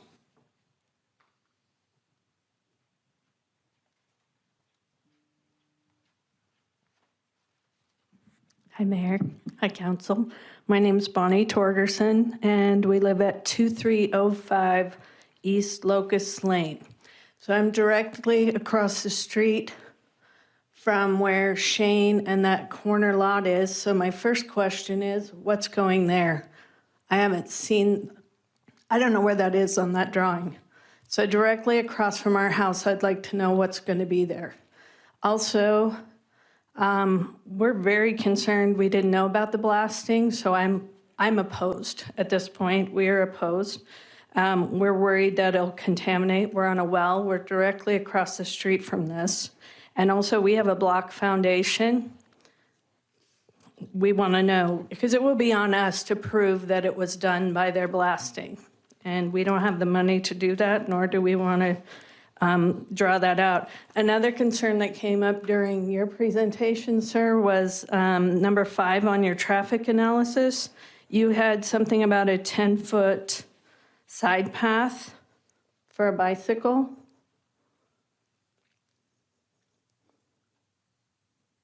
It was on your traffic analysis. It was labeled traffic analysis. Anyway, it was number 5. Yeah, oh, It was that right was back there.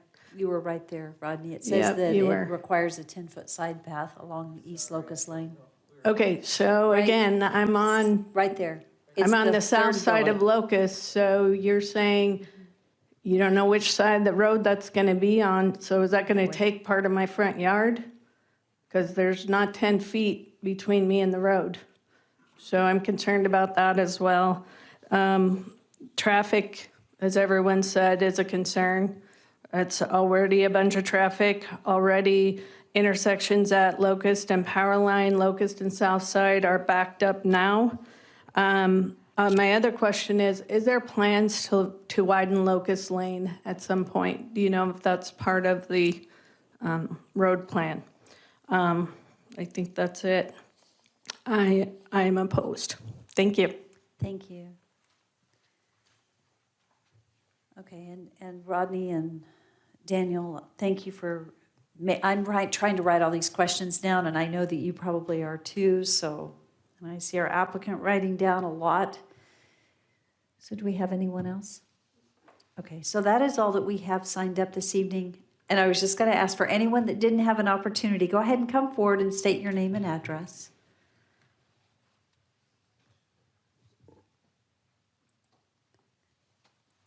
Good evening. Good My evening. name's Haley Skelton, and I live at 2422 East Locust Lane.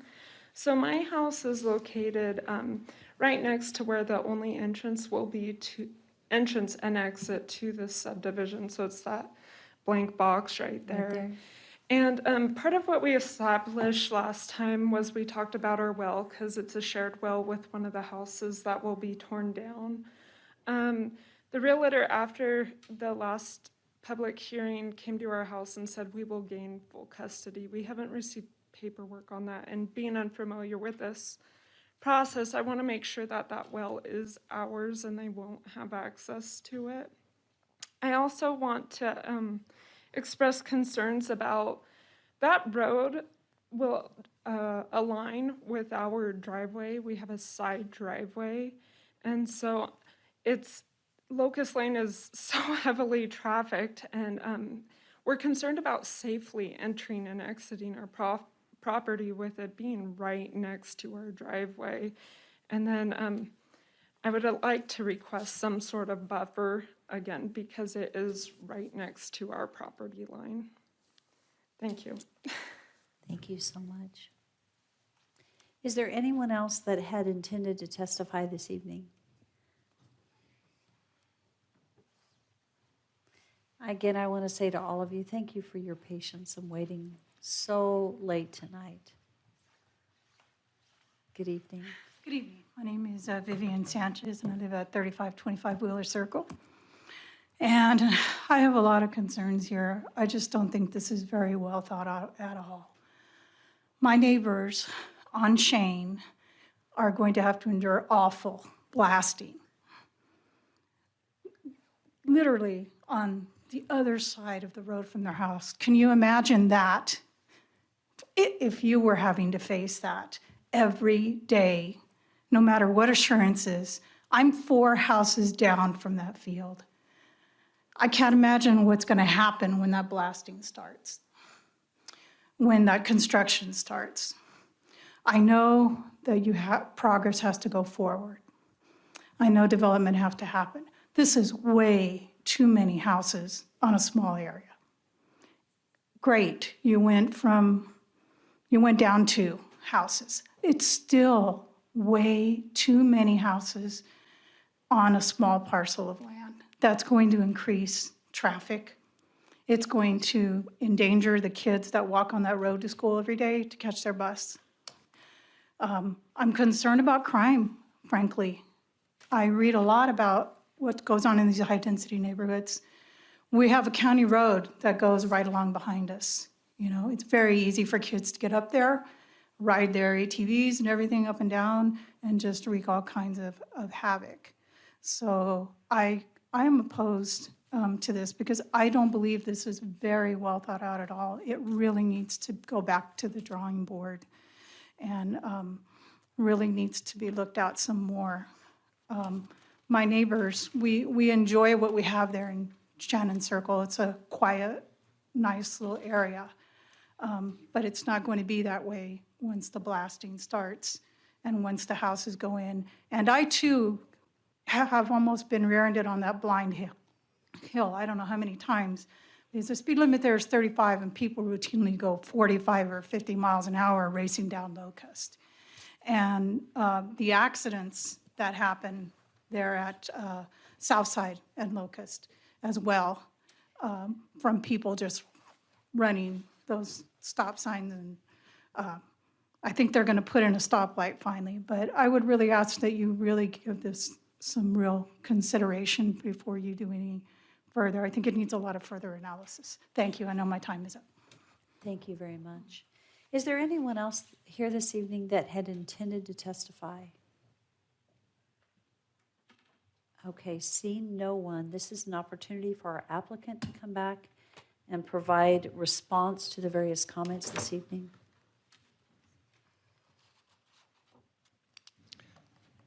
Madam Mayor, council members, I understand the concerns. Some of the things, so I'm going to try and, I tried to take good notes. I apologize. My chicken scratch is a little hard to read, but I'll try my best. So Miss Allen was concerned about the Shannon Circle in her yard. So let's see. Do you have an aerial, Rodney?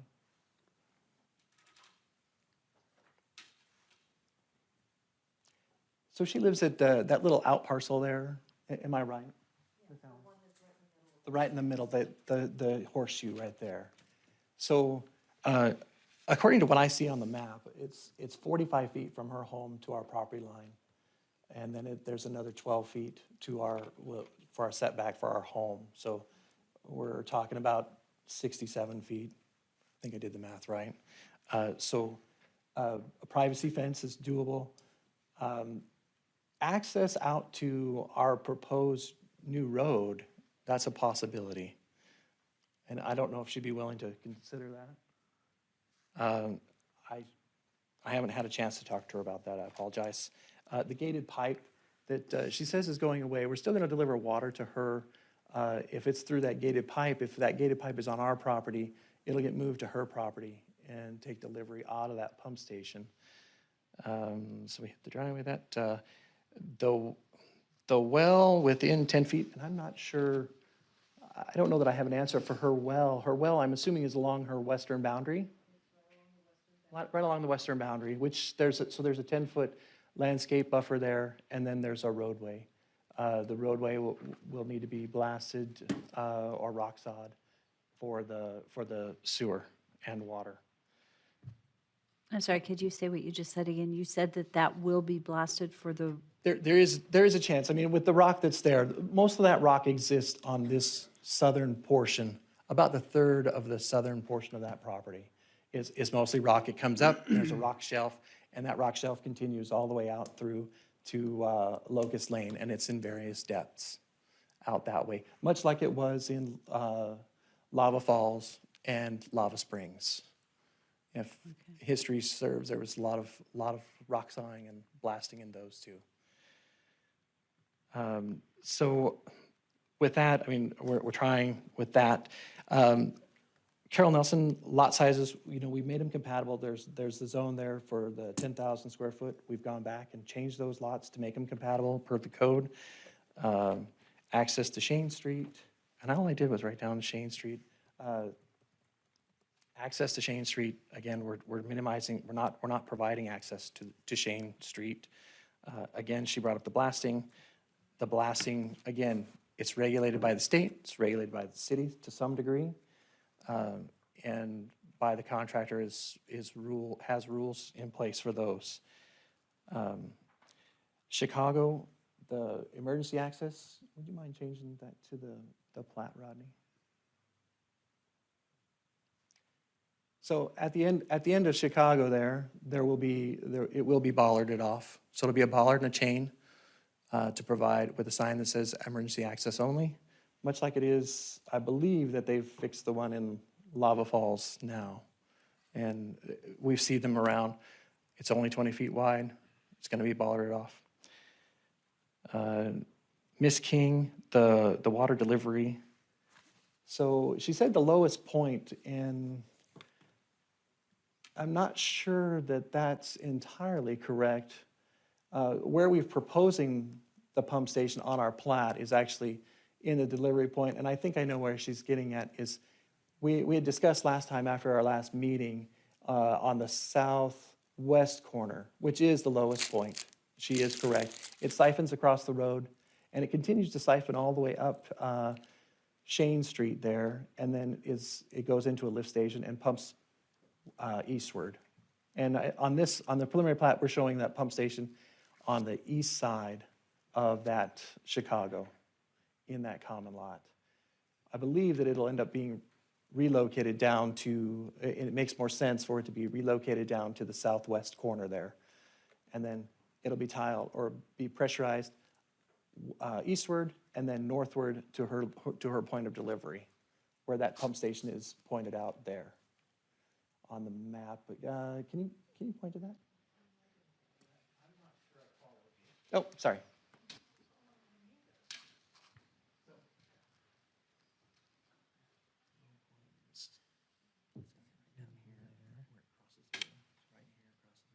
Okay, that's low point.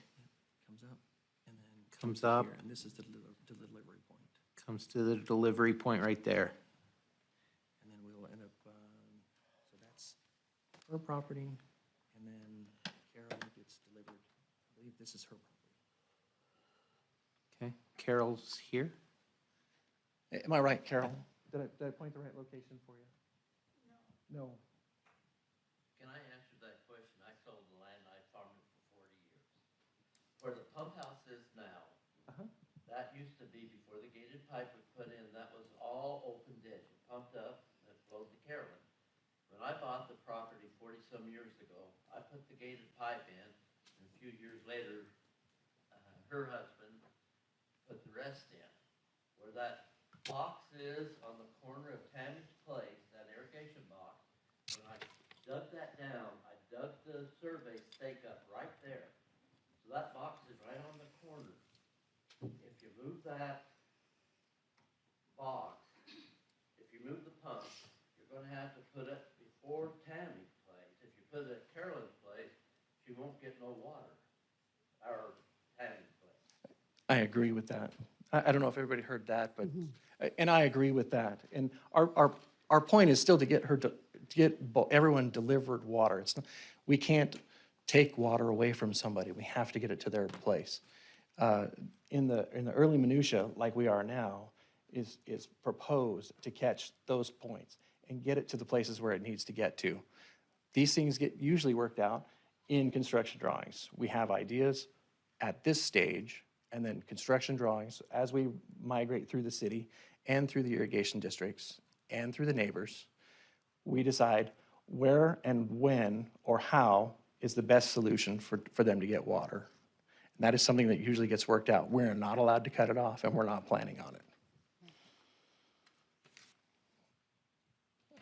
Carolyn, let's see, water delivery, drainage, privacy fence. I can understand about the electric fence. I have electric fence behind my house, and it is not very children friendly. Ms. Peterson, blasting, water contamination, and I think I covered those earlier. I'm not going to repeat those. Traffic. The Blind Hill, this was mentioned several times, and this Blind Hill actually exists. It is actually further west. It's actually coming up at Shane, and then you go up over Nay. And I believe that Blind Hill actually exists there. And as you rise, you come up to Nay, and Nay is kind of at the crest. So Nay is further west. How far west is that? Are we talking a quarter of a mile? From our entry, it's 600 feet, 650 feet from our proposed entry.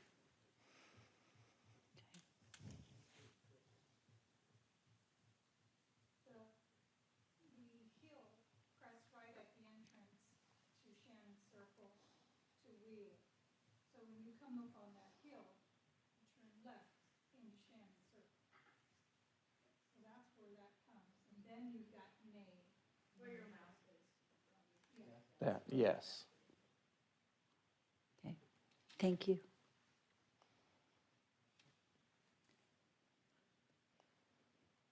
Sorry, I'm trying to catch back up on my notes. I apologize, Mayor, council members. I know it's late. Monty Torgerson, blasting, traffic, and widen locust. That's going to be city. I'll defer to Daniel on widening locust. Haley, her well, we are going to propose that her well is actually, Rodney, would you mind flipping back to the proposed preliminary plat? So their well, Haley's well, is actually that out parcel that's right to our east of our entryway. And that parcel, or her well, is actually 30 feet back from our proposed right-of-way. And it actually resides right on the boundary line, right there. So dedicating a parcel and making sure that she has ownership of the well is doable and will be done. There is the 10-foot buffer that's there. Relocating the road right there, I was wondering if that would be plausible, and I don't know that it is. There's 28 feet from her home, and that's the closest point of her home to the back of curb on that entry. That is close, but that is where it is shown on this map. And then Vivian, blasting, crime in medium density. If the police officer was here, I could defer to him on crime. I'm not an expert on as far as crime goes. With that, I can stand for any questions. Okay, thank you. Council, do you have any questions for the applicant at this time? Councilman Haverfield does. Just a quick question, as far as on the extent of rock removal, are you pretty confident in knowing where the lava is and how deep it is? You talked about the lower third of the property. You haven't done a soils report?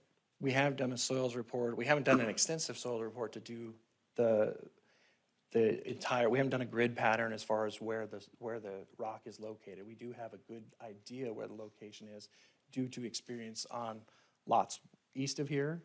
And you see that ditch that's, let's see, it is, you see those contours right there.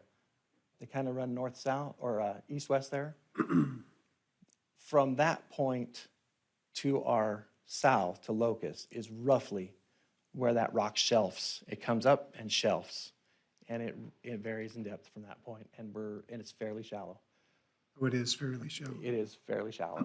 So the extent of actual rock removal that you'll be doing is just in the trenching of the pipes for water and sewer and the road section. You're not going to be doing any as far as removal, as far as on the lots themselves. Mayor, Councilmember Haverfield, no. That would be on the lot owner themselves to do that work. Yes. Okay. So that's what I'm looking at as far as the actual extent of where you would be doing any rock removal, whether it's blasting or just fracturing of rock. It would be more in the center of the development, not in the perimeter. Or would you be doing I anything on the believe perimeter? that is mostly correct. We may encroach into those lots just a little bit, but just in order to accommodate joint trench, our water, our sewer, or city's water and sewer. But your So water and sewer locations are in the middle of road the section that That's you're going to be correct. putting in. Utility trenches, within the first 10 feet of the lot. Are there Mayor? any- Yes. May I ask Councilman Haverfield a question for clarification? Yes. So are they usable lots? So when a buyer purchases the property, are they going to be able to landscape, or are they looking at now having to blast to be able to do something? Again, it falls back on the property owner to develop the property and how they choose to do it, whether it's with fracturing ground underneath the lot to be able to put in a foundation or otherwise. It's buyer beware in a sense. But they'd have to know that rock is down there. But it falls back on the property owner purchasing the lot So I to have do a further development. quick question. Was this ground farmed? Was this ground farmed? This was farm ground, so the rock isn't at ground level. Some of it is? Okay, I've dug Do- a lot of holes out there over the years. You know. It varies from 1 foot to 10 foot. The rock don't just run level, it goes like this. So it's wherever you want. Now, if you take where the center ditch is, that's about where that roadway is. That's all on ladder rock. If you come up the Shane Lane, where you got an open ditch there, I dug that down as deep as I could get it with my backhoe, which is only about that deep, so the water would flow without the pump being way back there. I mean, so Farms Rock, they core drilled it, and like I said, it goes just like this, and they got a print of it, of what the core drills are. Thank you. I figured you would know. Mayor? Yes, The purpose of my Councilwoman. question was not only buyer beware, but because so many people have voiced their concern about the blasting and the damage. So if they get by with the fact that there's only going to be small little trenches to get your sewer and your water through, but if somebody purchases the property and they're going to blast, they're going to be enduring more blasting than they would have initially to get the pipes through there. And that's why I was asking my question. Understand. Thank you. Are there any other questions at this time for our applicant? They are just, so these are not spec homes and somebody's not building these? So, What I'm saying is, are they being built before a buyer purchases? Madam Mayor, Councilman Brunner, I believe they are building them. It's a similar situation as to what's going on at Lava Falls. It's the same owner, so they're developing the ground, and then they are either selling the lot to a builder or building themselves. Does that help? Yeah, I'm just, when we say buyer beware, I'm just saying, is the buyer going to know if they buy a lot, what they're gonna expect, and how does that happen? Councilman Haverfield spoke to that, but I'm not sure how that is communicated to the potential buyer. It sounds like it is a builder-developer. Is that correct? It is. It's a builder-developer environment, so it's not like an individual's coming in Right. and the buyer beware piece. It would not be that because it's a builder-developer situation, which I will say is not the responsibility of this council. So we need to stay true to the topic that we are on tonight. We should not go into that other side, because that's not what we're here for tonight. Mayor? Yes. And the only reason I asked for the clarification is because I think there's a perception that there's going to be fracturing of all the lava rock underneath this whole development, and that's not what would take place. I actually looked at possibly purchasing a lot in Lava Springs or adjacent to it, and there was quite a bit of rock that was obvious that would be there, and it drove me away from the purchase because I knew that there'd be an extensive amount of rock removal that I would have to bear, you know. But they were selling the lots individually. They weren't selling them just to builders. So that was my first cue as to maybe there was something else happening here. Okay, are there any other questions for our applicant? I do want to make sure that we've addressed all the questions. Mayor, I have a couple that I can address if you. I appreciate that. So before we close public hearing, thank you. We'll move to staff response because is there a plan to widen? I do have a question real quickly before you start on how quickly this is going to get built out. I know that's difficult to answer, but if you think about a full build out and yet the road improvements aren't happening till 28 or 29, where is that point of convergence? So Madam Mayor, I believe these are to bring them on as quickly as possible. With that being said, we still might be a year out before you see the first house. Right. At best, So depending on market. I mean, bearing the market and approvals. Okay. Thank you very much for answering that question. Okay, Rodney. Okay, just a couple of things. You asked about the widening of the road. I've just conferred with Daniel, and under the current requirements, the impact fees cover, their responsibility for roadway widening, but it doesn't mean that that's going to be widened right now. I know that there's being changes considered for the impact fee and the requirement to expand the roadway. If at that point the council has decided to make that change, once they go to development, that roadway widening would be required at that time. Otherwise, it's handled through the impact fee. The next question I heard was about the 10-foot side path along East Locust Lane. I believe that she kept saying that she was across the street. I didn't catch exactly where that was, but if it's across the street to the south, there's no requirement for a pathway on the south side of Locust Lane. This is only for the developer's property that would be required to put in the pathway.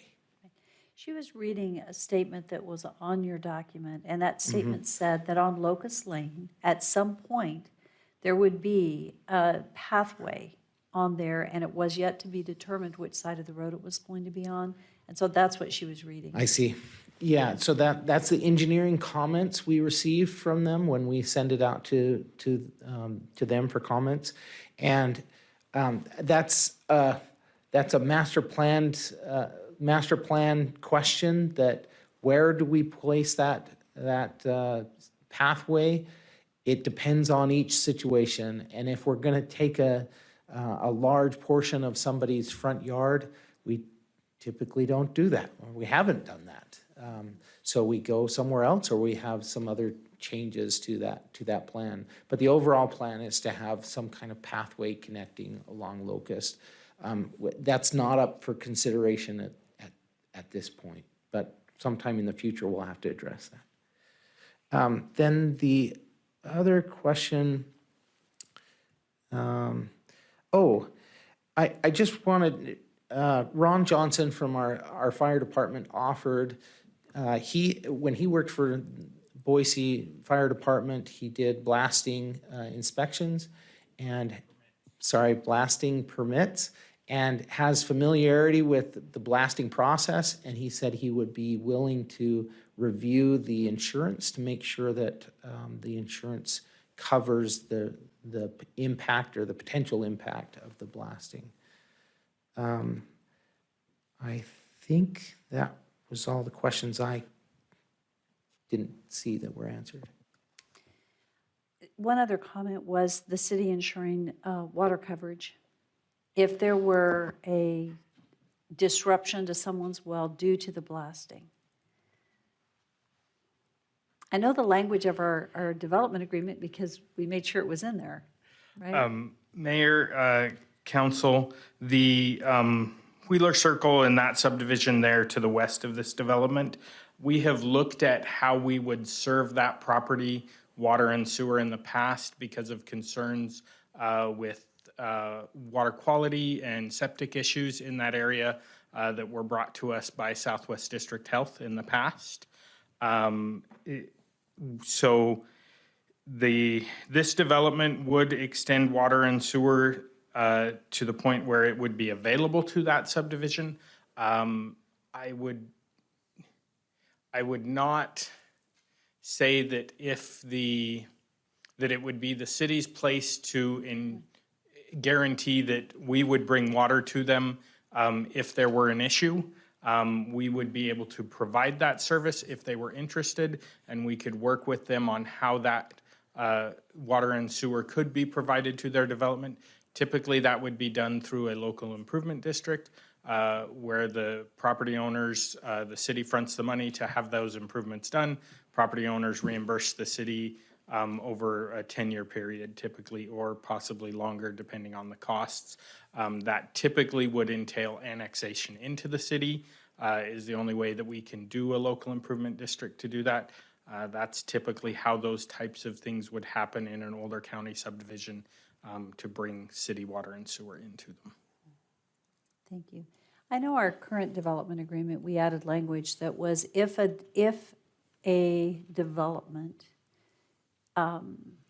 disrupted service to an adjoining property, the development or developer had a responsibility to take care of that. It's their responsibility to do so. And so it would be the responsibility of the developer if they disrupted. So this goes back to if you blasted and it ruined someone's well, and they, had documented that, it's the developer's responsibility to ensure in a very short period of time that they have water service. And Mayor, I would defer to legal on how that would be Exactly, interpreted that's in this private this. situation where typically we've looked at that as if they are disrupting a city Correct. service that is already provided. Good point, because this is not a city service, it isn't provided. That makes it more difficult. Okay.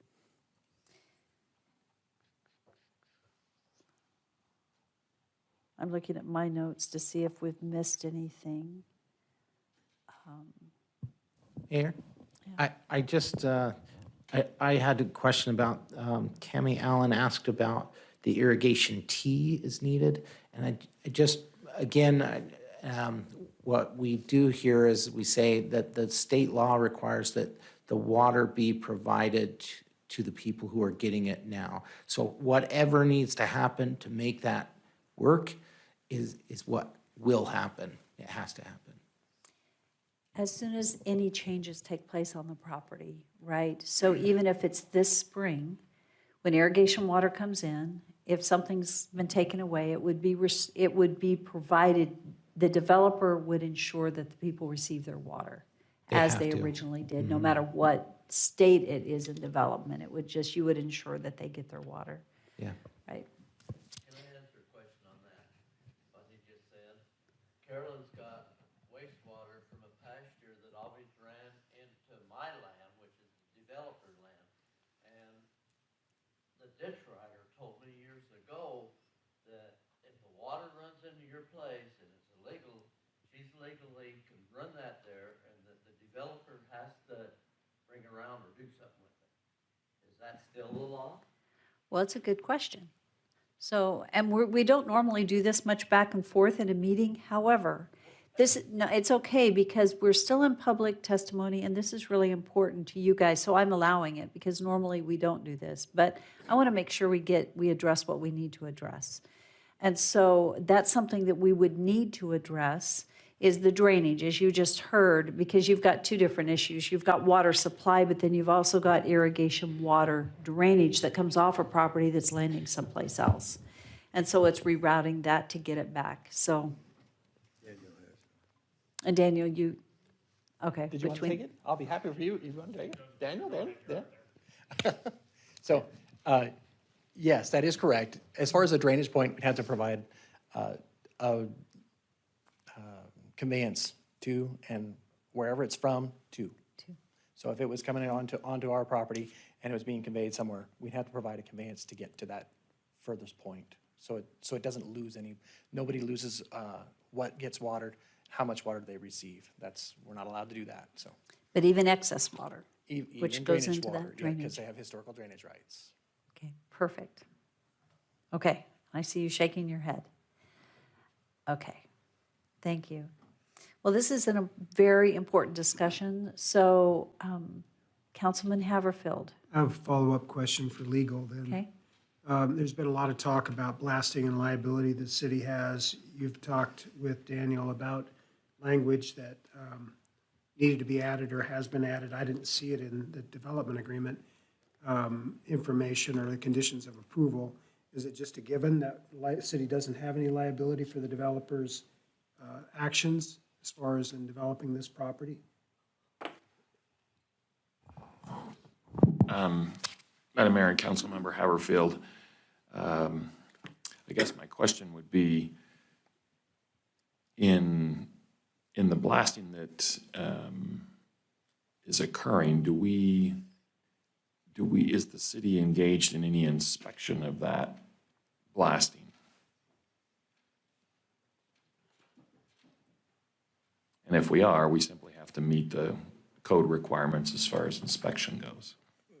Mayor Todd, the city, we have inspectors on site that would be looking at the installation of the water and sewer and pressure irrigation lines and the roadway. We don't have any specific blasting permit or any specific inspections of blasting that is being done. Okay. So, Madam Mayor and Councilmember Haverfield, then we're not inspecting, we're not guaranteeing anything as far as the blasting goes. We're simply inspecting for compliance with our sewer and water installation requirements. So would it be responsible of us to require that an inspected, a second party, third party inspector come in and do the inspection of any ground fracturing, limiting the time of operation, the possible use of nitro or whatever they're going to use for blasting purposes or dynamite?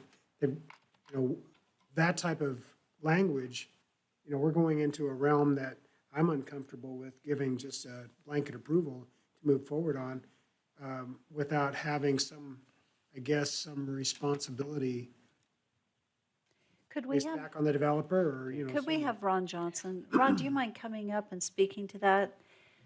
In that you used to be involved with blasting permitting. I'd like to go watch when they Thank do you. it. Mayor, Council. Yeah, in my previous job, I do have experience doing blasting permits, blasting inspections, looking over all the paperwork and just making sure that they have a good plan. So we don't have a formal program for that here, but it is allotted for in the fire code. So if you wanted to say that they needed blasting permits, I could run it through the fire department and just make sure that they're doing it all up to code. A lot of it's on them, preparing the reports for me to review.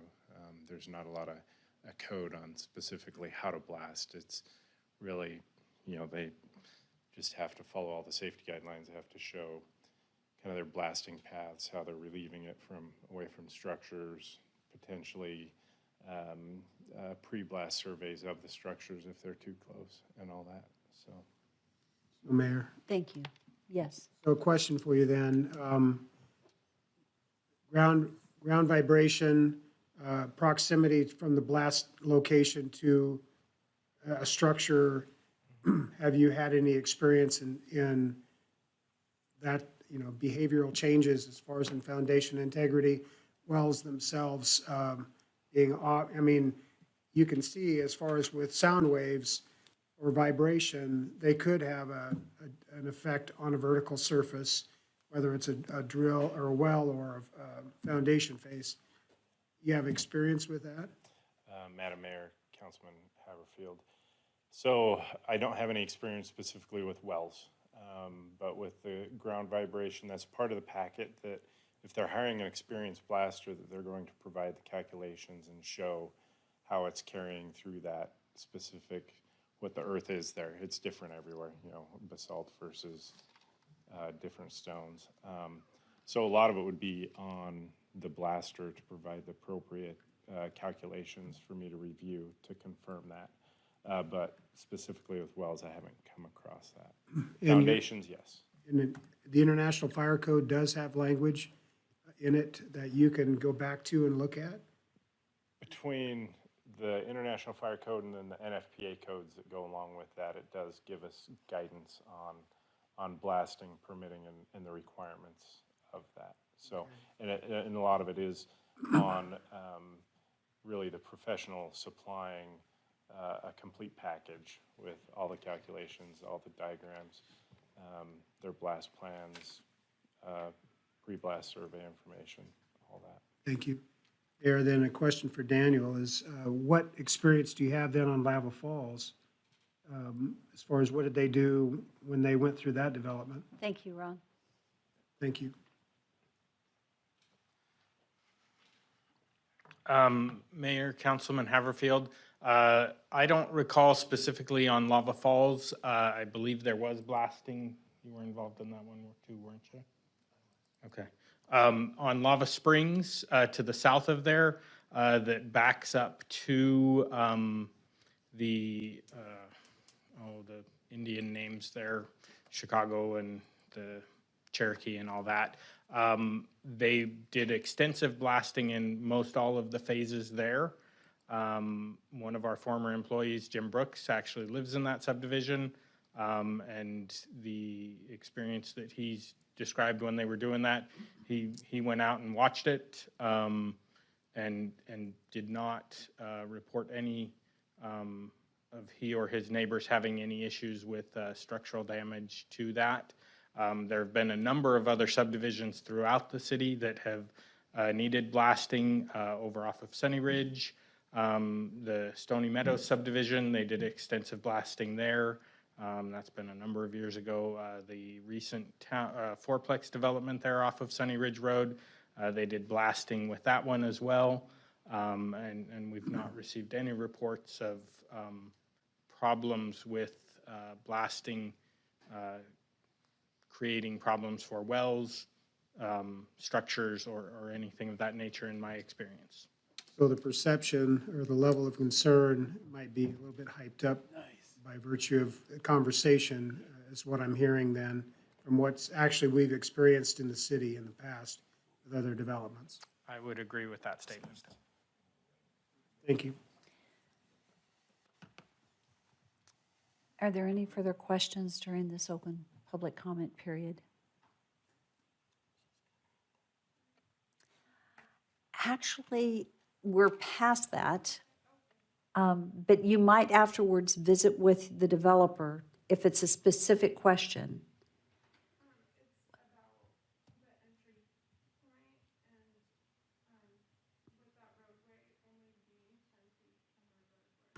Okay, well, that would be okay, thank you. And then Daniel, can you speak to that? Because we've got two entrances, and this is a pretty standard thing that we've got two entrances within 10 feet. And typically, we don't allow that. Mayor, as we've looked at that, one of the things that I've asked the developer to talk to those adjacent property owners about is potentially relocating their driveways onto the entrance road for the subdivision to allow for that to not create that so close of distance between those two. This is a issue that we run into in these areas where we have a significant amount of existing parcelization of houses on a arterial roadway, where we don't have large frontages. The developer in this case has had to acquire multiple properties to get the spacing he needs for those. I agree that that is certainly not ideal, and that's why we've requested the developer to talk to those neighbors about potentially relocating their driveways to the local roadway to make that safer. That's something that obviously the developer does not have control of, and so we've just asked that he approach them and discuss that option to help mitigate those safety concerns. Okay. And if they did not go ahead and move their driveway, because they already have a driveway there, would they be allowed to stay? Yes. Okay, otherwise it would be recommended that the developer work with them to possibly add their driveway entrance into the new path. Okay. Yes. And so that would be a private negotiation. Correct. Is that correct? Okay. Okay. And do you have any further comments on that? I do not. You do not? Okay. And do you have any closing comments based on the discussion? No, Madam Mayor. You do not? Okay. So I'm sorry it's so late, but this is very important. It's important to your lives, and it's important that we have the discussions. So at this time, if there are no further questions or comments, I would stand for a motion to close public hearing. So moved. All in favor? Aye. What is the will of the council tonight?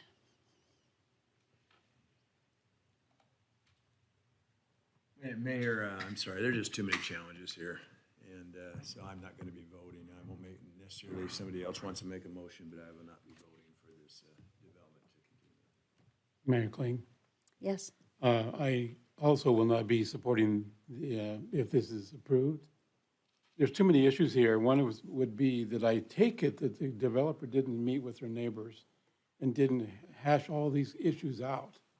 And I think that's a mistake. Some of the things that we have discussed has already been handled, and the neighbors have been appraised of irrigation water, drainage, density, traffic, blasting, irrigation, and a T for the irrigation flow, the wells, and who has custody of the one well, the driving access into their property, the size of the lots, the ditches that are covered, the pump water, which to me you can't touch, and I know the developer said he will take care of those, the contamination of the water of those wells. All these are an issue that we shouldn't be having to take care of at this point. It should have already been done. One thing that I'm concerned about is that this is a property rights issue. Your property is what you have, and we shouldn't be touching this. I will not be supporting if this is if a motion is made to approve. I can't, not at this point. Mayor, I make a motion to deny the annexation and zoning to RS6 zoning district. I can't even see anymore. I'll second that. No potential development agreement and subdivision or preliminary plat for Locust Grove subdivision. East Locust Lane totaling 25.06 acres for Sawtooth Land Acquisition LLC.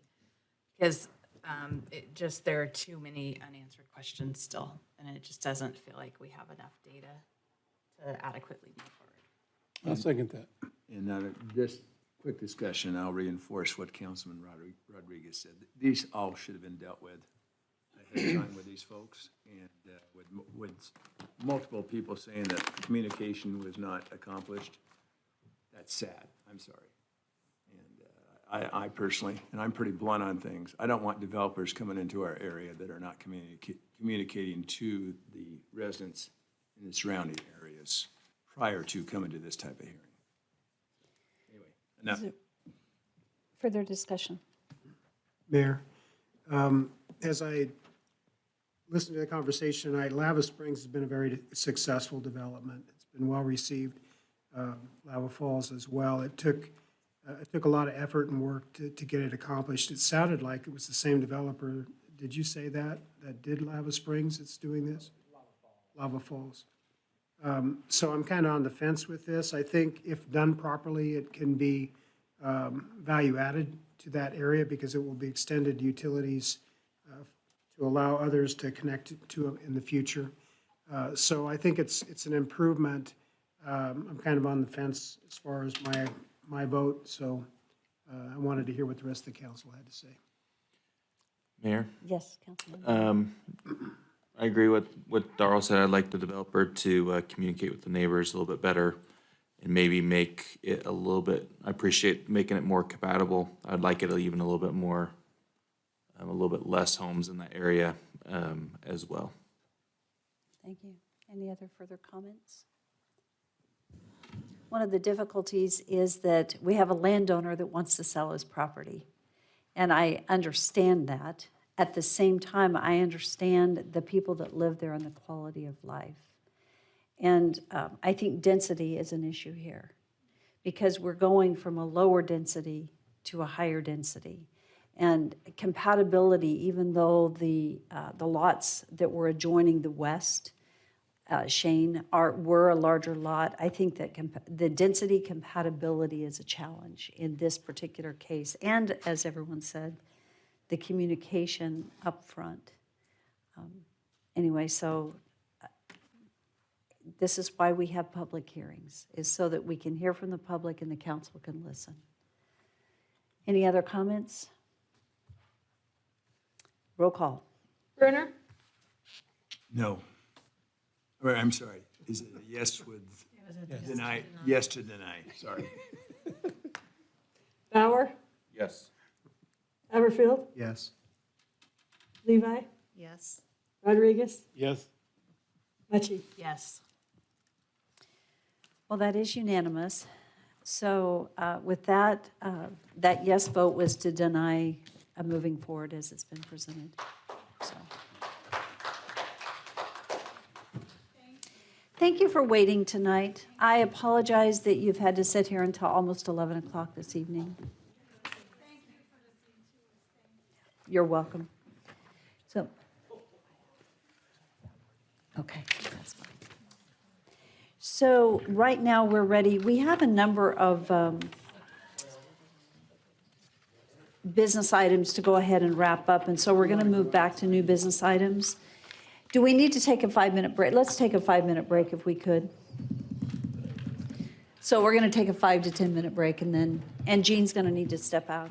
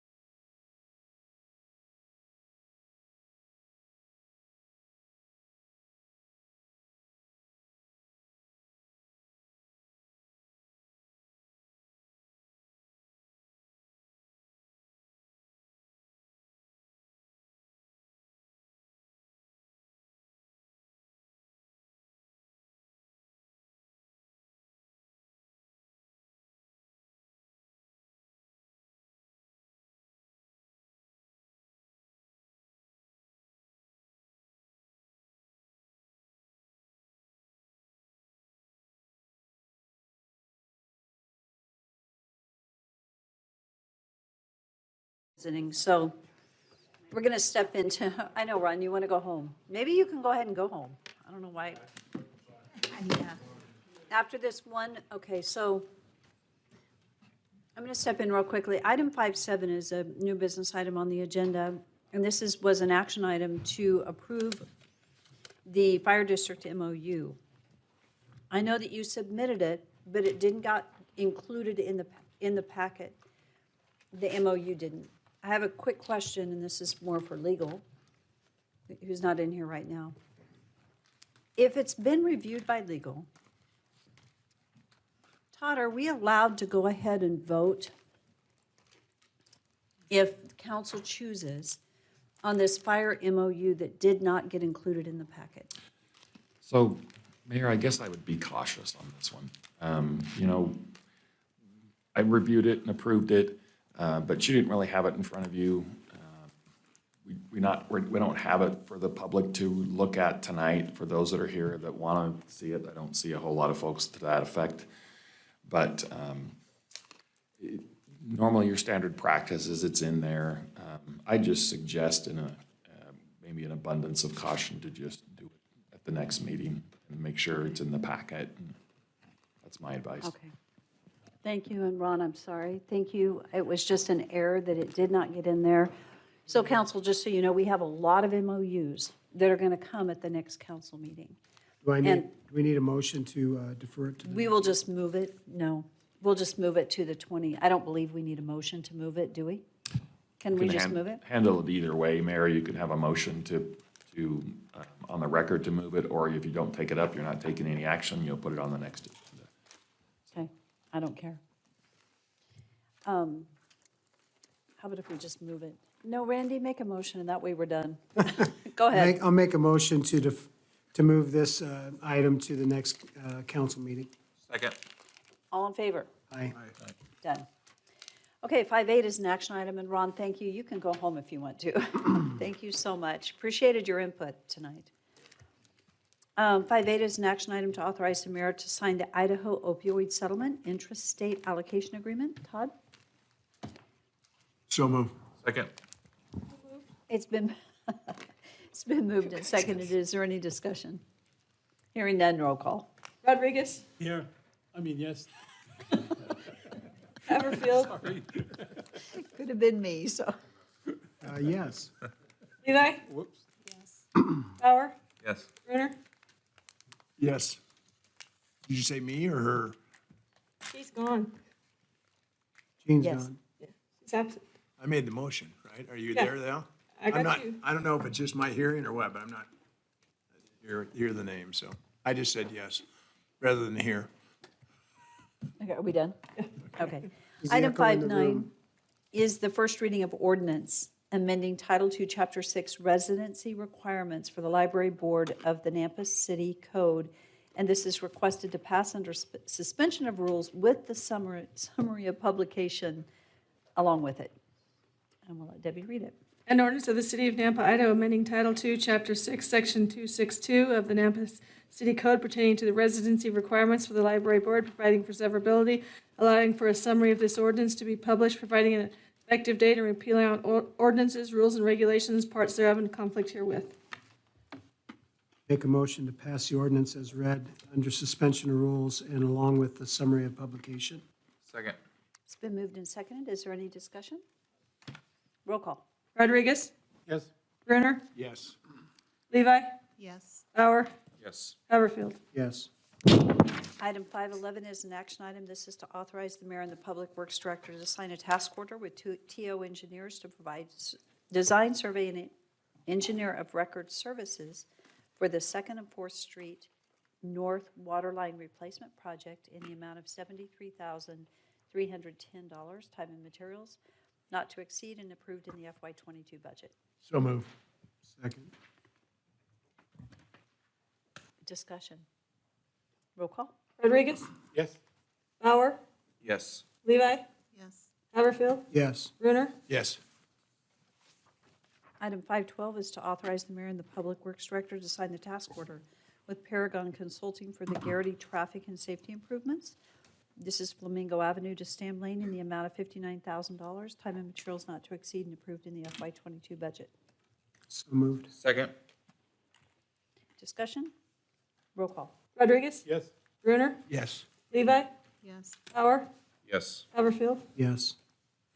Item 513 is an action item, first reading of ordinance to annex into the municipal irrigation district of the city of Nampa, Idaho, described real property listed in the notice of adoption and summary of ordinance, and it directs the city engineer to alter the use and area map accordingly. It is requested to pass under suspension of rules with summary of publication.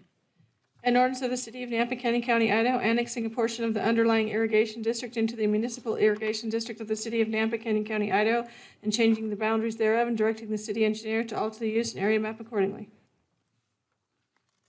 Make a motion to pass the ordinance as read under suspension of rules along with the summary of publication. Is there a second? Second. It's been moved and seconded. Discussion? Roll call. Rodriguez? Yes. Brunner? Yes. Levi? Yes. Bauer? Yes. Haverfield? Yes. Item 515 is an action item to award a bid to Thusen Construction, Inc., and authorize the mayor to sign a contract for crushed aggregate for chip seal FY22 in the amount of $319,000. It is approved in the FY22 budget. So moved. Second. Discussion? Roll call. Rodriguez? Yes. Brunner? Yes. Levi? Yes. Haverfield? Yes. Bauer? Yes. 516 is an action item. It's just to award the bid and authorize the mayor to sign the contract for the 5 Mile Creek at Franklin Boulevard Culvert Replacement Project to Idaho Site Works for $452,660, and it is approved in the FY22 budget. So moved. Second. It's been moved and seconded. Discussion? 100,000. Roll call. Rodriguez? Yes. Brunner? Yes. Levi? Yes. Bauer? Yes. Haverfield? Yes. Item 517 is an action item. This is to award the bid and authorize the mayor to sign the contract for the Miller Lateral at Franklin Boulevard Culvert Replacement Project to Knife River in the amount of $201,345 and approved in the FY22 budget. So moved. Second. Discussion? Roll call. Rodriguez? Yes. Brunner? Yes. Levi? Yes. Bauer? Yes. Haverfield? Yes. Item 518 is actually authorizing the mayor to sign a resolution that is approving the updates to the city's investment policy.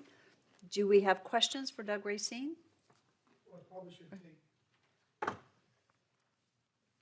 Thank you, Doug. And speak right into that microphone. Thank you. I should probably take a moment and explain what the changes are so that the council is aware. In FY21, we earned $622,000 of interest. In the prior year, it was about $1.1 million. So a significant decrease, and that's because of the market rates that are being paid at the institutions. Our banking, our pardon me, our investment firm, Morton Assets, revised our, we went through our policy with me and we looked at the nature of our policy and identified a couple of areas where we could expand and improve our investment without increasing the risk. Let me, it'll take about 5 minutes. I'll bring this up on the screen and show everybody what the points are. Mark, if I share my screen, will it come up now? All right.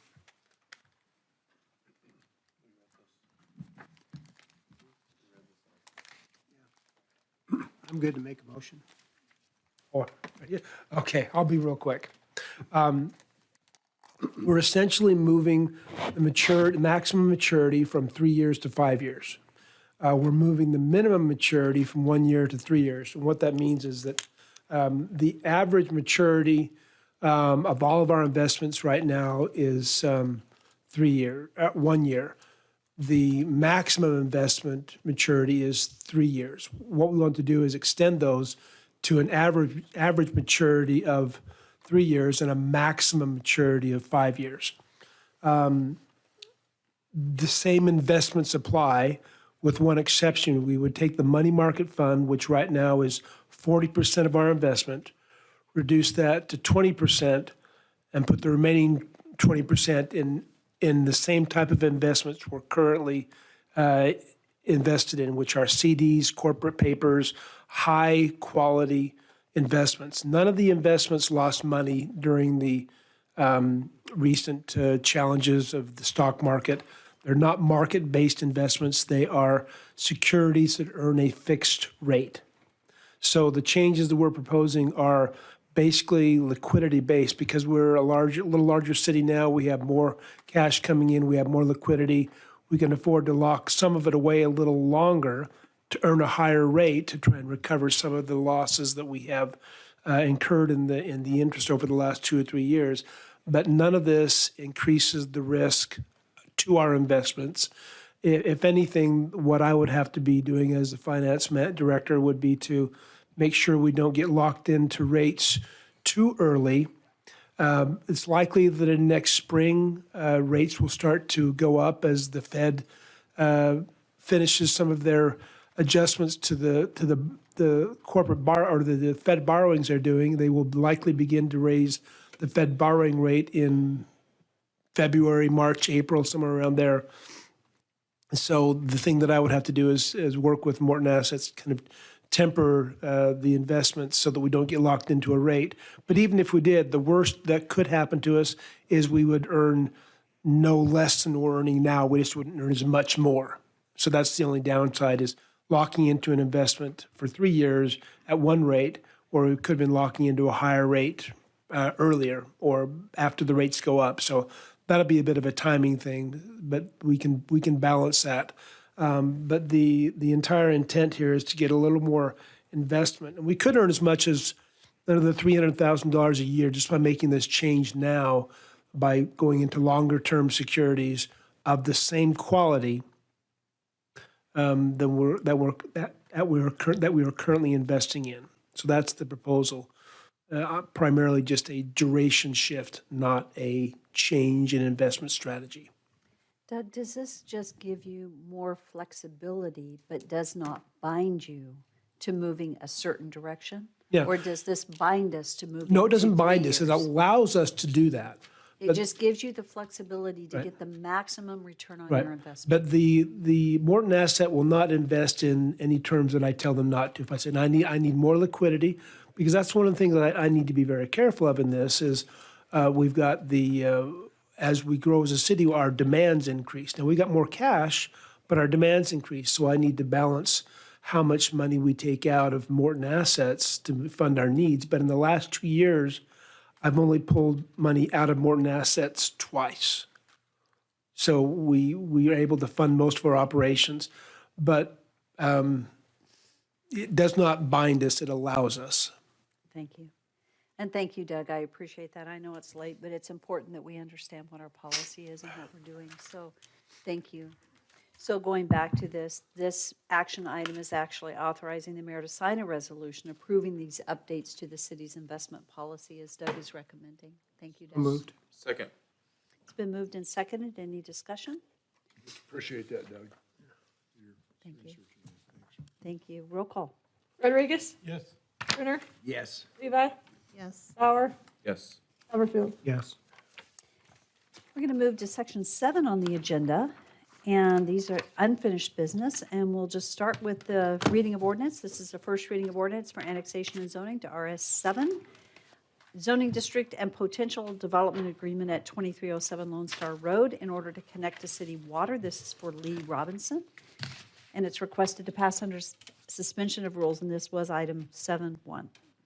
An ordinance of the City of Nampa, Idaho, determining that certain lands commonly known as 2307 Lone Star Road, Nampa, comprising approximately 0.26 acres more or less, lay contiguous to the city limits of Nampa, County of Canyon, State of Idaho, and that said land should be annexed into the City of Nampa and be zoned RS7, declaring said lands by proper legal description as described below, be part of the City of Nampa, determining that said annexation and zoning are in the best interests of the public and consistent with the comprehensive plan of the city, directing the city engineer and planning and zoning director to add said property, the official maps of the City of Nampa, and to designate said property as RS7 on the official zoning map and other area maps of the city, providing for a recording, providing for severability, providing an effective date, repealing all ordinances, resolutions, orders, and parts thereof in conflict herewith, and directing the city clerk to file a certified copy of the ordinance and the map of the area to be annexed with Canyon County, State of Idaho, and the Idaho State Tax Commission pursuant to Idaho Code Section 63-215. So moved. Second. Under suspension of rules. Second. Discussion? Roll call. Rodriguez? Yes. Brunner? Yes. Levi? Yes. Haverfield? Yes. Bauer? Yes. 7.2 is an action item. This is the first reading of ordinance for annexation and zoning to RS6 at 1427 Southside Boulevard for Brian and Sharon Depew. And it is requested to pass under suspension of rules. An ordinance of the City of Nampa, Idaho, determining that certain lands commonly known as 1427 Southside Boulevard, Nampa, Idaho, comprising approximately .62 acres, more or less, lay contiguous to the limits of the City of Nampa, Canyon County, State of Idaho, and that said land should be annexed into the City of Nampa and be zoned RS6, declaring said lands by proper legal descriptions as described below be part of the City of Nampa, determining that said lands annexing and zoning are in the best interest of the public and consistent with the comprehensive plan of the city, directing the city engineer and planning and zoning director to add said property to the official maps of the City of Nampa and to designate said property as RS6 on the official zoning map and other area maps of the city, providing for recording, providing for severability, providing an effective date, repealing all ordinances, resolutions, orders, and parts thereof in conflict herewith, and directing the city clerk to file a certified copy of the ordinance and map of the area to be annexed with Canyon County, State of Idaho, and the Idaho State Tax Commission pursuant to Idaho Code Section 63-215. Make a motion to pass the ordinance as read under suspension of rules. Second. It's been moved and seconded. Is there discussion? Roll call? Rodriguez? Yes. Brunner? Yes. Levi? Yes. Bauer? Yes. Haverfield? Yes. Item 7.3 is an action item, and this is the first reading of ordinance for a zoning map amendment to RS6 for Middlebury subdivision and a development agreement modification originally recorded for Lakebrook subdivision with additional single-family residential changes for Middlebury subdivision in an RS6 zoning district for Jane Suggs. An ordinance of the City of Nampa, Idaho, to provide an RS6 zone designation for certain lands commonly known as 12246 Orchard Avenue, Nampa, Idaho, previously recorded as Lakebrook subdivision, ordinance 3610 on county parcels R3280300000, R3280011000, and R32799001000B, comprising approximately 105.78 acres, more or less, determining that said zoning is in the best interest of the citizens and consistent with the city's comprehensive plan, rezoning said property from RS6 PUD to RS6, providing for recording, instructing the city engineer to designate said property as RS6 on the official zoning maps of the area and other maps of the city, providing approving the modified development agreement subject to the terms of that certain modified development agreement entered into between the applicant and the City of Nampa, and directing the city engineer to alter the use and area map accordingly, providing for an effective date, repealing all ordinances, rules, and regulations and parts thereof in conflict herewith. And it is requested to pass under suspension of rules. So move under the suspension of rules. Thank you. I was going to ask you to read the third sentence. I missed that one, but I won't. It happens at your age. Was there a second on that? Yes. There was. Okay, roll call. Rodriguez? Yes. Bauer? Yes. Levi? No. Haverfield? Yes. Brunner? Yes. And our last action item tonight is 7.4. This is the first reading of ordinance for a zoning map amendment from RS8 to RS7 and a development agreement modification for a subdivision preliminary plat. This is for the Sweetwater Glen subdivision for Toll Brothers.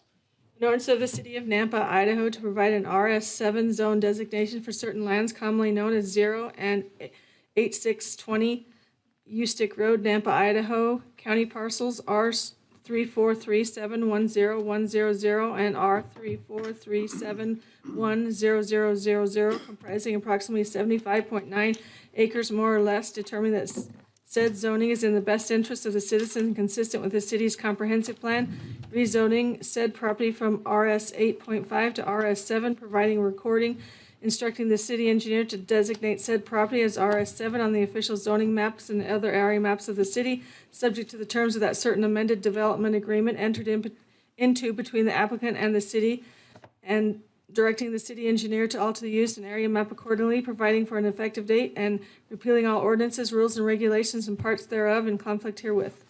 And it is requested under suspension of rules. So moved. Second. Under suspension of rules. It's been moved and seconded. Roll call? Rodriguez? Yes. Brunner? Yes. Levi? Yes. Bauer?